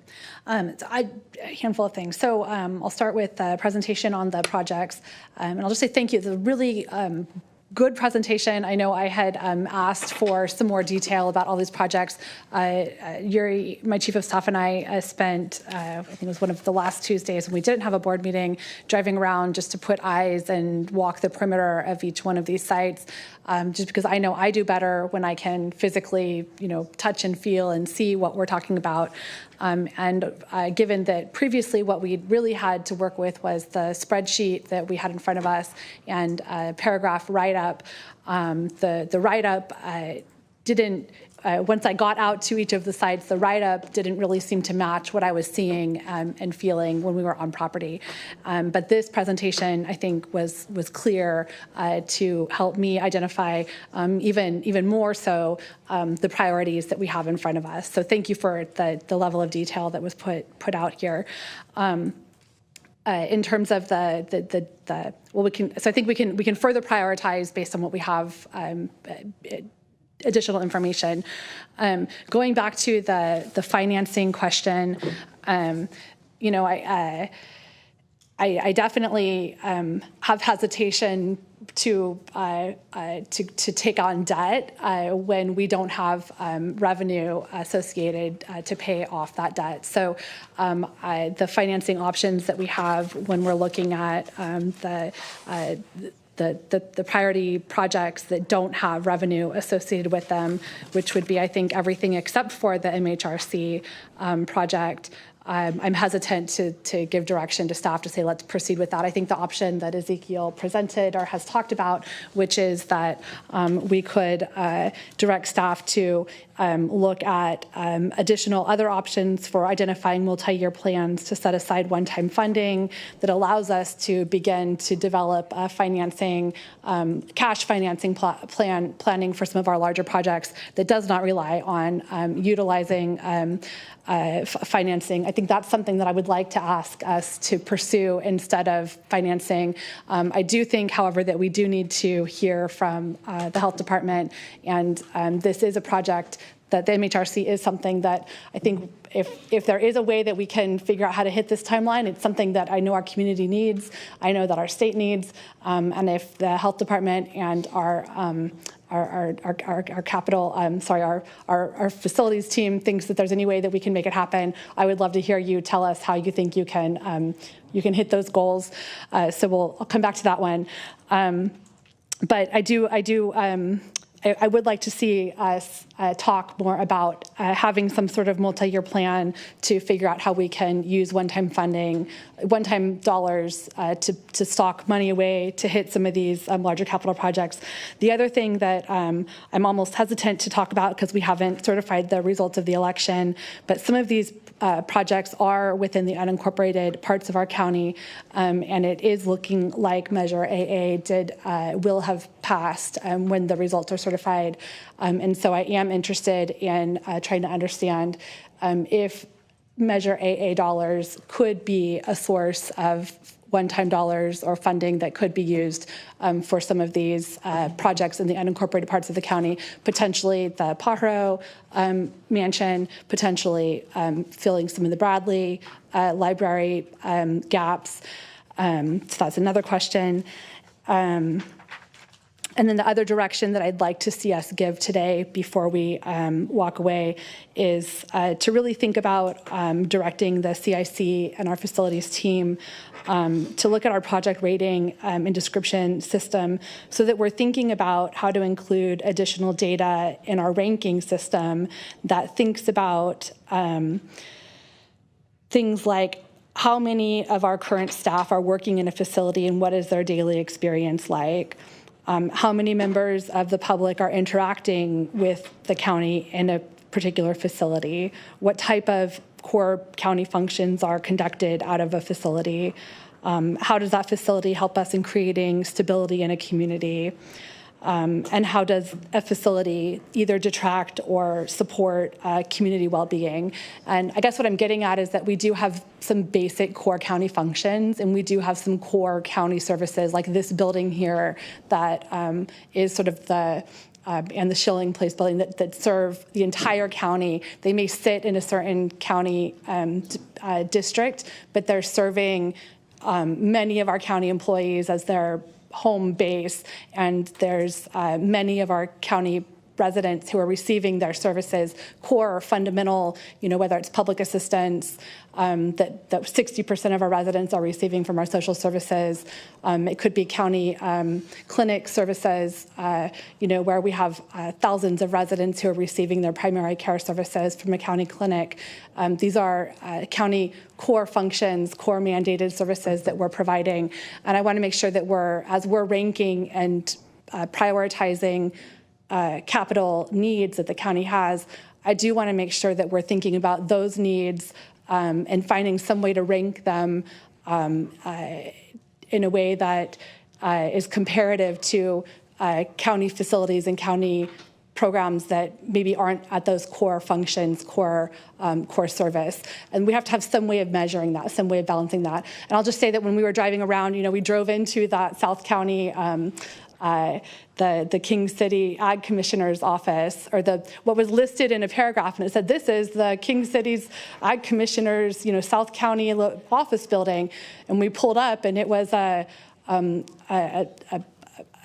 strip mall location that had a cell phone sales office. And we went back and got back in the car and reread the description that said, "This is the South County Ag Commissioner's office." I was like, well, this just doesn't match up. And so from a service perspective and from a who are we meeting and what needs are we fundamentally serving, I know that our Ag Commissioner provides critical services, but how does that compare to some of the other critical services that the county is providing? And how do we compare those things when we're really looking at a limited dollars that are available? So I'm just looking to make sure that we can find those ways to rank those. So those would be three requests that I'm making. One, to look at setting aside one-time dollars for the large capital needs. One would be to, if we are going to look at financing, I would like to be looking at the MHRC. And the third would be to look at the rating system for our CIC using some additional criteria. So those would be my thoughts moving forward. But thank you for the additional information, and thank you for bringing all of this forward. Supervisor Adams? Just one question out of curiosity regarding the MHRC. Are we anticipating that we would be getting any Proposition 1 funding to help us with that construction?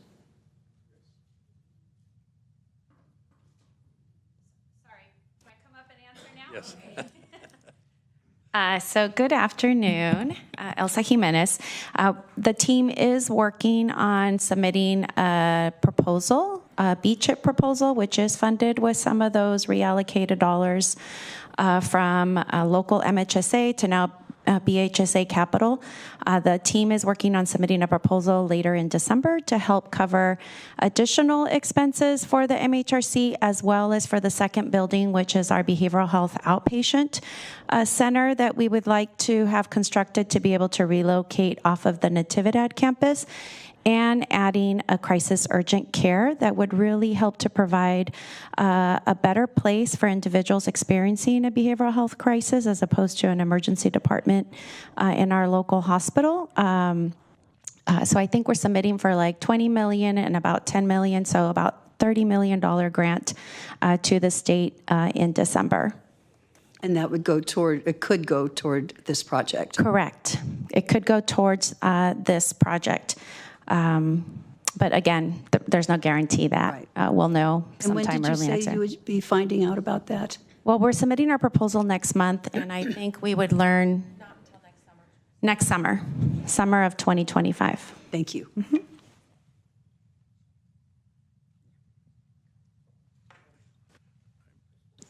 All right, then I'll jump in. Mr. Chair was distracted. There's Vice Chair. No, yeah, looking at it, I agree with the concerns. I know I stated them last time, but looking at financing options, I'm not looking to bond personally, so I appreciate the presentation and looking at those options. But given the uncertainty of the picture we're headed into, even with last week's election, I think at this point that's not something that I'm interested in. I think we have to let things shake out a little bit and see where things land. We're also seeing a big reduction in taxes from the oil fields. Nobody has seen it. There was a letter that went out last week asking the local fire district to give back money about to the tune of $2.5 million. And that reduction is also going to hit schools. It's going to hit our budget. It's going to be across the board.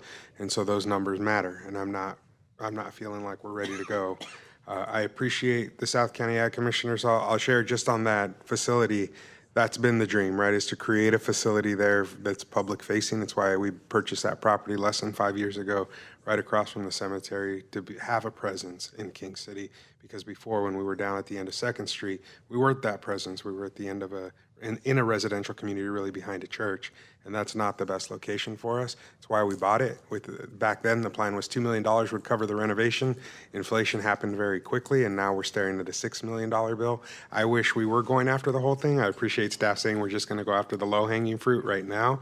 But I want that larger presence. That has been the goal, to restore services that we took away during the recession back into South County. We're not serving the community with a presence in South County. Folks are commuting from Salinas to service right now.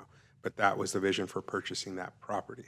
And so at this point, we don't have a presence on that facility, even though we own it. We're collecting rent on it with a bakery, which has incredible burritos. If you've not been to Castro's, please come visit. Awesome bread, great burritos, handmade tortillas. And right next to it is a cell phone store. And you saw phase 1. The hope has always been that the District 3 office would be there for a long-term county-owned presence. We're moving a little on that. Hopefully that actually gets completed and we're in there soon, right, to be in a county building and give City Hall back to the city of Greenfield, who has growth needs as well. So that's long-term the vision for that particular facility. I appreciate the perspective on perhaps should AA pass. I'm still keeping fingers crossed. It looks great that we do end up having perhaps some money we can put in on the Bradley Library. I know in the last week I've received good word that about another $20,000 has been committed from local philanthropists to keep that project moving. So we have community support behind that project.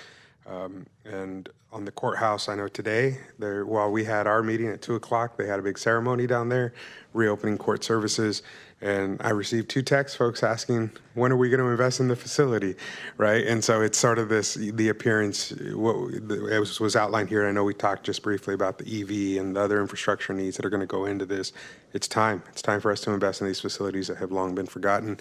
I don't know if the DA is with us, but I know she's also got some vision for the exterior of the building to do perhaps, I don't want to tell her story. I'll say she's got some art installation, perhaps ideas on the exterior of the facility, which really will make it feel like a welcoming facility.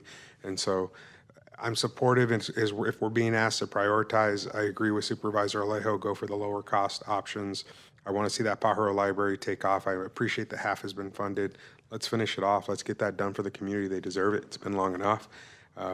They've been disinvested in for so long, and we've turned the tide, I think, in partnership with our state partners. Let's not let off that gas pedal now. Let's move some of these small projects over the finish line, show the community what we have the potential to do, and then after we can get through some of the bigger questions about MHRC and some of these facilities, start looking at, will they pay for themselves? Can we do it in the 3-year time span that we're talking about? What are these, potential solutions for us? But I want to knock out some of the small ones. I think we have to show the community we're able to do the small projects, because some of these, including that Ag Commissioner's office has been on the list for 5 years, right? When we purchased the building and made an announcement, and then, as you said, it's still a bakery, right? It's still a cell phone store. We need to start showing the community we can push these across. And so that's where I'm sitting today after receiving the presentation, looking at the numbers, and hopefully we can push a few of these through and start looking at longer term, bigger picture pieces. As we've shared, I want to continue to support that Seaside project. I just really want to understand big picture how we're going to pay for it, right? And I haven't heard that piece yet. And I just don't, I want to see some partnership from state and Fed. I know we talked about that in the past too. And so happy to advocate and support on that end. So, Mr. Chair, are we being charged with making a decision today? Well, I'm waiting to speak next because wait till everybody spoke. I believe this, we're supposed to give some direction, or we can just do nothing if we want.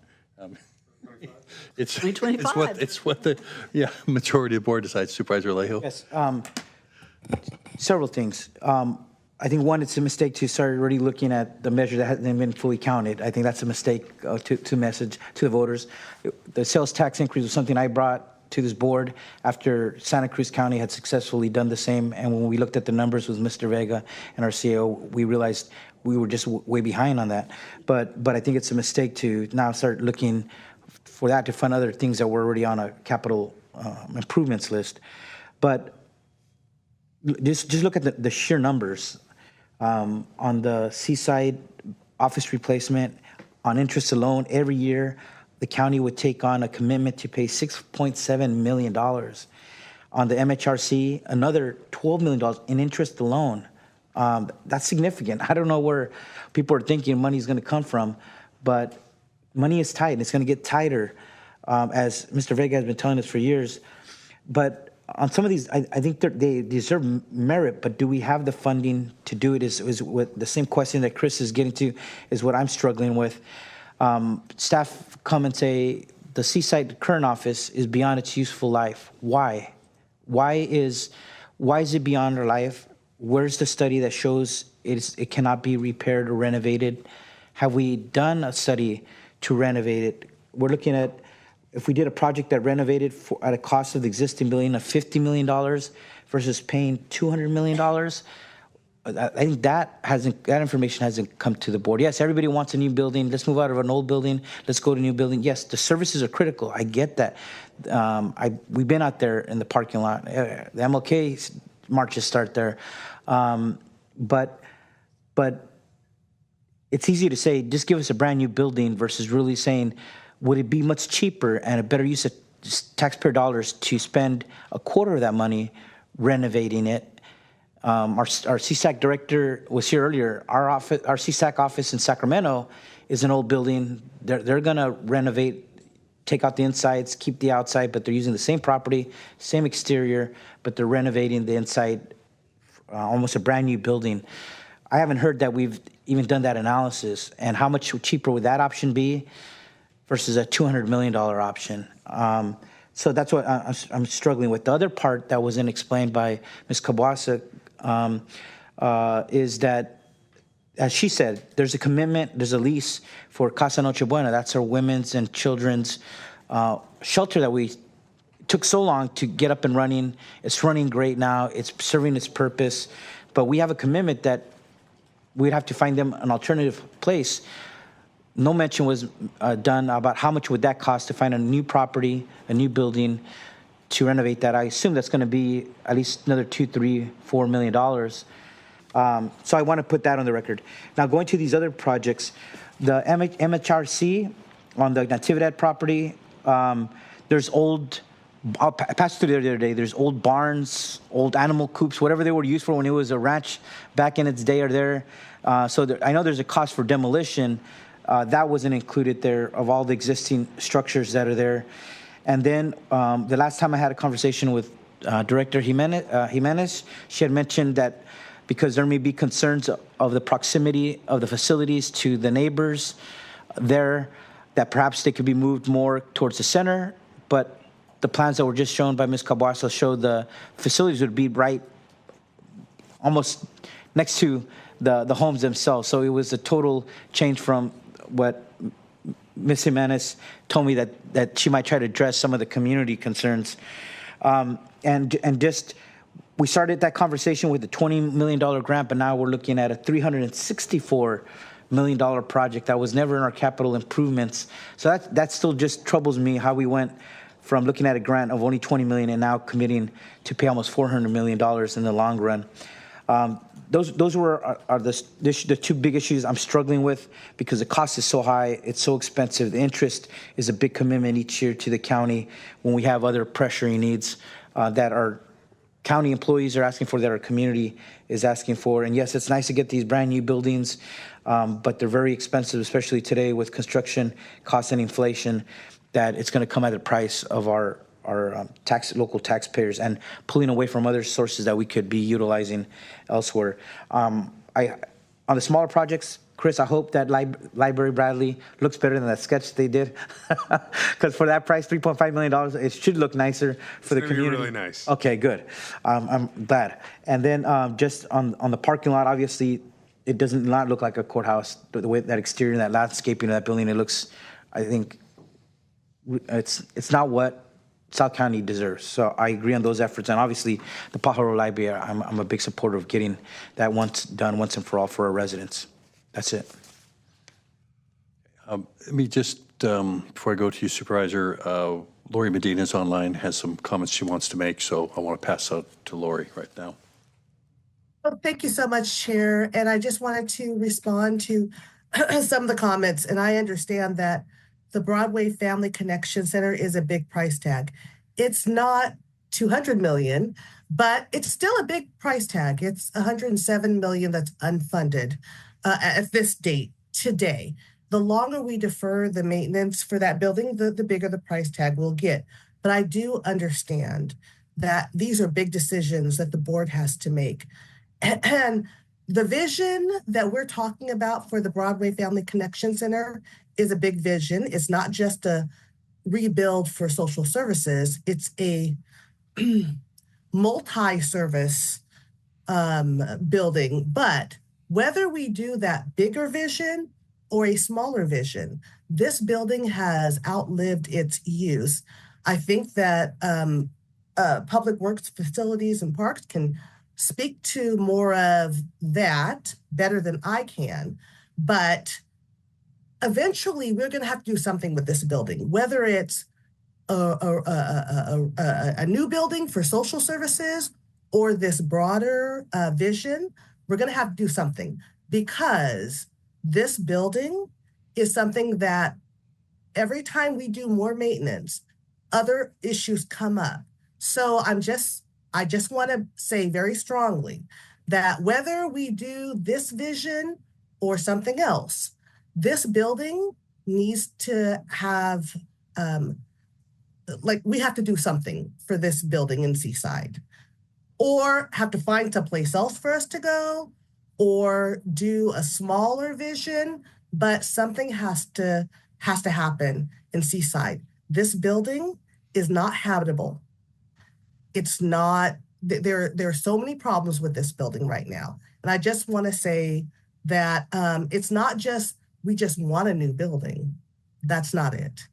It's that the building has outlived its life. So that's all I have to say. Thank you for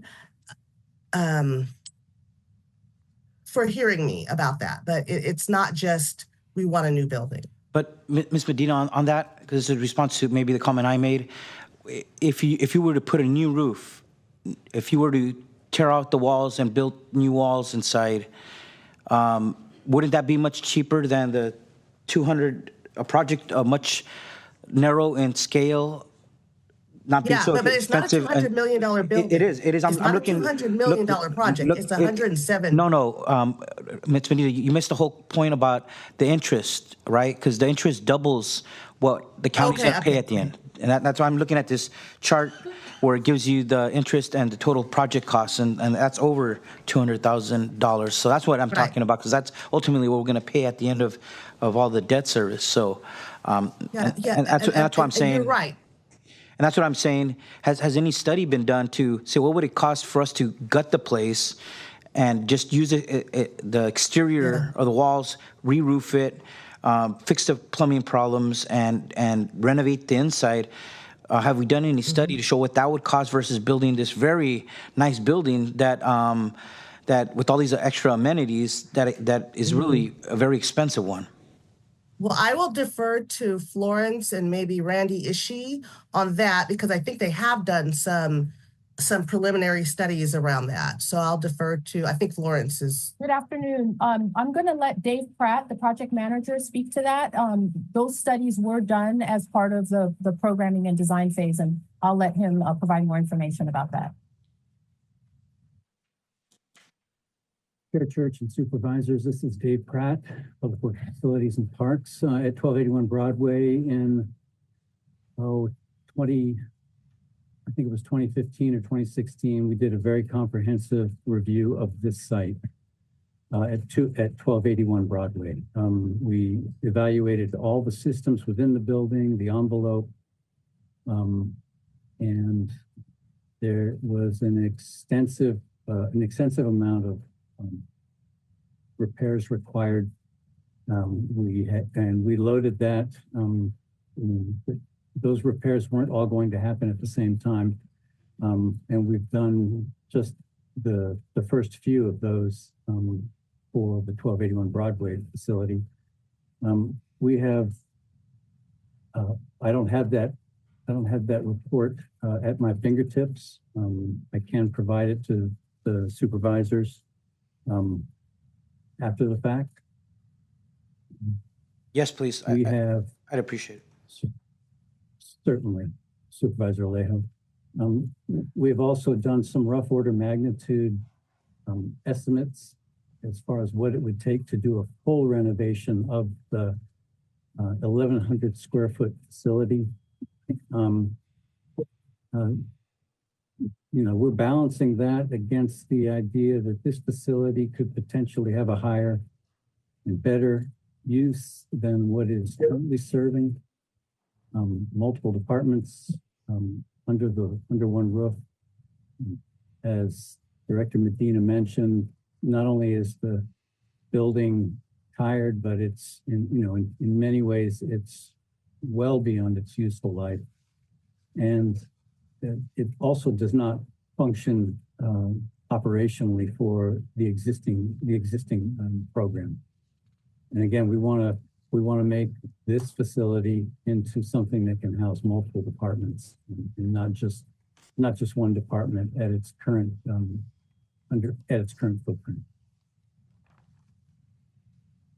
I also just want to mention that when we started the analysis about just a operational program for social services, when we looked at what it would take to do the repairs as opposed to just doing a rebuild for social services, it was something that, and Florence and Dave, you can correct me if I'm wrong, was kind of cost prohibitive in terms of trying to just gut it and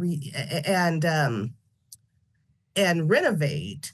That I think the determination was that we really needed to do a tear down and build, whether it was just social services or this other Envision program with all of these other co-located services, that it was something that was felt that it really needed to do a total rebuild of the building.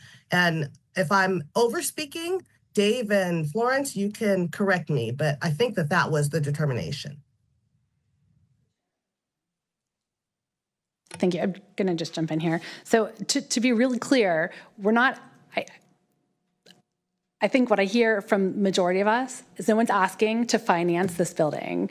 So we're not saying move forward to finance this building, given the information that we have in front of us. So that's not the conversation that's happening right now. Although I hear you talking about this being a financed building. There is no money to finance this building. So the question on the table and what I heard support for was we need to figure out what kind of options are there for multi-year one-time funding that allows us over time to chip away at the projects that we have in front of us and to have a plan over time to be able to put money aside to move forward on these projects that we've identified as priorities. So that's what I hear us talking about right now. I do also hear that there's some questions about all of these projects, to be fair, and a desire for more information about how we move forward with each of them. In terms of the Broadway project, I think there are opportunities for us to engage in some, I don't know what I'd use the value engineering, but some getting our arms around this in a tighter way. I think there are some opportunities to do that. And I think that that's a conversation we've been having with county staff, whether it's looking at how many parking spaces we're talking about, exactly which departments need to be, how much space is included to get the arms around exactly what that costing of that project looks like. And I think that there's opportunity to do that and bring some of those dialed in design and tightened costings back to the board. But until we know sort of what the longer term plan is to for financing, and whether that is putting money aside year over year over year when we have one-time money available, like that's how we're going to, those two things have to go hand in hand.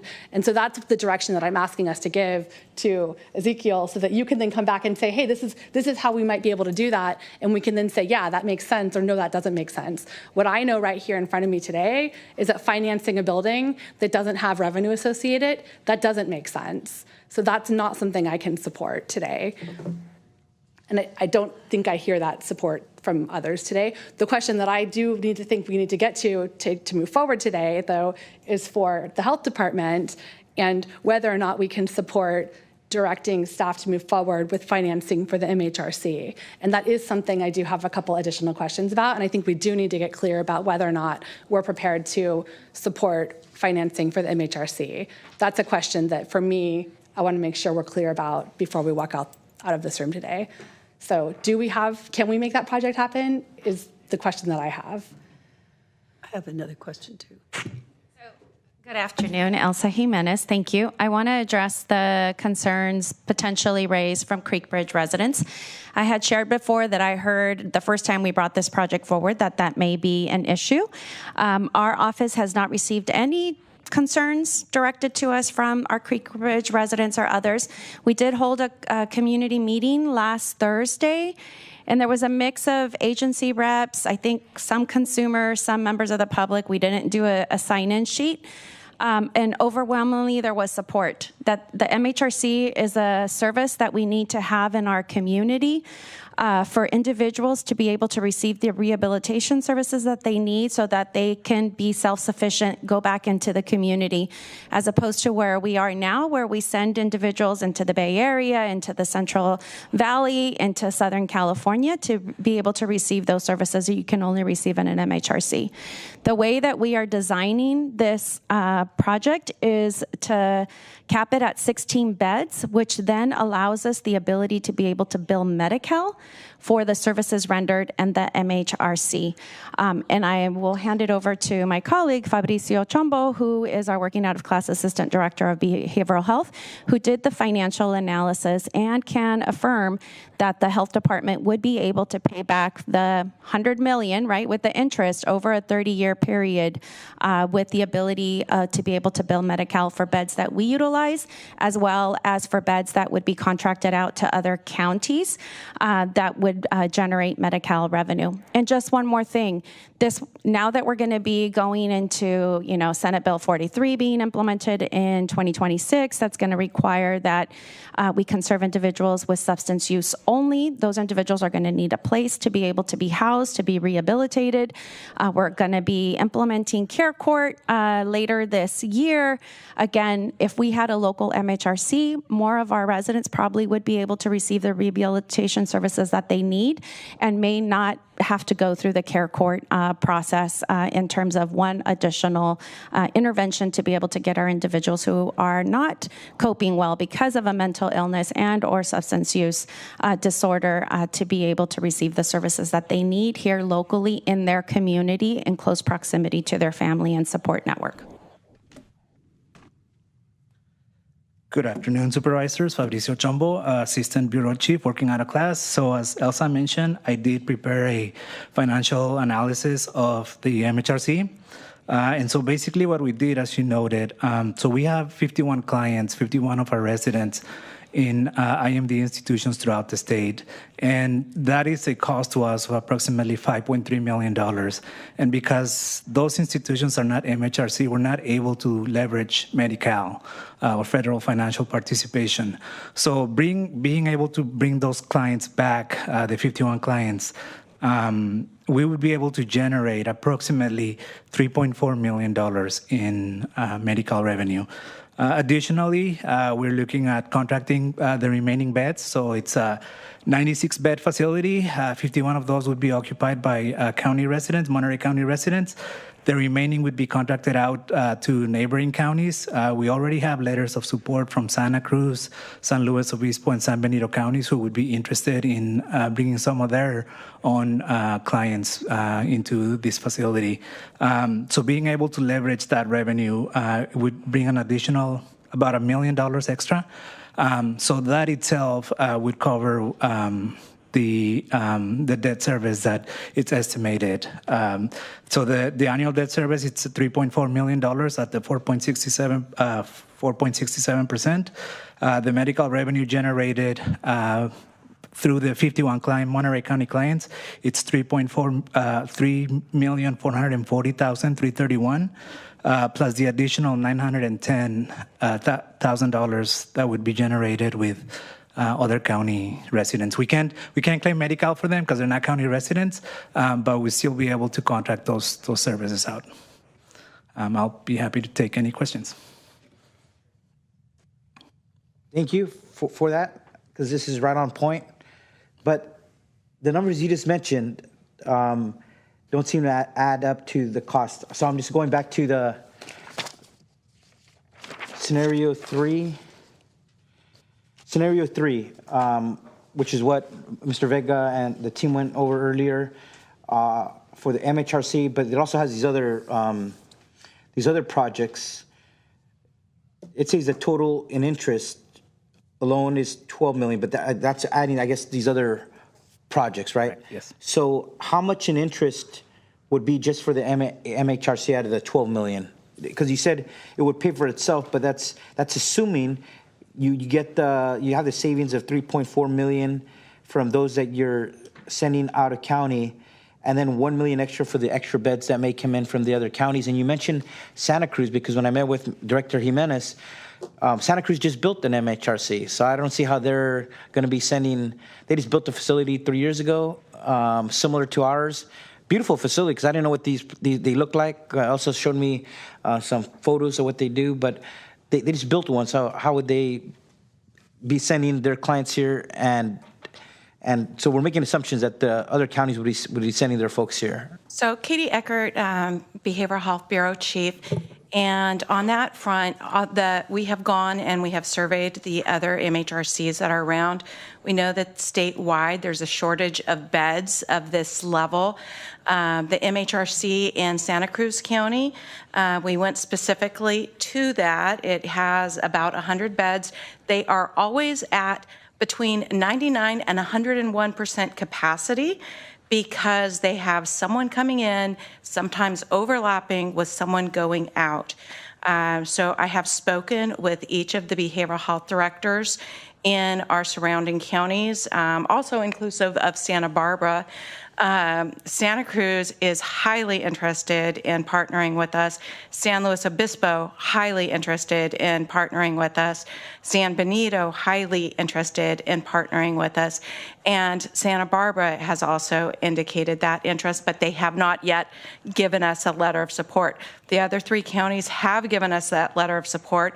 They are also looking at how can they expand capacity because they are sending their clients, their residents, very far away in the state, and that really impairs the ability to be able to recover and have your natural supports wrapped around you and then get reunited back into your community. So out of the 96 beds, how many would be serve locals and how many out of state? It wouldn't be out of state, out of county. I mean, out of county. I mean, right now, our estimate is that we'd have about 51 for our local individuals. However, that's not taking into account the additional demands because of SB 43 and having people maybe need to be conserved and put in this type of treatment center for substance use only. And it also doesn't take into account individuals that might be coming through care court also getting conserved and needing this higher level of service. So there's going to be additional demand for beds. There is insufficient beds statewide. We currently are scrambling constantly trying to find appropriate places to get people. One of the benefits to the way that we're looking at constructing this with the 6 different units that meet the Medi-Cal billing standards is to really be able to dial in the specific types of treatment that are needed. So we might be able to specialize on substance use treatment in one of them. We might be able to specialize on working with older adults that might have physical health care issues. We might be able to specialize on different care populations depending on what those specific needs are, and hopefully then being able to increase the recovery.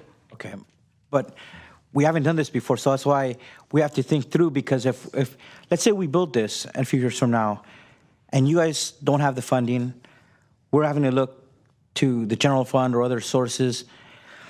We need to think through this now, and then I don't want staff to come back later and said we thought they were going to come in, but other counties also built their facilities. They also took out grants, and the numbers that we projected didn't really materialize. And now we're in a tougher financial situation. That's why we have to go, not to be sticklers on this, but we have to think through every potential scenario now, so that it's informed and you're asking all these right questions.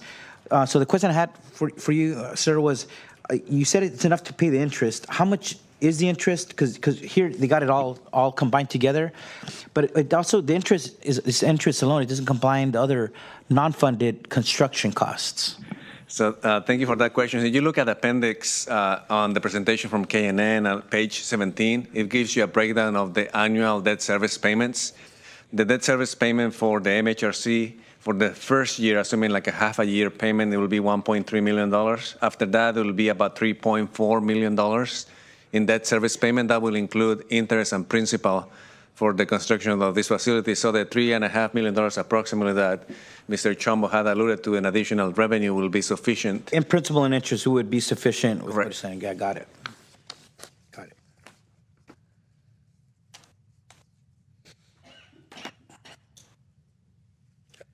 Any other, is the moment here? Yes. Go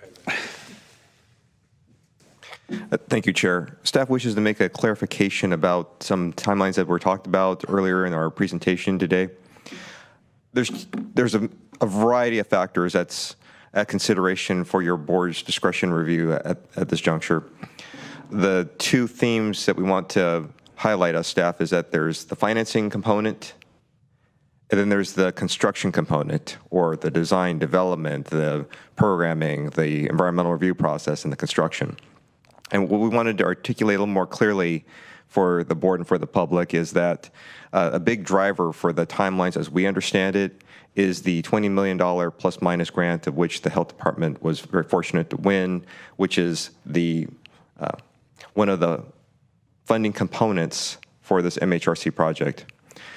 Staff worked very hard to look at the different iterations since there was evolutions of the scope and for the design and for the project description that occurred over time. And so it's began as the MHRC, and then evolved into a sundry set of medical offices and other support buildings, many of which are broken down in your board report that you have before you today. Staff looked at the different scenarios. We prepared Gantt charts and project schedules, looking at the different components involved to get from the beginning of a project to filing that notice of completion and having the golden shovel ceremony for opening the facility. We looked at ones that were what we consider high risk, in that we planned on doing the California Environmental Quality Act or CEQA process in conjunction with finalizing the design plans and being ready to go out to construction and having a very short permitting period. Those factors in mind, at this juncture, while we cannot say that we can absolutely guarantee that even with the shortest schedule, with the streamlined project, that we'd be able to complete the construction guaranteed and have customers being served by December 27. As stated by our Chief of Facilities, we're basing it off the information we know at this time. We will do what we can to streamline processes, explore how other construction components could be streamlined, find a sundry set of creative purchasing equipment in advance, things of which we can control. But there are things we have to acknowledge that we cannot control, and that is processes dictated by state law that we have to follow, such as CEQA and environmental review, and any permitting processes which have not been fully fleshed out at this time. And thus, that is why staff has reported on the timelines as we have. Wanted to provide that clarification for your board so that you have full information for your consideration. Thank you. Mr. Chair, just one thing for Ms. Jimenez, because she mentioned this meeting that happened last Thursday. But I'm reading the flyer because I posted on my social media. Just listen to what it says. Was it mailed or gone door to door to distribute to the Creek Bridge residents that live nearby? And so maybe that's why I want, but just so the people could hear, because I got it, and I got it really late, and I had a conflict on Thursday because there was a lot of events going on that day. It says, community listening session, we want to hear from you. Please join the Monterey County Health Department Behavioral Health Bureau for a community listening session event, and let your voice be heard on a proposal for development of a mental health rehabilitation center and a behavioral health urgent care to be built on the current vacant lot located on Constitution adjacent to Natividad Hospital. That's it. It doesn't say it's going to serve folks with severe mental health issues, homeless individuals. It's going to be a locked facility. Once you start going into those details, there's no map on here that says that's showing the public where exactly. It was held over there on Sanborn rather than a site closest to Creek Bridge, even though there's a school there. That's why I'm saying you might not have got response from the Creek Bridge residents, but once they know what kind of facility it is, you are going to get a different response. So the main question was, did we go door to door and flyer or mail out to the adjacent neighbors? Yes, Supervisor Alejo. So that was, we did that on social media, so it was not door to door, but we did have a detailed presentation at the listening session, talking about all those details that you just covered. Yeah, but I'm just saying that if you want to track people there when they really know what kind of facility it's going to be right in their backyard, literally. If you go into a lot, it's people's backyards. They're a little bit higher elevated, so they will be looking down on the facility. That's what I'm saying. Once you notify what kind of facility, who it's going to be serving, you are going to get a different reaction, whether it's today or down the road. But unless they're properly notified and they know exactly what is this place, who it's going to serve, and what it's going to be, you're not going to get them coming out to a meeting or expressing a concern, because it sounds just like, well, behavioral health, a rehabilitation center on next to Natividad. It doesn't have the same impact when it's going to be right on the other side of your backyard, and it's a different population that you might disagree with being served in the proximity of your home. we've done, Elsa knows, we've done this when we built the Share Center. You do get those kind of reactions once people know exactly what kind of facility and the population you're serving. So that's all I wanted to say in response to Elsa saying, we had nobody opposed. Well, it doesn't really tell you much from the flyer that was handed out and put on social media. So I haven't said anything here in this whole time, and your turn. I'm going to kind of weigh in on the whole picture. I got a lot of notes here, strewn about in my brain as well. I try to keep everything in somewhat in order, but since we're talking about the MHRC, I might as well start with that one. I mean, I do have some concern with that 2027 deadline. I mean, it's a concern there, and I think we need to take a really hard look at it. I know this is for the health department that it's fully funded for handling that $3.4 million. I'm trying to get a better grasp of where that money's coming from and how much there is of that. And if it wasn't used on this, what else it could be for? Because I'm sure it's not just 3.4 and it actually comes down to the dollar and the cent on what we're covering. There must be a larger amount, but could you explain a little more about where that is coming from and all? Absolutely. I mean, so one of the things that we really know is that our costs of inpatient treatment in subacute settings, I mean, because this is not like the mental health unit where someone's in an actual crisis, it's when someone starts their recovery. And so we know that those are very, very expensive placements. They can cost us anywhere from $100,000 to $350,000 a year per placement. At this point in time, none of that comes back to us as federal Medi-Cal revenue because the placements are in places that are not allowed for federal billing under they call it an IMD exclusion. And so when we bring people home and we bring them into a mental health rehabilitation center that is built to be 16 beds, which is the threshold that allows federal billing, what it means is with the exact same cost of providing service, say it still costs us $100,000 or $350,000, all of a sudden we're getting probably a little over half of that back from federal reimbursement that we currently do not qualify for. And so unless there is a 16-bed facility that is Medi-Cal certified, we are not able to access that federal funding at all. By building this intentionally to be 16-bed facilities, we are able to get it Medi-Cal certified and bring in a revenue stream that doesn't exist otherwise.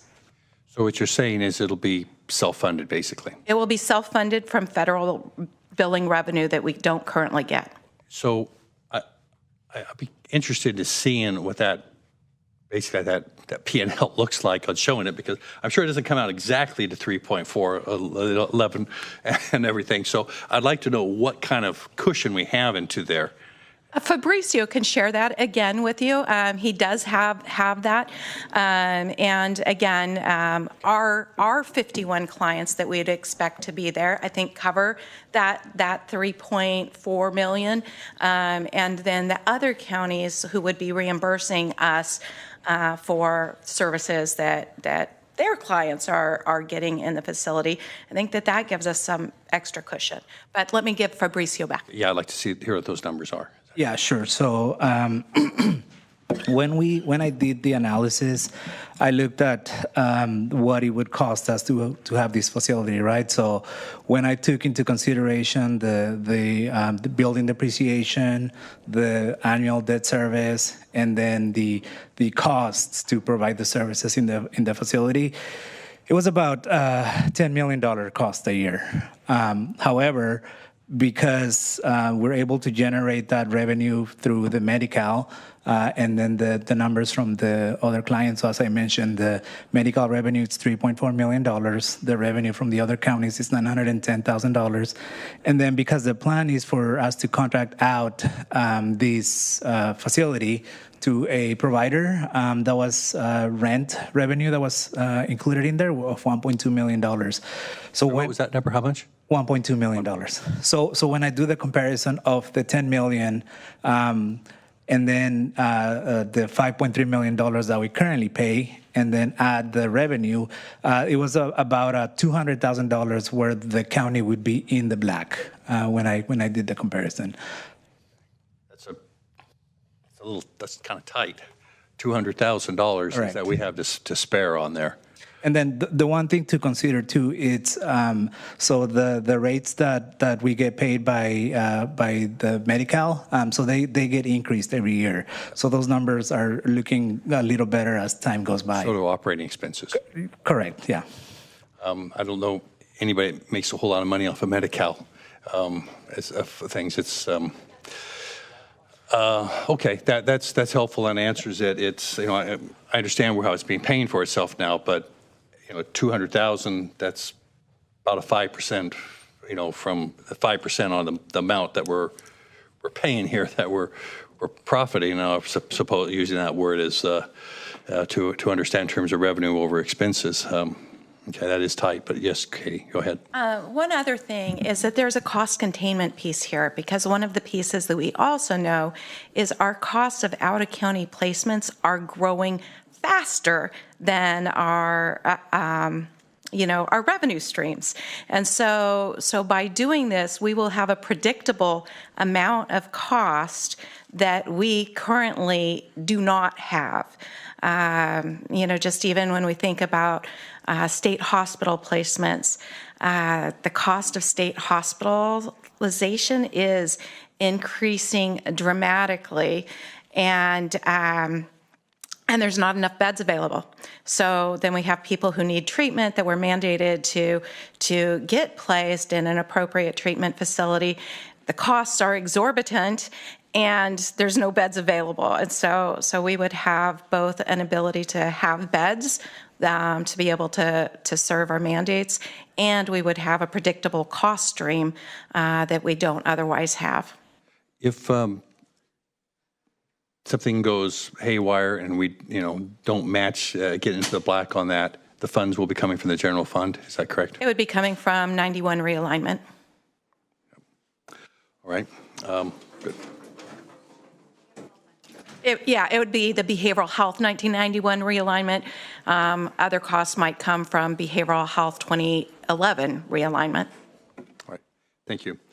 Let me see. I have plenty of other questions and comments, but going back to Major AA, and I'm not somebody I want to count chickens before they're hatched, but they're pecking at the shell. And, there's 2/3 of the votes are in, and it's leading 53-47. So for it to fail, that would have to completely switch and be 56-44 against. And the trend isn't that way. So I feel that relatively comfortable, I think, as most on the board do. But at the same time, we can't, we don't have this certified. We can't count on that. I do think it is a source for a lot of these projects we're looking at here that are out in the unincorporated area. That was the promise made on this, and that takes care of a lot of those, including these, what is it? The two libraries, basically. Let's see, where else? I do share Supervisor Alejo's concerns about those energy projects that were down on here. I mean, I don't know really much about that. It kind of comes in. It's not part of the 7 we looked at, so it comes in here as number 8, and I don't know what it is. I'm not even sure I know everything on the 200 million, because I don't know the details on that parking garage and other things out of there. So, I'm at a little bit disadvantage from my colleagues in that I'm sure have seen presentations on a lot of these things. I've picked up and things here and there, but there's still some information on many of these things that I would really like to know. Let's see. Going over, looking at, one thing that would be helpful when we look at some of the debt service is, I know everything is placed right now at the current, about 4.6 or 4.1. We're using numbers that are pretty much current onto here. But when I look at the historical charts, I do see it drops down at sometimes to 3 or 3.5%. And it might be helpful to to see how much interest we'd be paying if it was at a lower interest rate that we're having to do. I bring that up just because when I look at your chart that you've shown, there's some variation, and we're not looking at doing something today. So there's always a possibility on some of these that we could wait for a more favorable time. I think that the likelihood of that occurring is probably not going to be very high, that the interest rate will be lower. Because if you look at the average over a 20-year period, this has been about 4.1%. But it could happen. I think that the lowest point that you see there is when the COVID pandemic hit. So you see that it actually dropped significantly. So that's why you see some of those periods that were at 2%, 3%, so on and so forth. But other than that, the rate, I think, has been pretty stable in terms of the cost of capital for financing. So I will say we will look at that. And obviously, I think that what is important today, obviously, there's a lot of information that you received today, but the most important aspect is that what we would like to hear from the board is what is your highest level of prioritization for this project, so that you say priority A is going to be this project that we know, so that we could develop a financing plan for you. It may not be borrowing dollars, it could be setting aside dollars over time to be able to do that, or it could be borrowing into the future. But I think that that's what we need to do, because if we are just looking at a list of 100 projects, it's unfeasible for us to do all of that. But if you have a list of 2 or 3 priorities, we have 7 right now, right? Which is a lot better than we had. But if we could have, this is my top priority as a board, then that's what we will be able to do. The other aspect of this is that you have to make a decision about the $20 million grant that we got, because we have to either say, yes, we're going to move forward with this project or not. And if we're not, we need to send the money back so that we don't create a problem for the county into the future. But if you say, yes, we're going to move forward, then you're going to have challenges in terms of the feasibility of being able to get this project done because of the capacity that Public Works staff has expressed. Can we actually get it done by December of 2027, where we spend the $20 million and we have clients in by that time? So I think those are the major topics of conversation. Great. I have some other questions on other things too. Yeah. But as you point out, Ezekiel, the 4.18 is the average. We're slightly above that now. So when you have an average, you have the equal amount under as you do above. And that is the point I'm trying to raise. Is in 2012, it was down to just a little over 3%. And from 2014 till 2018, it was 3 to 4 in that range. So it does vary, and that is the point I'm trying to make. You're correct. Yeah. And Ezekiel, we could run some sensitivity analysis easily for rates to go down. So that's David from KNN. So we will do any analysis that you get these directors to do, but we would prefer that you focus on a smaller subset of priorities as you could, so that we can still have something realistic. But you're presenting this information and the big picture, so I'm raising questions on the big picture at this point. Thank you. Yeah. So let's see. As I look at the certificate of participation, and as it's been brought up, I can't remember who brought it up. Maybe it was you, Ezekiel, or somebody. That around 28, 29, it goes down. From 4 or 5 years from now, it drops down to, I think that by 29, we're paying $5 million less than we are now. And correct. If we are looking for a long term, how we're going to handle it with this, and we do happen to go that way, that is an option, because we're going to have before the end of this decade a little more space in the debt that we currently can handle. I want to, two things when we get back are talking about the $100 million building in Seaside, or any of these other projects that are large, like the $200 million.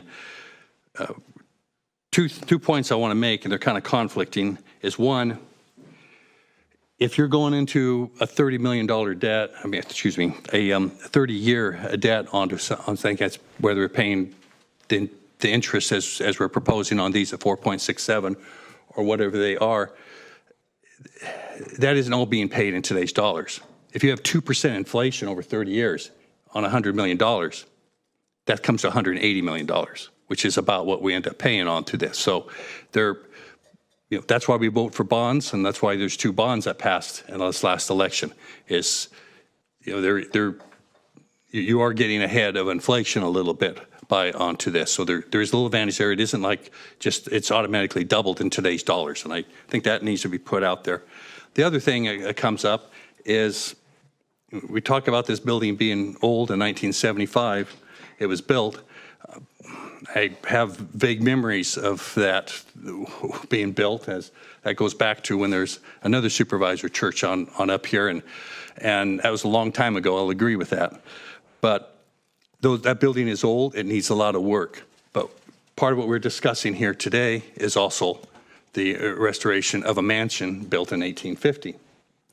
And so there are things that, old buildings can be rehabilitated.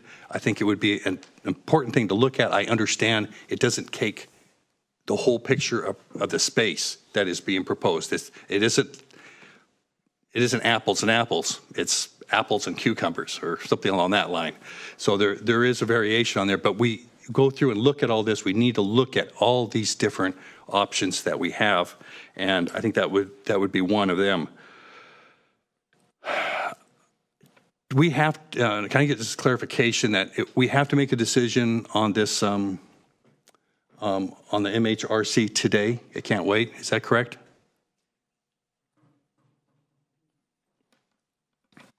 Elsa Jimenez again. Yes, the department, and I don't want to speak for Director Ishii, but he did present and his team did present some concerns with our ability to be able to meet that June 2027 to expend the full $20 million, but more importantly, the December 2027 deadline for us to be able to deliver services at the MHRC. Before you this morning as well was the request to accept the $20 million grant. If you approve the request of the $20 million grant and you approve this project to proceed forward and for us to work with the budget office and the consultants to issue COPs, then the Health Department and Public Works could spend more active time moving this project forward. You might recall that we brought this back in the spring. And we've been doing some due diligence and proceeding the work with having environmental consultants come on site, et cetera, but we haven't actually really put it in motion or really active phase because we're waiting for the board to be able to approve. So every minute counts, I would say, in terms of the county's department's ability to be able to meet that December 2027 deadline.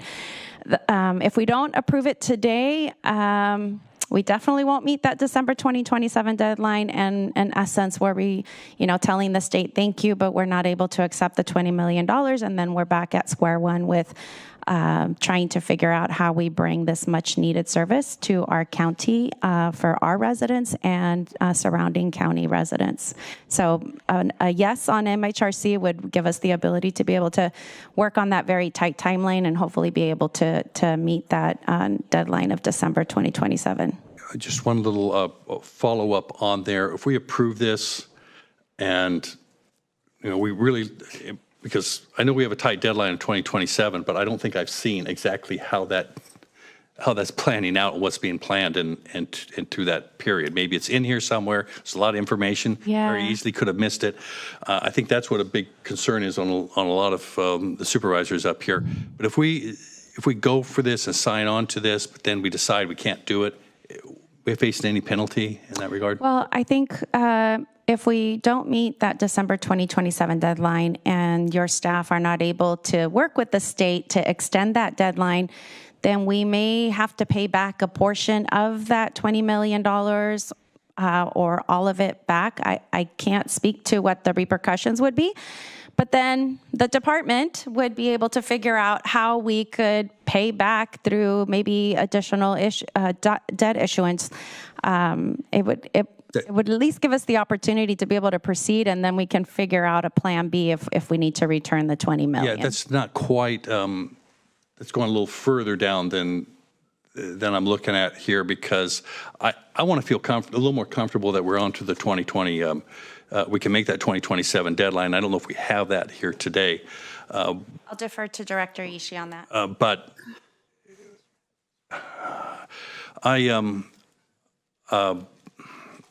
I guess what I'm looking at, and my question here is a little more narrowly focused. If we go to say, yes, we're going to go through the paperwork on this, we look into this a little deeper, and we decide in February, well, we got a real problem.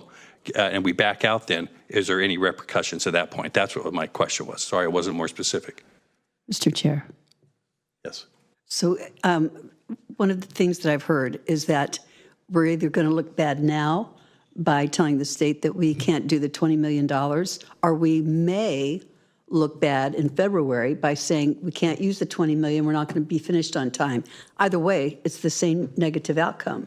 However, we are saying, quite frankly, I think a little bit hastily, that we're not going to be able to make the 2027 deadline. I feel like, you know, there have been a lot of things that have gone on here where I don't want to put any pressure on you or anything, Randy, but I've watched some pretty amazing situations go from horrible to wonderful. And then there was the juvenile hall, but we won't talk about that. But I feel that we've got a lot of opportunity here. And I think that we should go for it.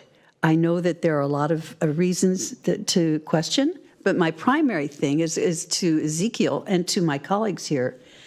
We can go ahead and say, yes, let's go ahead and pursue it, and then figure out the funding for it after. We do not have to close today with the funding plan. We have an opportunity to have Ezekiel, the health departments, and of course, Public Works, to look at the funding scenario after today. But today, I think that it would serve us well to go ahead and say, let's just go ahead and push for this and trust that we're going to be able to do it. I believe so totally that we are going to have a facility that is going to be fantastic and is going to be in great need. Everything that I'm reading about what's going on in our country today and, you know, where the funding is for our state leads me to conclude that this is a good idea for us. So my thought for today would be to say, yes, let's do that. And let's do the King City Courthouse parking lot, the Bradley Library, and the Pajaro Library.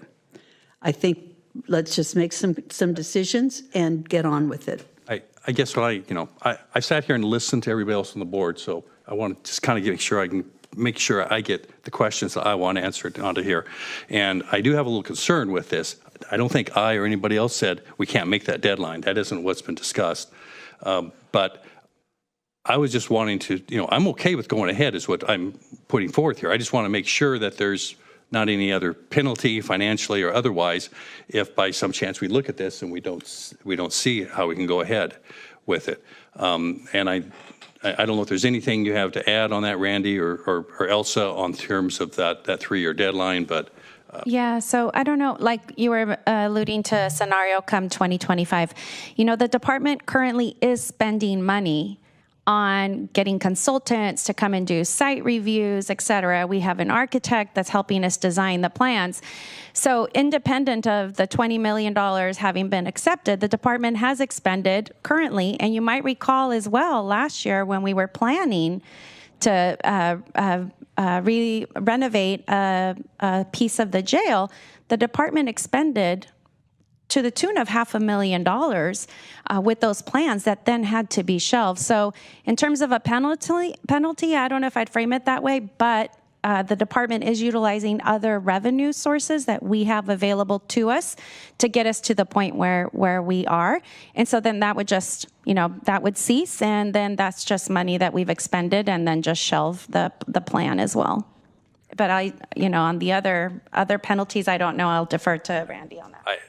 I've heard from, Randy, if you want to add, go ahead. I heard you were going to put all resources into this, and I feel your team is very capable, but please go ahead. Thank you very much, Chair Church. And yes, you are correct in everything as you had stated. Staff would just reiterate that the staff here are ones who've learned from the lessons of the new juvenile hall and jail housing addition, and they put a very keen eye towards the project schedules.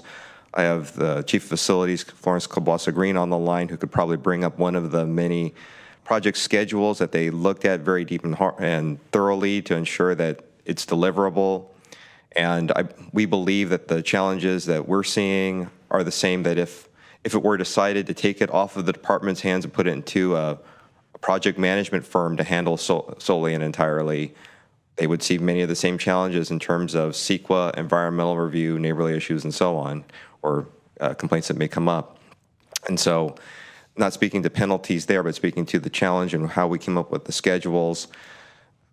We have what we have. The information that we're seeing is showing that it's very difficult to make a December 27 opening date and seeing customers. We're several months out from that on one of our fastest schedules.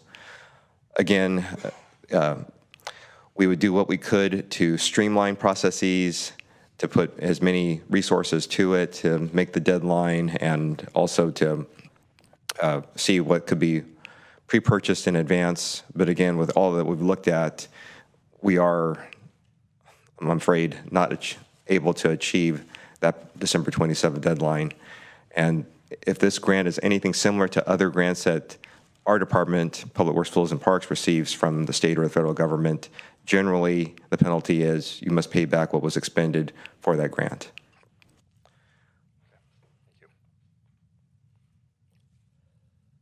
Pass it off if anybody has any other comments or motions or. Yeah, I'll make a motion if that's what we're ready for. Thumbs up? Okay. So I'll just make a motion that we move forward, giving staff direction to move forward with the financing scenario for the MHRC, keeping the rest A through E of the rest of the items on the priority list, asking our our budget staff to look at the other funding options that have been discussed today. You know, sales tax potential money at some point, one-time funds over time, philanthropic dollars that may be available. You'd mentioned what was the other money, Supervisor Alejo. There was something that you were talking about earlier that I'm sure you wrote down.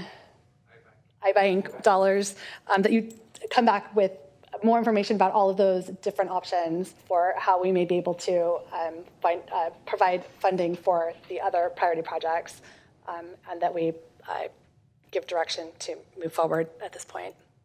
That was A through what? Sorry, A through F. A through F at this point. And I'm just leaving off item G because the department asked us to, or indicated that they would bring that back through the facilities master plan. But we're going forward on bonding for the MHRC when we don't even know if the iBank is a cheaper alternative. Well, so that's my motion. My motion is that we give staff direction to proceed with, because we are on a timeline and we have a project that looks like it can fund itself. So there may not be support for that, but I'm going to put that out as a motion. I'll second the motion. Can I ask a question of staff? And Ezekiel, today you were asking for a prioritization. Are you looking for ranking and order? Because with this, we're just pushing them all forward. What I understood from your comments was you wanted to know what was a priority on these. I would prefer that the board gives us that prioritization so that we are not guessing and then prioritizing one project over the other. On the 7, if there is no preferences by the board, then we will use the staff discretion as to that. But just want to ask you that when I come back with a plan that you support it. If not, then I'll prefer that you actually prioritize in a specific ranking so that we could start setting aside funding or develop financing plans for those projects. And I'll just add, I think that depending on what funding is available will most definitely determine how we prioritize those. And given some of those projects may very well have funding available that we can't commit to at this point because we don't know for sure yet. But I think that will become clear when we know what financing is available for those projects. But that would be my request, is that we take a look at that when we know more about where those dollars might be. But that would be my motion. That's the motion I've got on the table at this point. And a number for financial scenario, I don't even know what's on that list. I don't even know how it got on there, but I'm not supportive of putting that on a priority list. Financial scenario number 4. Oh, you're talking about the energy projects. Energy project. Yeah. I'm identifying, and this is on page slide 13, priority projects. It says for debt issuance. I'm not speaking of debt issuance other than for the MHRC.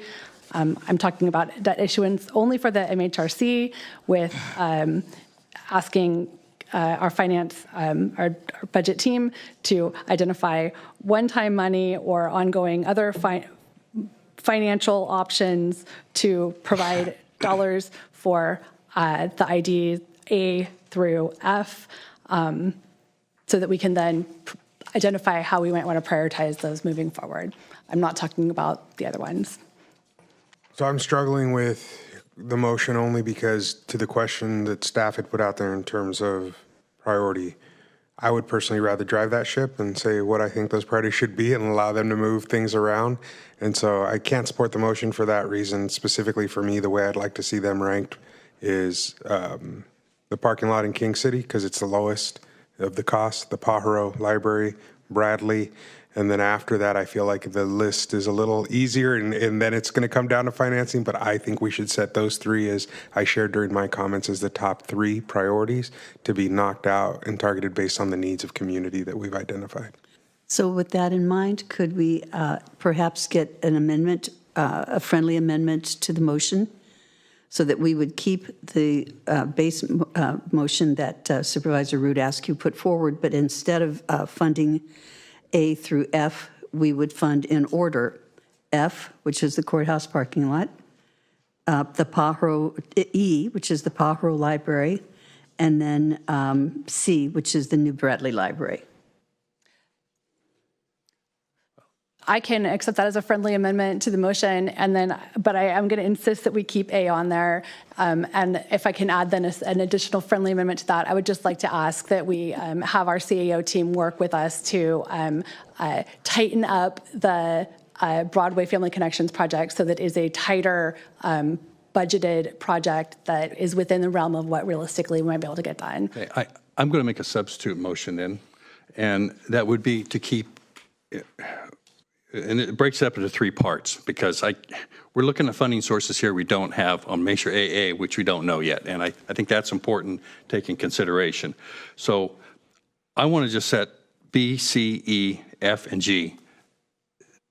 We're going to have to go to the side until we know what we're standing out on Measure AA. I mean, we've got to come back. That's got to be certified. We've got to decide how we're going to prioritize those funds, and I think that has to be a part of that. I would go to move ahead with the MHRC project, and for A, I would like to see a little more. I want to get a little more information. I want to see the alternative. What happens if you did rebuild out of that? What does that look like? What is the cost? But I also want to see what lower interest rates are on. What it would come down. We pick up the prime time for this. I'm not. As I look at the COP thing, I don't think we're ready to. We can do something in 2 or 3 years necessarily, but I think we can do something and we can put a hard date on it if we get some information and we look at where our debt service is dropping down. I do think there's a possibility of doing that. It's almost that $5 million. What is it? Supervisor asked you for the annual funding of that building. Is it 6 something? What is it? 6.4? 6.7. Just interest? Interest alone. The interest and principal, right? What's the Yeah, that's not just interest. That should be interest and principal, the annual debt service. So I think there needs to be a discussion a little bit deeper on that. I want a little more information there on some options. So that's my motion. I can second that. Good. Any other comments? I won't be able to support it because I'm still not convinced on the MHRC at this point.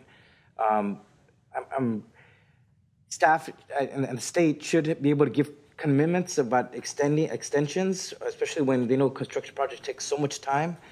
And I don't know if the project even includes the parking, any parking, because the parking structure was separate. So I just know that we're going to come back and say, oh, we didn't plan in this parking another $1 million or $1.5 million. It's still half baked for me. I'm not convinced the money's there. So I'm gonna not support it. The other projects I do support, but because you included them all in one motion, I'm just gonna not vote no for today. Okay. Any other comments? We go to vote. Okay. I don't see anybody nodding their head, but I'm going to call for it. All those in favor? Aye. Opposed? I mean, no. It's late, end of day. That was a quick change of pace. Elsa thought she had me on there. Motion carries 4-1. I will note that there's consent item 43. All right, we should deal with consent item 43. Can we? Yes, and I would just ask Director Jimenez, since she's here, that if she could please do the appropriate outreach to those residents, because they're not getting anything. Don't expect they're going to hear on social media, because I know we're going to hear them later if we do not do that door-to-door outreach or the mailing in Spanish and English with the map, so they can know exactly what's taking place there. That's what I would ask for the record, in case the public comes back later, they didn't get notice. I am making that request so that they do get that type of direct notice. Thank you. I'll make that a motion for 43 with the addition on your request there, Supervisor. I'll second that. All those in favor? Aye. Aye. Opposed? Nay. 4-1. It passes. We're going to take a little break here, perhaps about what is the time right now? 4:56. What do we want? 5:10, 5:15? It's 4:50.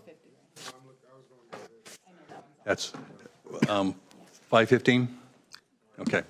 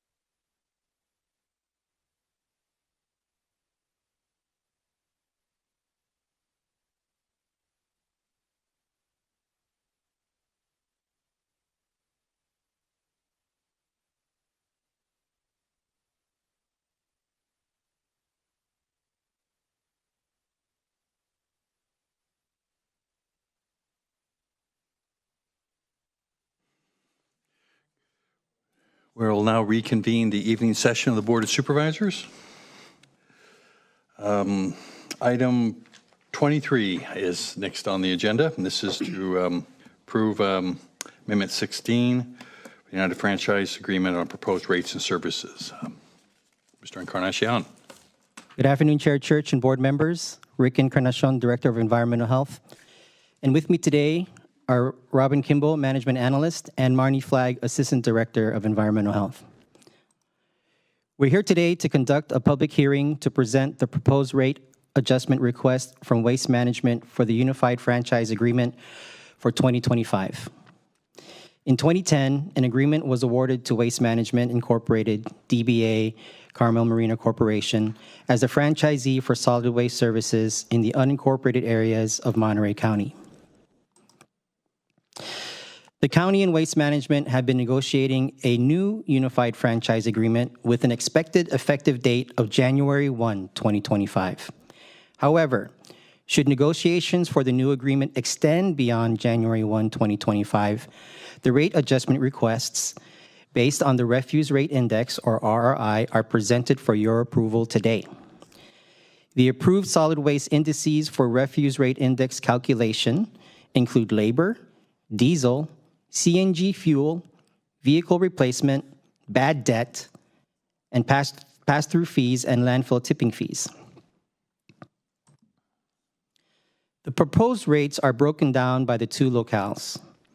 A 6.47% rate increase is proposed for the Monterey Regional Waste Management District region in the peninsula, and a 6.32 rate increase is proposed for the Salinas Valley Recycles region in South County.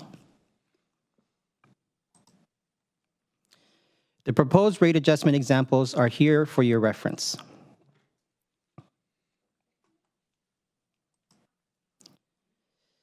Here is an update to our negotiation with Waste Management. Negotiations for the new agreement have been ongoing since July, and we are hopeful that we will bring a new agreement to you for approval in December with an effective date of January 1, 2025. Features of the new agreement include capturing bad debt, creation of a call center, adjustment of the Refuse Rate Index, and right-sizing commercial services. Bad debt will be handled through an assessment process, which includes 4 notices from Waste Management, and also the county issuing notices of violation, which leads up to an assessment process. A call center located in Castroville can be operational by mid-2025, consisting of up to 5 call representatives and 1 supervisor.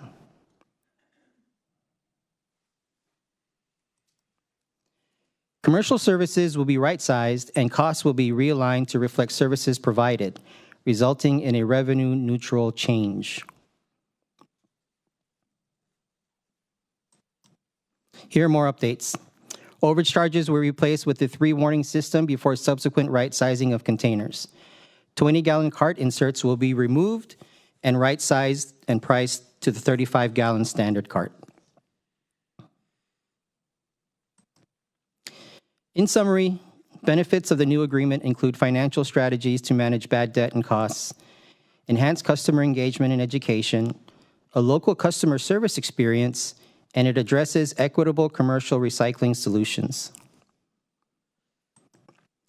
In closing, we ask you approve and authorize the execution of Amendment Number 16 of the Unified Franchise Agreement to incorporate the proposed Refuse Rate Index rates for 2025, authorize the Director of Health to execute Amendment Number 16, and accept this update regarding negotiations for the Unified Franchise Agreement. Thank you for your time. This concludes our presentation. We are available to answer any questions. Also in the audience are Liz Hall and Eric Lynch representing Waste Management. Any questions? If not, I'll take, oh, yes, sure. Supervisor Askew.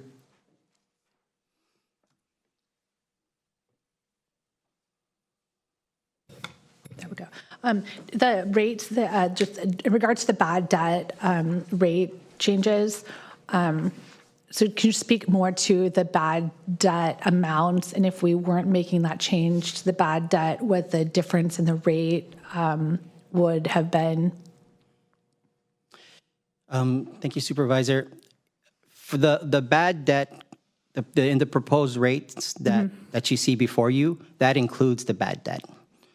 So if we were to take out the bad debt, that rate would obviously be adjusted. If we were to take out the bad debt, From the the rate would referee's be rate index. adjusted down. It would go down. By how much? We have Waste Management here to answer that question. Supervisor Askew and fellow supervisors. I have the combined east and west increase, which would be a combined 6.39%. Bad debt and labor are the biggest portions of the overall rate increase in front of you under the current agreement. Bad debt accounts for 1.39% of that combined east and west 6.39%. Labor is 3.44%, which of course last year we had a significant increase for hourly wages for our union workers. So those are the biggest portions of the increase, and that's under current agreement. So thank you. So just clinging to that bad debt issue remains one that is significant. Yes, definitely. So under the proposed new agreement, we're proposing a special assessment process, and the reason for the timeline in front of you of starting a new agreement January 1 would mean starting a new agreement, clean slate, assigning bad debt to the property owners, which are often the customers themselves, and taking that out of the rates at the starting point and not, defer that any longer. Thank you. Yes, ma'am. Just a little clarification on the bad debt there. So the bad debt that we're proving for this coming year, that's included in this rate, that's for the bad debt that's for this last year?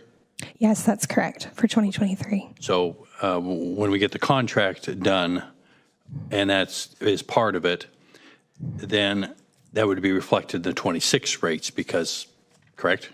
No, so on December 3rd, staff will be coming back to request approval of the new agreement to be effective January 1. And currently, there are two rate proposals for under new agreement. So this is kind of a plan B, the amendment 16 under current. The ideal situation is December 3rd, new agreement gets voted. If the special assessment process were to begin under the new agreement January 1, the rate increase would only be 2.96% at that time. The rate adjustment January 1, if the special assessment process weren't to start until 2026, would be a 6.89% increase. So what happens if something, the contract doesn't quite get finalized, but it gets finalized in January? Mm-hmm. Are we going ahead with this rate increase for the entire year then, even when they have a new contract? How are we handling that? Yeah, so the current contract ends June 30th, 2025, and so the PI would be effective January 2025. And at that point, if if we did have to start a new agreement July 1 of next year, we would reassess the rates at that point under the new agreement and could potentially see another adjustment. Could be a decrease, could be an increase in July. We don't know because we haven't planned for that. We've planned for a January 1, implementation of the new agreement. Thank you for that. Of course. And, I just want to express the concerns I've raised onto here in previous meetings, the call center, the debt, many of these others here. It's good to see them being negotiated and being worked out. And so I want to express my satisfaction and pleased with the way things have happened. And yes, I can be pleased. Be sure to let my wife know that, I'm queuing up the message right now, actually, in my brain. So I just want to, thank both the Health Department and Waste Management for working on that. Of course. Any other comments, questions, Supervisor? I do have a comment, and it's not dissimilar to your own. I just want to take the opportunity to say thank you and just share my great appreciation for Waste Management for their continued service and of hard-to-reach customers, including the residents in Big Sur that have been cut off from typical service for more than a year and a half with Highway 1 slip-outs and the road closures. But I know since March of 23, Waste Management's been traveling up Highway 1 through San Luis Obispo County to service 13 customers every other Saturday south of the Highway 1 closure that's near Lucia. So it is a 12-hour round trip for the driver, and 12 hours is a lot. So I just want to say thank you to Waste Management for doing that. So, and I'm also supportive of the way that you're looking at the proposal to update the rate model so it separates trash from recycling. I think that that's an important element as well. And just having I think people, it lowers the trash rates and then assigns the defined rate, if I'm understanding this correctly, to recycling services. So the customers pay for the service that they receive. And I think it clears up the rate and makes it easier for everybody to understand based on the need and the use. So thank you for the marching forward in many good ways, and appreciate very much the support and service that we get from Waste Management. Thank you. No other comments? We'll go out to the public. Nobody online, nobody here. Come back to a vote for approve. Aye. No, we need a motion. We need a motion. I'll make a motion. For staff recommendation. Yes, I'm moving staff recommendation. Thank you. First and second, all those in favor? Aye. Aye. Opposed? Motion carries 5. Move on to schedule item number 24. Long time for a short. Receive a written and verbal update on California Proposition 1. Sorry, my voice is kind of fading.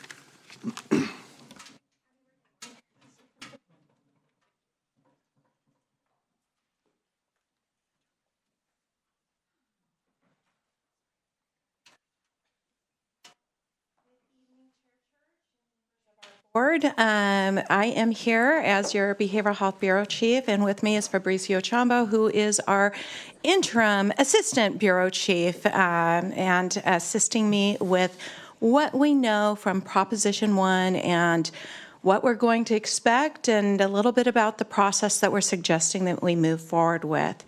So first piece about Prop 1 is the first part of it was the Behavioral Health Infrastructure Bond Act. That's got $6.38 billion of state general obligation bonds to construct new clinic beds, build permanent supported housing for individuals experiencing or at risk of homelessness who have behavioral health conditions, and to build unlocked community behavioral health treatments and residential settings. This amount of funding is broken into a couple of different buckets. We have a little over $1 billion for veteran-supported housing, $922 million for supported housing for individuals with behavioral health needs, 1.5 for residential settings for counties, cities, and tribes, and almost $9 billion for behavioral health treatment and residential settings authorized by the Behavioral Health Continuum Infrastructure Program. Next slide. The other component of the Behavioral Health Services Act is modernizing the Mental Health Services Act and renaming it to be the Behavioral Health Services Act. MHSA is a 1% income tax on millionaires in California. It funds mental health services. It was approved by voters 20 years ago. And now, under Prop 1, it has been changed to add coverage for substance use disorder treatment. It also changes the funding withheld by the state from 5% to 10%. The state portion will be directed for 4% for population-based prevention services, 3% for workforce investments, and 3% for statewide oversight.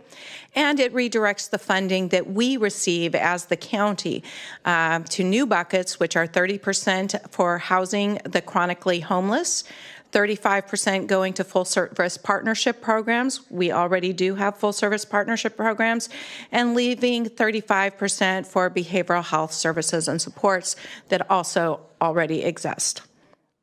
And do we have a...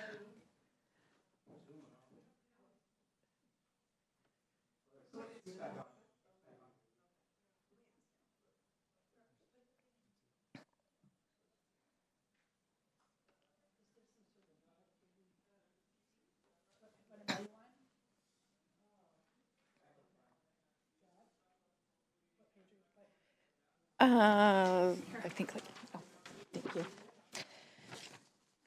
I can go ahead and keep talking, and then the slides are definitely in your packet, or they can be forwarded to you at another time. So moving on, besides the different components, oh, here we go.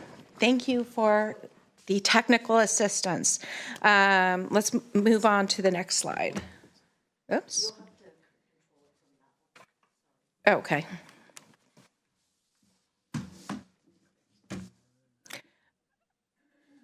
Here is our implementation timeline for the new initiative.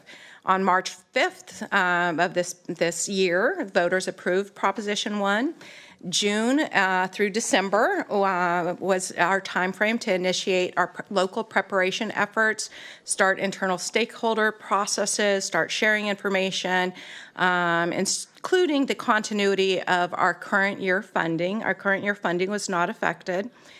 January 1 of 2025 through June 30 of 2026 is a start of an 18-month fiscal transition period. We will, at this point, be working on transitioning to the new buckets of funding, working with the state on new metrics that we will be required to track. We will receive the specifics and guidance from the state. We will then also need to be able to implement the new community planning process and develop an integrated plan for all behavioral health funding sources. Right now, you might be familiar with our community planning process that we do annually, just specifically for MHSA. We will be directed to do it differently from what we do right now, tie it in with other strategic plans that exist throughout the community, and then also to demonstrate and reflect every funding source that behavioral health has and how every single dollar is being directed within behavioral health. And then if we were to submit late, then there would be corrective action plans or sanctions placed on us as a county. By July 1, 2026, we will have full implementation. We will have transitioned to those new funding categories. Our new 3-year integrated plan, we will be tracking those new metrics that, again, we don't know what are yet.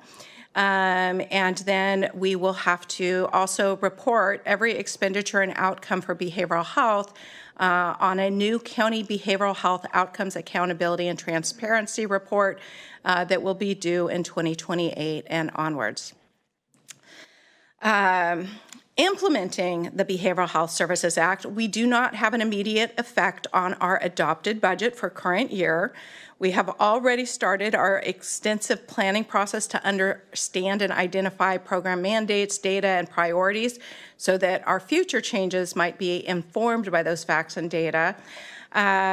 We have initiated community outreach to collect input beginning fall of 2024.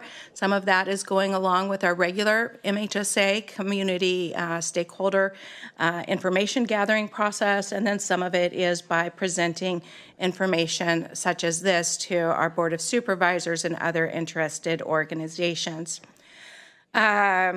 January of 2025, the key transitional planning will be initiated. The new performance metrics will be established, data identified to be collected and reported on. We'll start our new community planning process for that comprehensive integrated financial plan for all behavioral health funding sources. And then July 1 of 2026, we'll be looking at full implementation, including the changes from the MHSA level and array of services to our new Behavioral Health Services Act array and level of services. This does mean some of our programs will experience funding reductions. We will have comprehensive annual financial reports that will require us as a county to report on all behavioral health funding sources, and again, that comprehensive performance data as per those new metrics to be established. So this is a comparison of what Mental Health Services Act looks like compared to Behavioral Health Services Act. The far left, you will see a yellow circle that shows the state getting 5% of the MHSA revenues, and the county gets 95%. And then the county's portion of the 95%, 76% goes to community services and supports, 5% goes to innovation, and 19% goes to prevention and early intervention.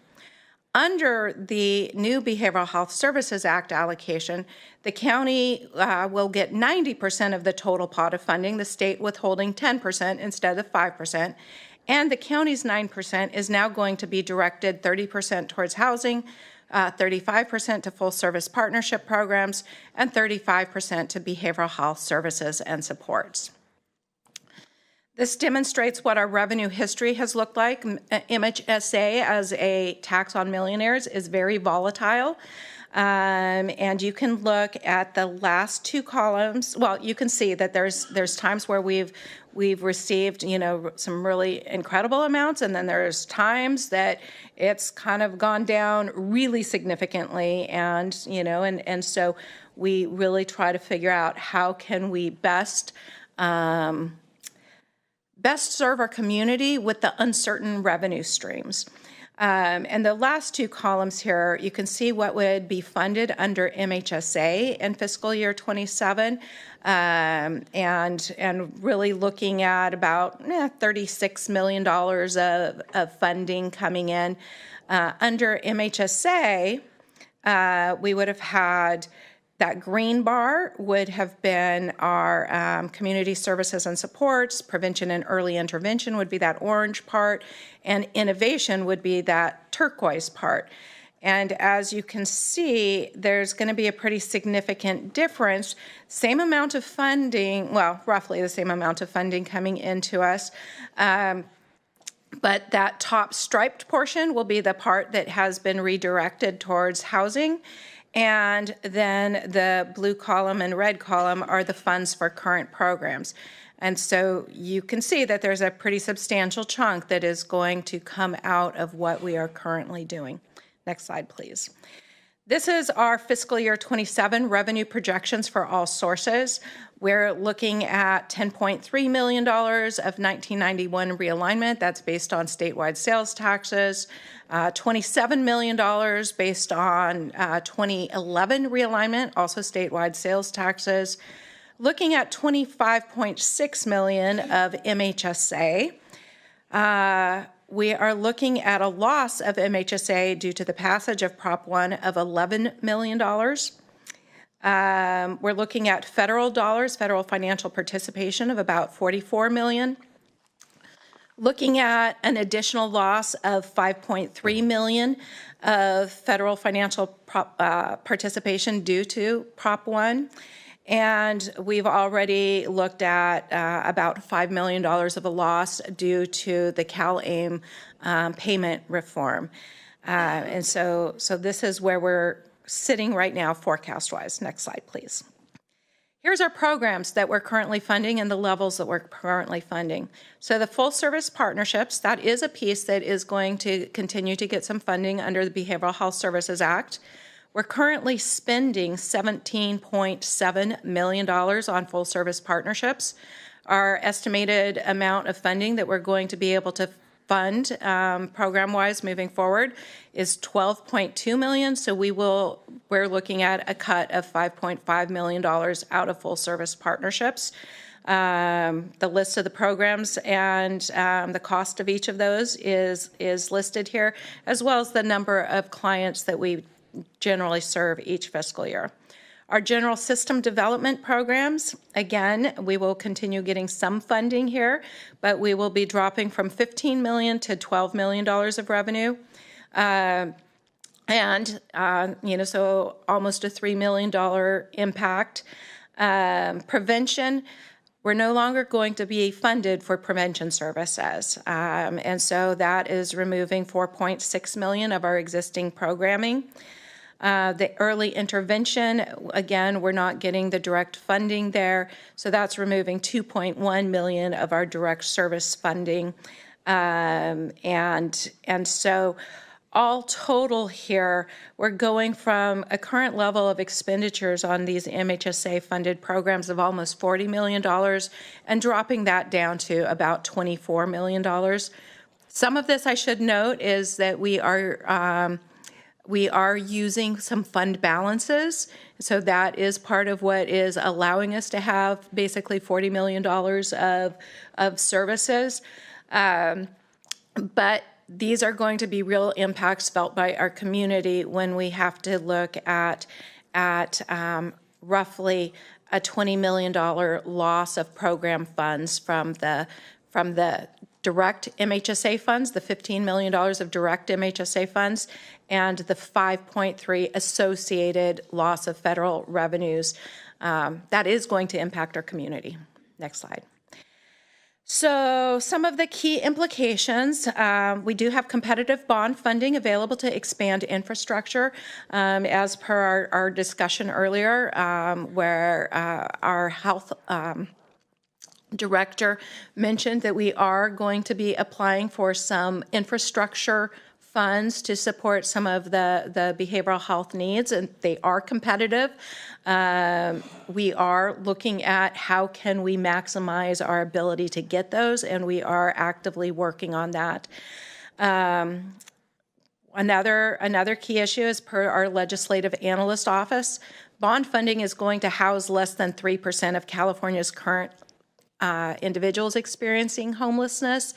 I think our communities are going to be highly concerned about this because when this was passed as Prop 1, it was really presented as a solution for homelessness.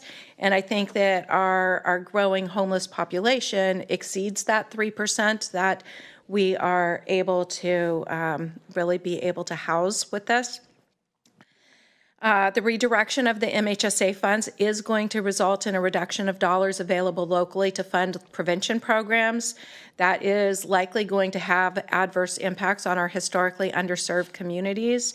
It is going to impact our innovation programs, our workforce education and training, our capital facilities, our mental health services to both adults and children served by behavioral health, and there is that loss of federal Medi-Cal revenues associated with the reduction of services.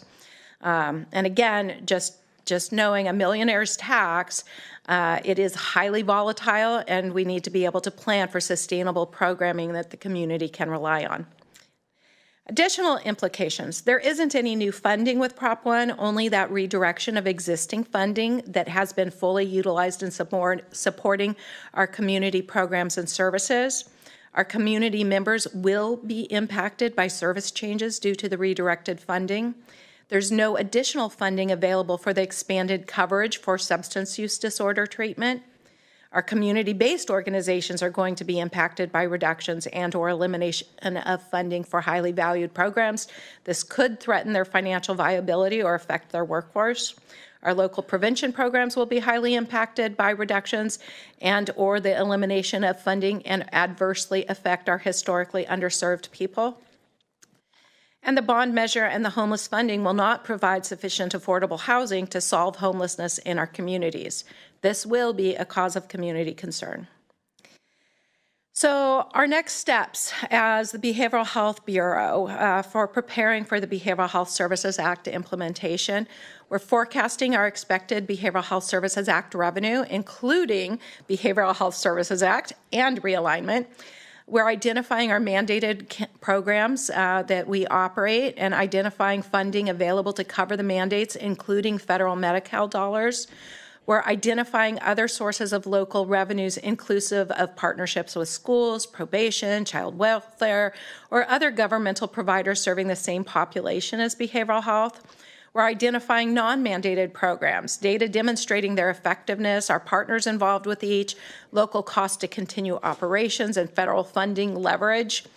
And then we're gathering provider and community input on priorities for the non-mandated programs while sharing the amount of revenue available to cover the programs. Some of our other next steps would be to hold community listening sessions, presenting the financial and program information to all stakeholder groups, including various communities, cities, partners, contractors, and public. We want to gather input from all. We'll use that data and community input sessions to develop recommendations for your board to consider the programs to be funded and provide lists of programs that did not have funding secured. We'll work with community providers and partners on transition plans and seek ways of mitigating adverse impacts, including looking at Medi-Cal funding opportunities under CalAIM. And we'll continue to work with the State and County Behavioral Health Directors Association on the development of policy guidance around implementation that makes sense for our communities and our programs.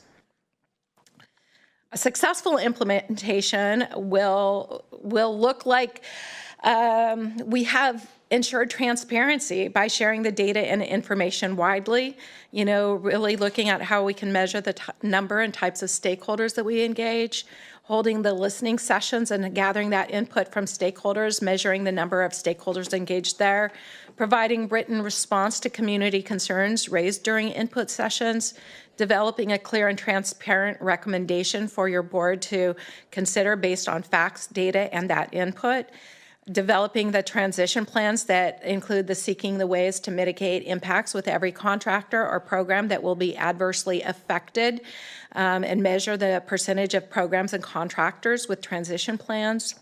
And we'll measure the amount of additional funding that's developed through partnerships, CalAIM, Medi-Cal billing, or other sources that adds to our program's continuity.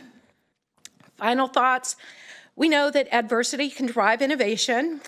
We know that we will adapt, and we know that we will provide excellent services to our community moving forward together. And with that, I am happy to answer any questions that you have. Questions? How do you manage to stay so upbeat? I believe in us being innovative. I believe that there are ways that we can partner together to really serve our community in ways that our community needs. And so is it daunting? Yes, it's daunting. But I truly believe we can do this, and we can be successful, and we can meet our community's needs. And then I didn't see this, but is there any new federal money that is going to be redirected here? No.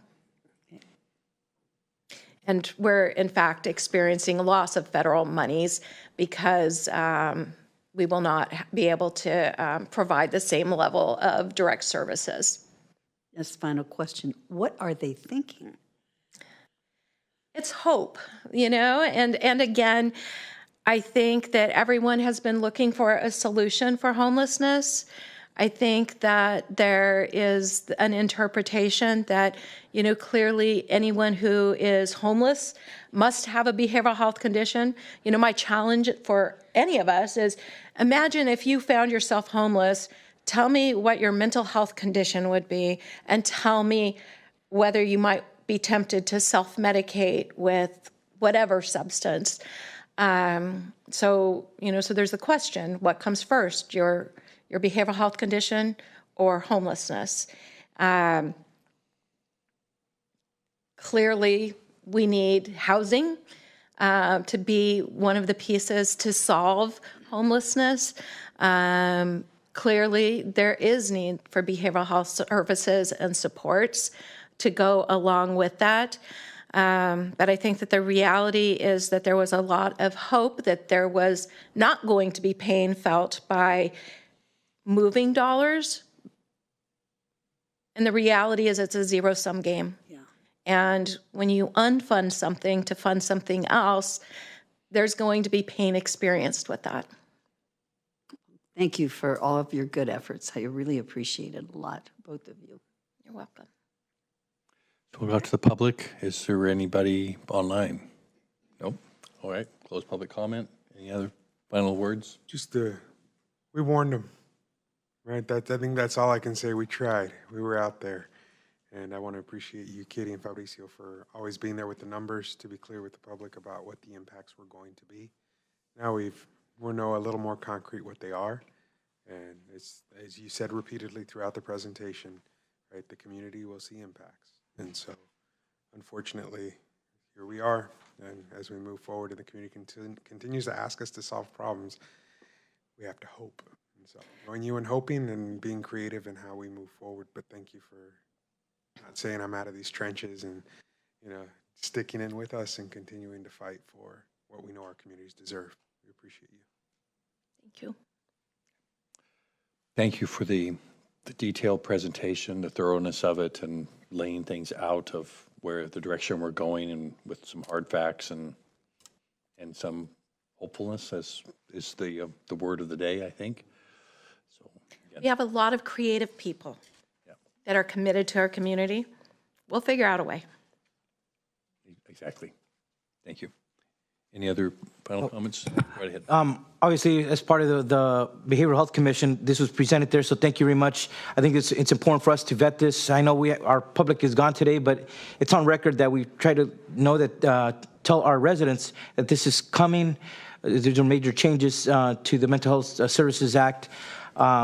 So we hope that it works out the way it was intended, but we know that sometimes there's the unintended consequences of this, and they did take a lot of other resources that we used to have available that now there might have to scale back particular services that we were providing for the community. But this is a first presentation, but we look forward to hopefully getting updates as we carry out the implementation and as we compete for some of the funds under this new ballot initiative. Thank you. Absolutely. Thank you for the presentation. And thank you all. Have a good night. We'll move on to new referrals. Yes. And there is a new referral from Supervisor Adams, and it's related to campaign finance reform and term limits.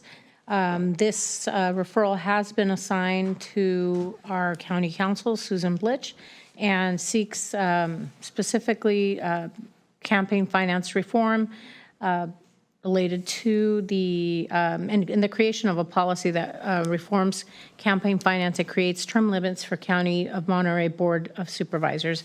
This was received or is dated October 18th, 2024, and was assigned today. Madam Chair, or Mr. Chair, Madam CAO, before staff spend too much time on this, I guess maybe it's for the next time this comes up, but whether this board wants to go down this road, I appreciate Supervisor Adam doing it, but she's doing it on her way out in less than a couple months. So so I just want maybe this is something that we want to entertain or not, but we already have campaign limits under the default state limits that were instituted, I think, 2 years ago. And I always say the term limits that we've had, usually it's our voters. So if we're doing a good job, the voters will keep us. If they don't, as we saw in some of the recent local elections, they'll decide to make a change. So I don't know if it's today's where we decide whether we want to move forward on this referral or not, or maybe at the next one. Next one. But okay. So I just wanted to put that on record. Thank you. When will this be reported back on? It's asked for that it be come back in a month, but this is only just announcing that it's been received. All right, thank you. That will go to County Administrative Officer comments. Sonia De La Rosa. No, I appreciate it. Quite frankly, I'm just keeping it short, just thanking all the staff, and I know we don't meet again. Thanksgiving will be coming up, so just hoping everybody is able to spend time with their families over the season and drive safely out there. Thank you. And board comments. Supervisor Adams. Thank you. Just quickly, two things. I just wanted to say that there was such a lovely event that was held out at the Veterans Cemetery, and Supervisor Rudascu and I were there. It was just really very touching. The rain came and went and came, but back again, and it really added to the solemnness of the ceremony. So that was wonderful. However, the day before that, I did something that was not solemn at all, and that is I was fortunate to be the starter of the Big Sur Half Marathon. So I was up in the booth, and I was ready to use. They wouldn't give me a real gun, though Tina Nieto had told me I could borrow hers. But at any rate, so they have these little, like an air horn. So, we're kind of getting ready to go. The race is going to start in about 2 minutes. Neither of the air horns worked. Oh, wow. So there were, I think, 10 or 12 waves that I had to go, on your mark, get set, go! The next day, my voice was really sore, but it was a blast. And there were more than 8,000 runners that came to participate. An additional, I think, 1,500 volunteers that were there. It was a wonderful, wonderful event, and a lot of fun. I had done the event a number of times, 10 times, and every time I would do it, I would look up and think, I want to do that someday, and I'll be darned if I didn't get to. All right, I'll jump in and share that I got to attend the Veteran of the Year dinner, which was great. Some of my colleagues were there. That was a fun evening. I want to thank everybody who made that possible. And then culminated, we culminated today, I think, with that ceremony recognizing our veteran Lawton. That was really incredible. But yesterday I got to participate in the parade here in Salinas as well. I drove the Jeep up with the top off from King City through the pouring rain. It was a lot of fun. Got up here and it was a very graceful moment as the sun broke through right as the parade started. So it was a great day. I want to thank everybody who made that possible. Also share that we were able to open a brand new futsal court in the community of Greenfield with the contributions from Chevron. If you don't know what futsal is, it's a small field soccer basically done on the court the size of a basketball court. It was a very significant investment, and to watch the kids play on that the day it was opened was really cool. So I want to thank the San Jose Earthquakes and Chevron for making that happen for the community of Greenfield. A big investment. We had some professional soccer players on site that day to put on some clinics for the kids and actually referee their first games. So I know a lot has happened, including the reopening of the courthouse in King City today. So I want to thank Judge Vasquez, who I saw was there, and I'm blanking on Jeremy's last name. What's that? No. Jefferson. Yeah. Anyway, I'd want to thank the judges who went down to King City today to make that happen. It's a much needed resource for the community, so having that happen for the community in a time when I think a lot of folks are afraid of what might happen in the court system is a bit of a relief. So I want to thank everyone who made that happen today for the community. Thank you, Mr. Chair. Supervisor Askew. Happy Veterans Day to all. We had a great ceremony today. That was great. The Central Coast Veterans Cemetery really is an incredible place to gather, and the event that gets put on every year is one of my favorite. It's an honor to be able to speak, and thank you for joining me there this last weekend, Supervisor Adams. Also wanted to just give a shout out. Monterey Bay Economic Partnership had their State of the Region event last week as well. It was a sold out affair at CSU Monterey Bay, and I was honored to be able to welcome an incredible panel speaking about housing.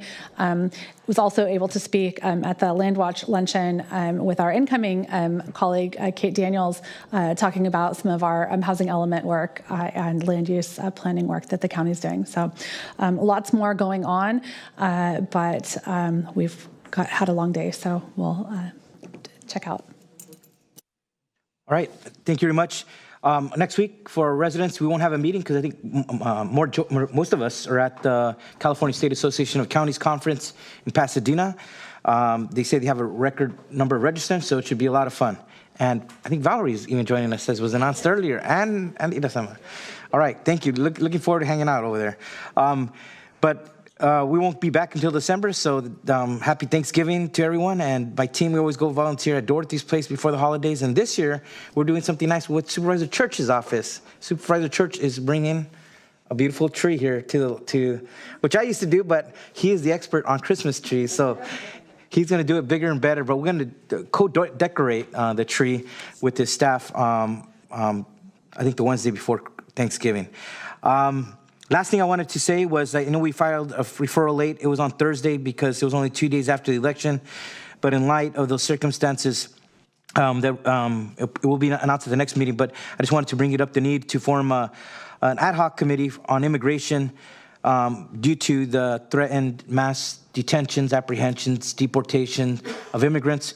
And since Monterey County is the county with the highest percentage of foreign-born immigrants out of any county in California, and because our agriculture and hospitality, our construction industries all heavily depend on immigrant labor.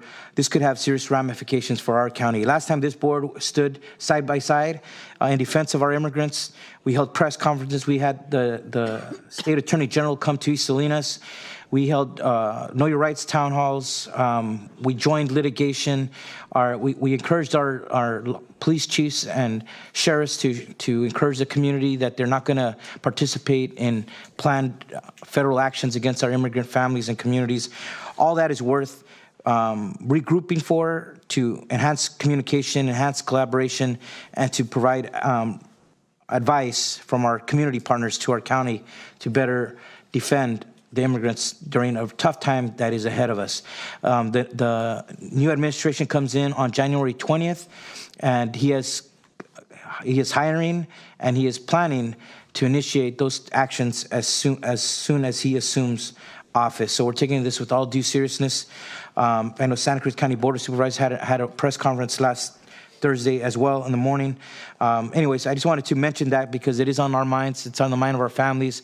We heard from some of our school district representatives that there's fear in our schools. And so I just wanted to make sure that the community knows that we are planning to do something to protect our immigrant communities in the years ahead. Thank you.